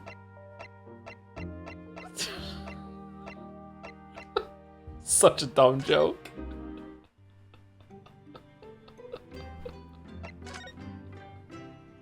What to do? I can't believe it. Inspector Gregson. It's awful, isn't it? But we must carry on. Carry on. I know, but it's just so much to take in. I don't know where to start. We must start with a thorough investigation of the scene, and we must interview Gina. Then we must go to the prison and speak with the Reaper. We did that already. Thank goodness I have you, Miss Susato. You have it all under control as usual. You're too kind, Mr. Naruhodo, but I'm afraid I don't have all the answers. I really have no idea how to be around Iris at the moment. Oh, yes, that album's 20 years old now, Joe. It's fucked up. Yeah, I know. When I was a young boy, my father took me into the city to see a marching band. I love that song. Holy fuck. Carry on, carry on. 1st of November, British Supreme Court. Lord Chief Justice's office. You've made good time. I took an express train back to London. Huh? Who is it? Hairbrain? I can hear Lord Strongheart. Can you? Yes, it sounds as though he's talking to someone. 2 swords! Is everything in place? I had a private compartment on the train so I could check all the paperwork. It's... Kazuma-sama!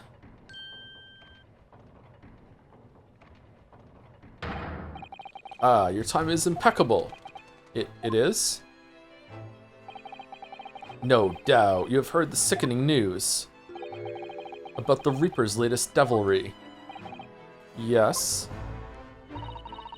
I'm sure you don't believe it, of course, though, Lord Strongheart. That Lord Van Zeeks could have done such a thing to Inspector Gregson. I believe only in the facts. And the facts in this case point to one thing. The unavoidable accusal of Lord Van Zeeks for this crime. We must bring charges against the Reaper for taking the life of our legendary detective. Okay, what the fuck are you playing at? Oh no, surely not. It's a truly regrettable situation. Tomorrow, the Forensic Science Symposium finally begins. At the very least, though, we can show the world our justice system's swift and equitable processes.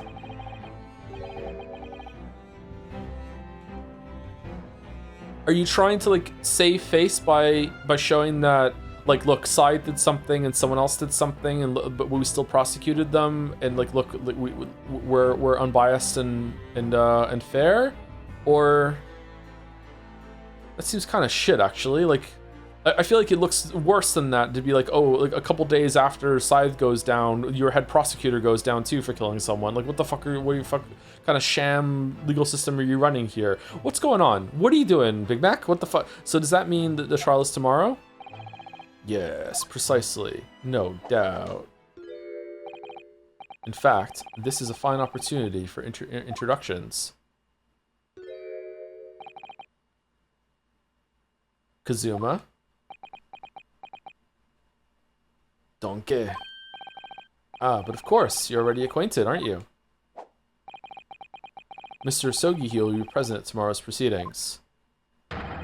Okay, did the hit over his head also make him evil? Like, what the fuck are we doing? Leading the prosecution. Wait, what? Kazuma? As I'm sure you're aware, he's a very capable practitioner of law. No? Actually, no? Kazuma-sama, a prosecutor? What the fuck is this pose in the background? What? I'm sure you can imagine that tomorrow's trial will be closely followed all over London. In fact, no, people all over the Empire will be watching closely to see how it unfolds. There's no salvation for anyone in a trial prosecuted by the Reaper of the Bailey. And now, the Reaper himself must stand in the dock. Quite so, the public want answers about the Reaper. Answers about how and why those who escaped conviction subsequently died mysterious deaths. But Lord Van Zeeks firmly denies any involvement in such matters. Oh, is it gonna be his whole entire thing is gonna be on trial? Because that would be really interesting, but also extremely hard to do. If they can do that and pull it off, I would like it, but I don't know how you could do that. How is this not the last case? Is there really one after this? Or is it like fucking 10 years later DLC epilogue sort of thing? And there have been thorough investigations that have proven him to be innocent. That's certainly true. Or it has been, at least, until now. So true. No, tomorrow's trial will mark the start of a new chapter in our country's great judicial history.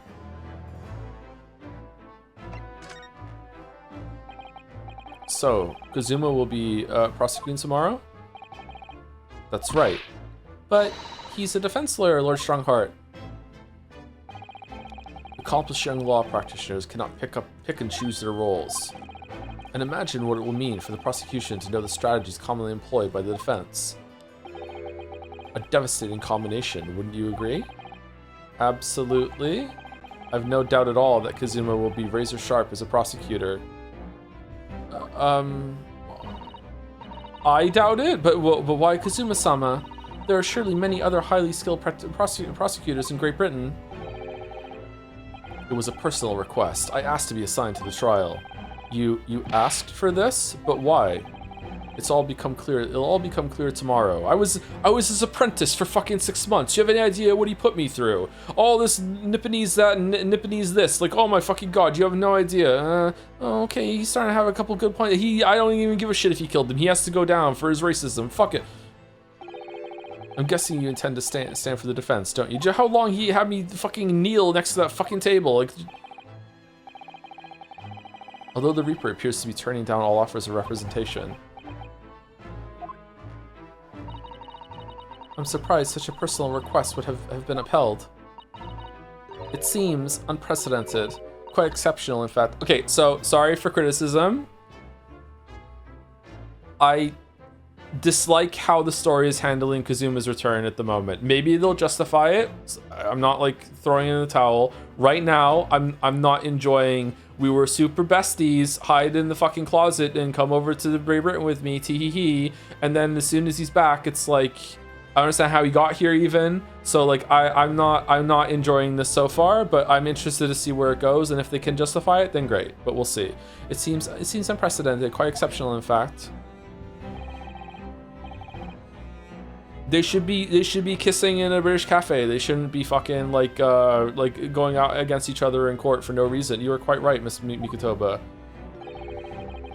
Tomorrow's trial will be unprecedented and exceptional in every way. After all, the accused is one of Britain's greatest prosecutors, the pride of the Empire. It would be unwise to give the public a reason to perceive it as the judiciary closing ranks.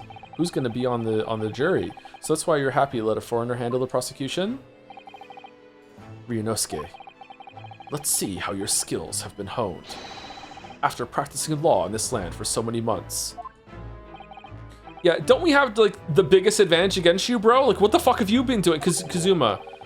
Even if you have been studying under the tutelage of Lord Van Zeeks this whole entire time, like meticulously, we've beaten him in court every single time. Like, what are you talking about? I don't understand why you're being so hostile to me now. This isn't going to end well, my friend. Ho, ho, ho. Okay. Oh yes, we noticed that there was a gun at the scene of Inspector Gregson's death. Do you know if it belongs to Lord Van Zeeks? That would be a question for the lead detective investigating the scene. Well, the thing is, she wasn't sure, so she told me I should ask somebody higher up who might know. That's right, Mr. Naruhodo. Be direct. Ooh, it's certainly a model that's issued to all personnel involved in law enforcement, yes. Which includes prosecutors, as I'm sure you can imagine. In that case, it could actually have belonged to the victim. No, Gregson had his gun on his person. Maybe they swapped guns and then used it to fire, so it was Gregson's gun. Yeah, got you. What about Lord Van Zeek's? He claims it's currently not in his possession. What? According to his story, he lost it. In short, Sue, it's more than a little suspicious. What's going on, Strongheart? But just because the gun in question is the same type as the defendant's is no proof that it's actually his. No, of course not. Nevertheless, the situation is grave for Lord Van Zeek's.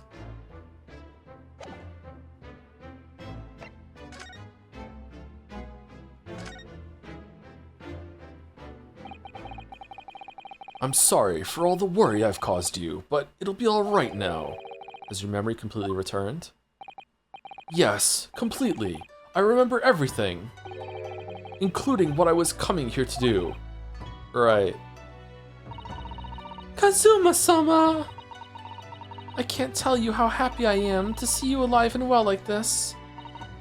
But how did you come to be here in London when you were suffering from amnesia? It was the voice. This past year, I've been hearing it in my head constantly, saying the same thing over and over. Go to London, that's where your destiny awaits. It was that voice that guided me here to London. I'm so sorry for what's happened. Anyway, my memory might have returned to me, but there's something that won't return to the way it was before. Huh? What do you mean? I'm a prosecutor now, so I'm sure our paths will cross again very soon.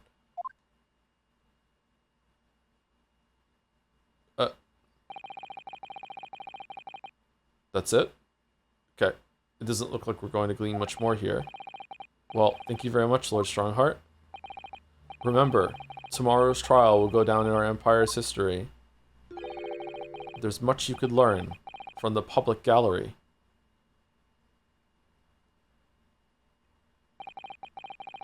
Sorry to have taken up so much of your time. We'll see ourselves out. Hold it! Before you go, Ryunosuke. Oh, what is it, Kazuma? I just wanted to thank you. Kazuma-sama, what? You took my determination to heart and brought it with you over the ocean in my stead. And you carried out my role to perfection. You always were intent on studying British law in order to change our own justice system. It was your dream, and Mr. Naruhodo didn't want that to die with you. No, that was bullshit. I'm just here to kill someone that killed my dad. Yes, I had another purpose for coming here. Oh. I actually have a favor to ask. Which is? This trial will be prosecuting tomorrow. I'd like you to be there to see how it ends. Right in front of me, as the defense counsel. Why? What's all this about? I know you have what it takes. But Lord Van Zeeks would never put his fate in my hands. On the contrary, he recognizes your talent. He does. He talked about you all the time. It was super fucking annoying. It's not easy to see behind the facade sometimes. Here, have a look at this. That's Lord Van Zeeks and Inspector Gregson. In a photograph that must have been taken some time ago by the look of it. And who's the third person? It was displayed very prominently in the detective's office. In Gregson's office, you mean? Yes. What I'm trying to say is, if you really think you can trust the Reaper, you might find that some straight talking makes him take a different view. Take it. Straight talking, huh? Gregson's photograph has been entered into the court record. I don't understand. Why are you giving me this? Just hurry, Rinosuke. Visiting hours at the prison are almost over. What are you doing, Kazuma? Everyone would like to know what Kazuma is doing.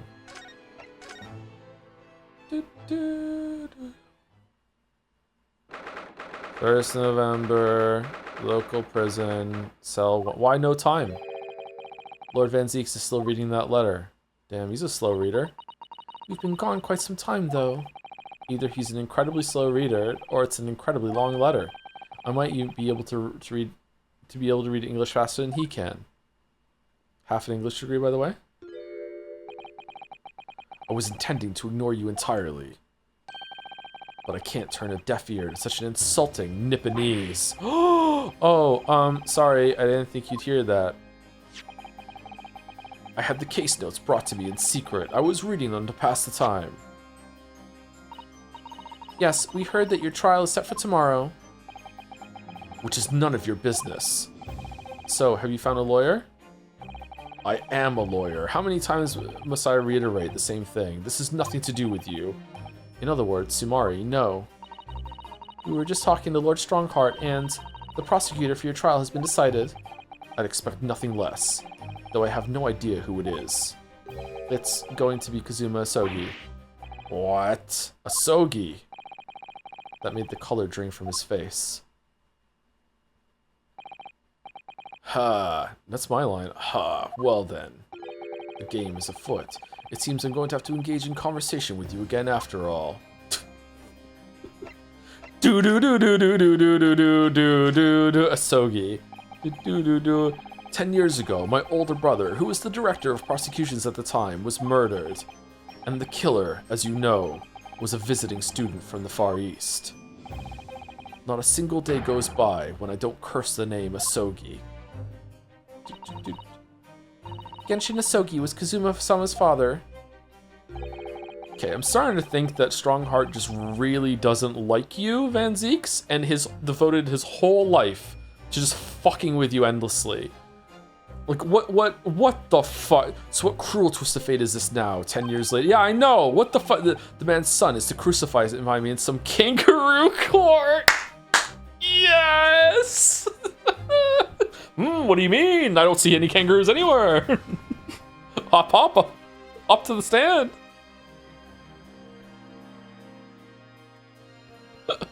Kangaroo court. Oh, holy shit.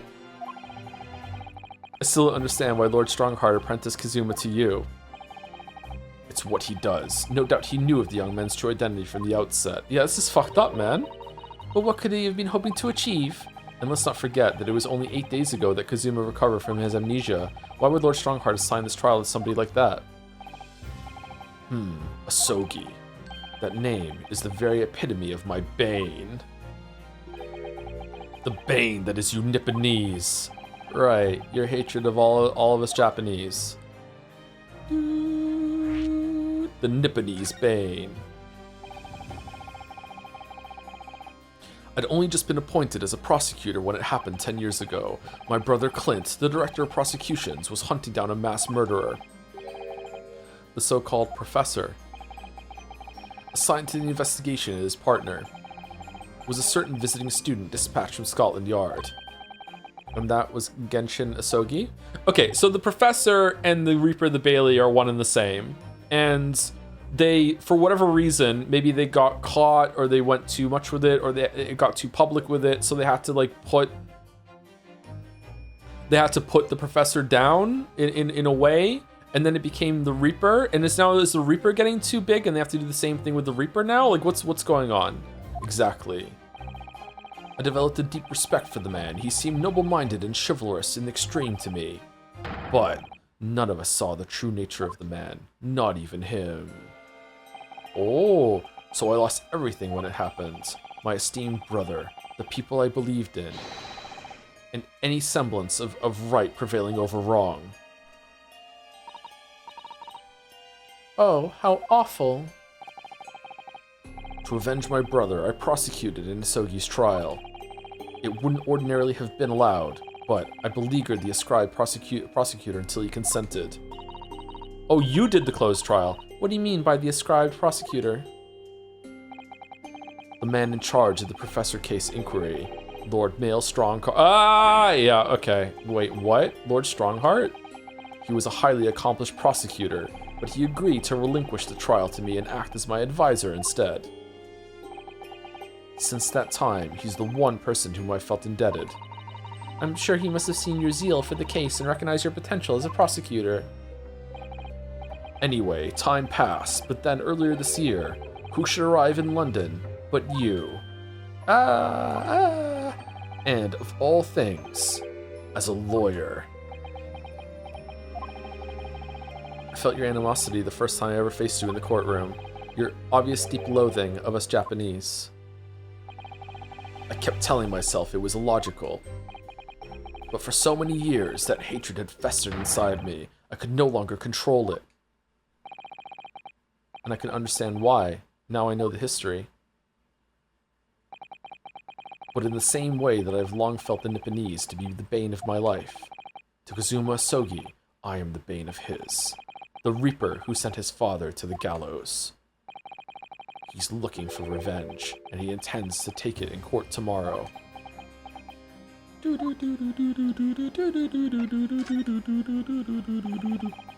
Gregson's transfer to the Paris police prefecture had finally been arranged for the coming month, but he'll never make it to France now. It's a tragedy.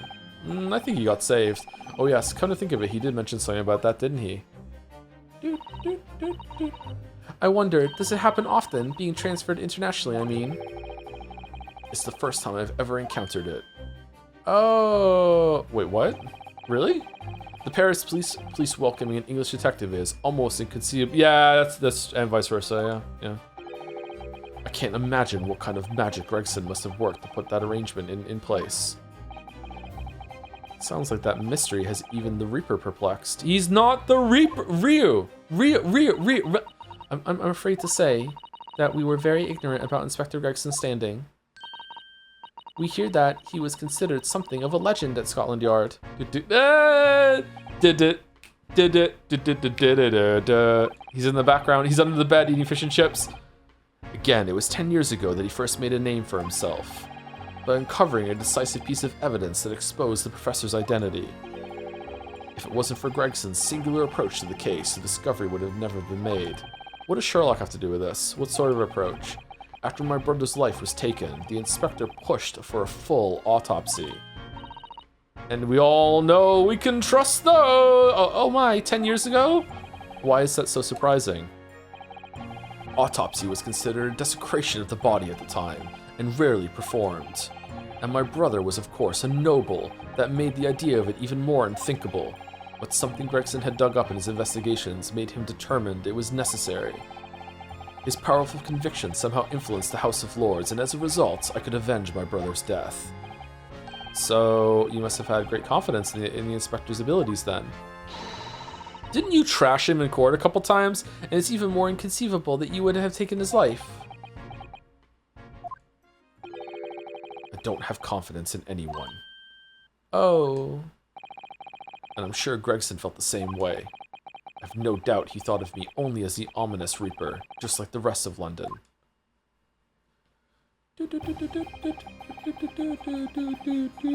What really went on between Lord Van Zieks and Gregson, I wonder? What was the true nature of the relationship? About the gun used to shoot the inspector that was found at the scene. Ah, yes, that's not mine. Really? Because common opinion seems to be that it is. What do you expect me to say to that? Lord Strongheart informs us that you claim to have misplaced your firearm. As embarrassing as that is, I'm afraid it's true. Stolen? What do you mean? You wouldn't lose a gun. What are you talking about? When did you lose it then? That, I don't know. Oh. I was issued with a revolver when I first became a prosecutor 10 years ago. I must have stowed it somewhere, I suppose. Or left it somewhere, perhaps. Doesn't like guns.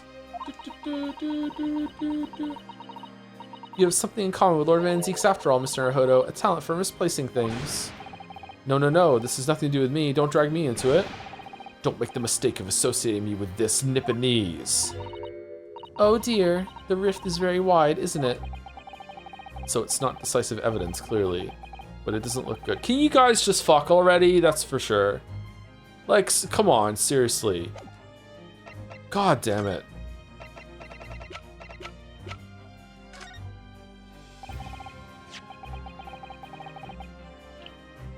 Lord Van Zeeks, we came by this old photograph. Where did you get that?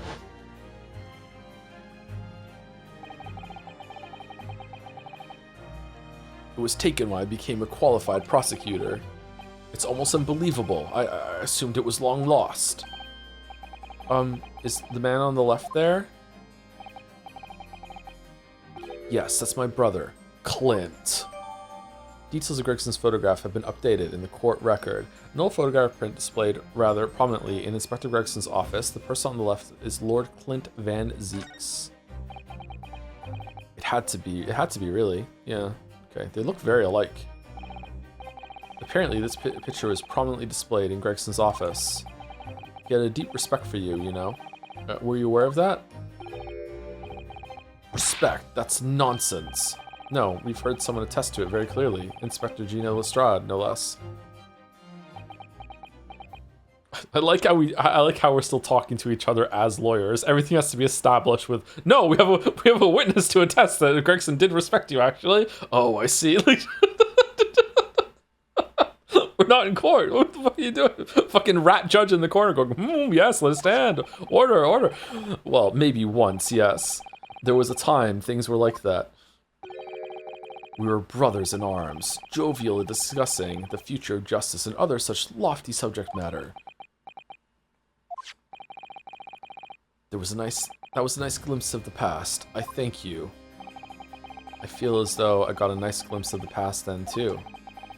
There was a glimmer of light in his eyes, a brief twinkle, an insight into the true nature of this man known to all as the stone-cold Reaper of the Bailey. Bum, bum, bum, bum, bum, bum, bum. Mr. Naruhodo. Oh, that's the first time he's ever used my actual name. We didn't need that. We didn't need that. We didn't need that. Hey, do you understand what just happened? We didn't need that. I've lost all confidence in my country's justice system. I don't trust the police, the judiciary, or lawyers. But there's still one thing I'm willing to believe in. What's that? That which you see in the eyes of another across the courtroom. A simple determination to know the truth. Lord Van Zeek's son. From the very first time we clashed in the Bailey almost a year ago now, I couldn't deny it, even though I dearly wished I could. Okay, guys, people who are saying that they don't see it in the text, they're talking about the look in each other's eyes, like instantly across the fucking. Come on! Come on! How?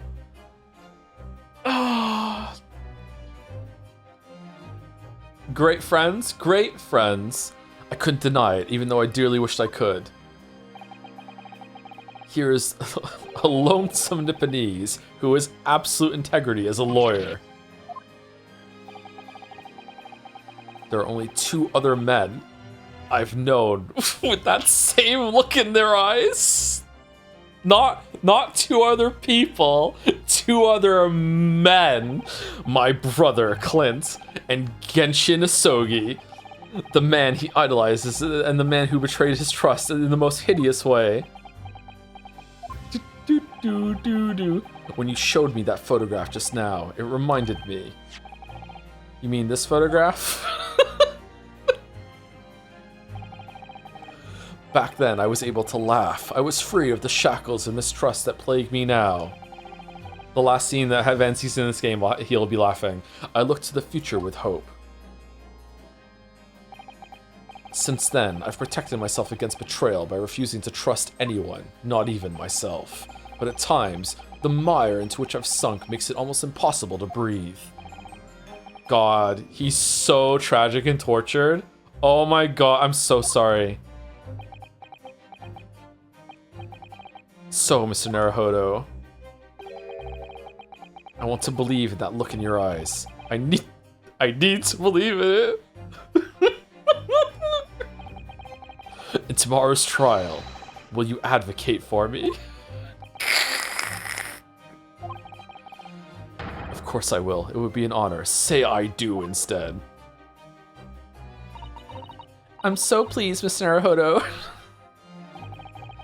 It's like one of my Japanese fujoshis.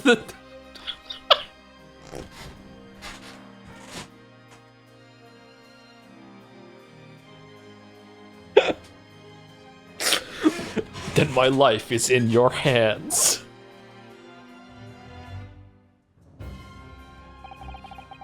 For Lord Van Zeeks, that must have been an incredibly hard thing to ask. Which is why I simply cannot let the man down. Tomorrow, in the Old Bailey against my old friend Kazuma.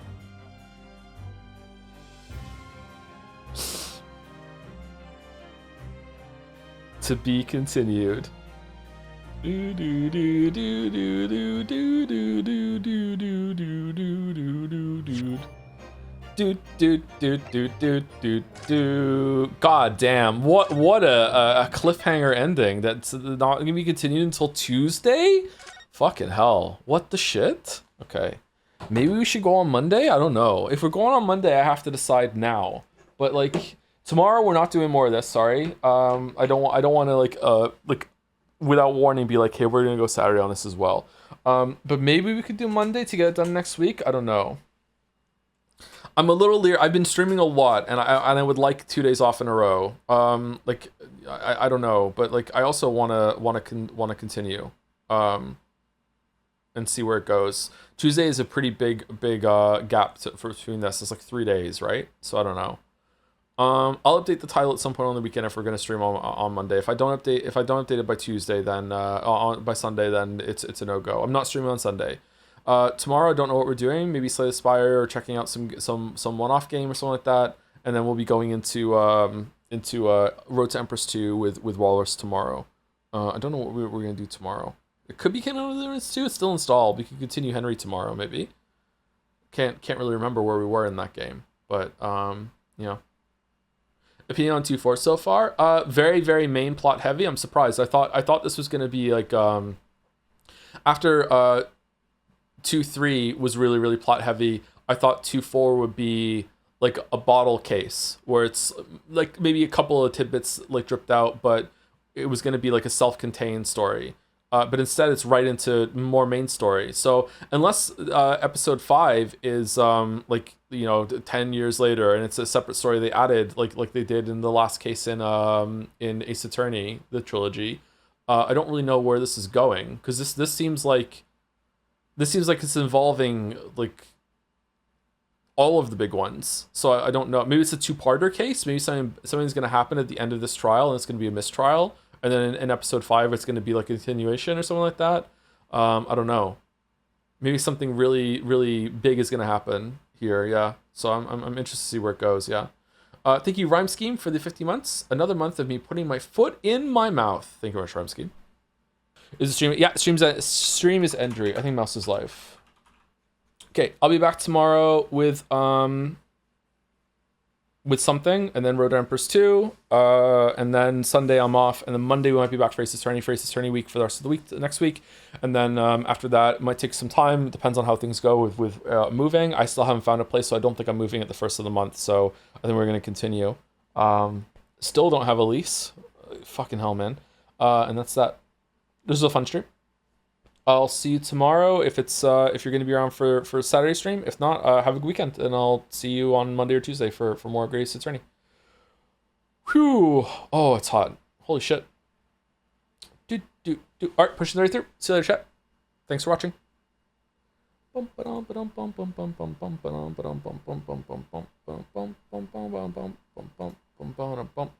And see you to anyone who stuck around or is watching on the VOD. Hope you have a good weekend.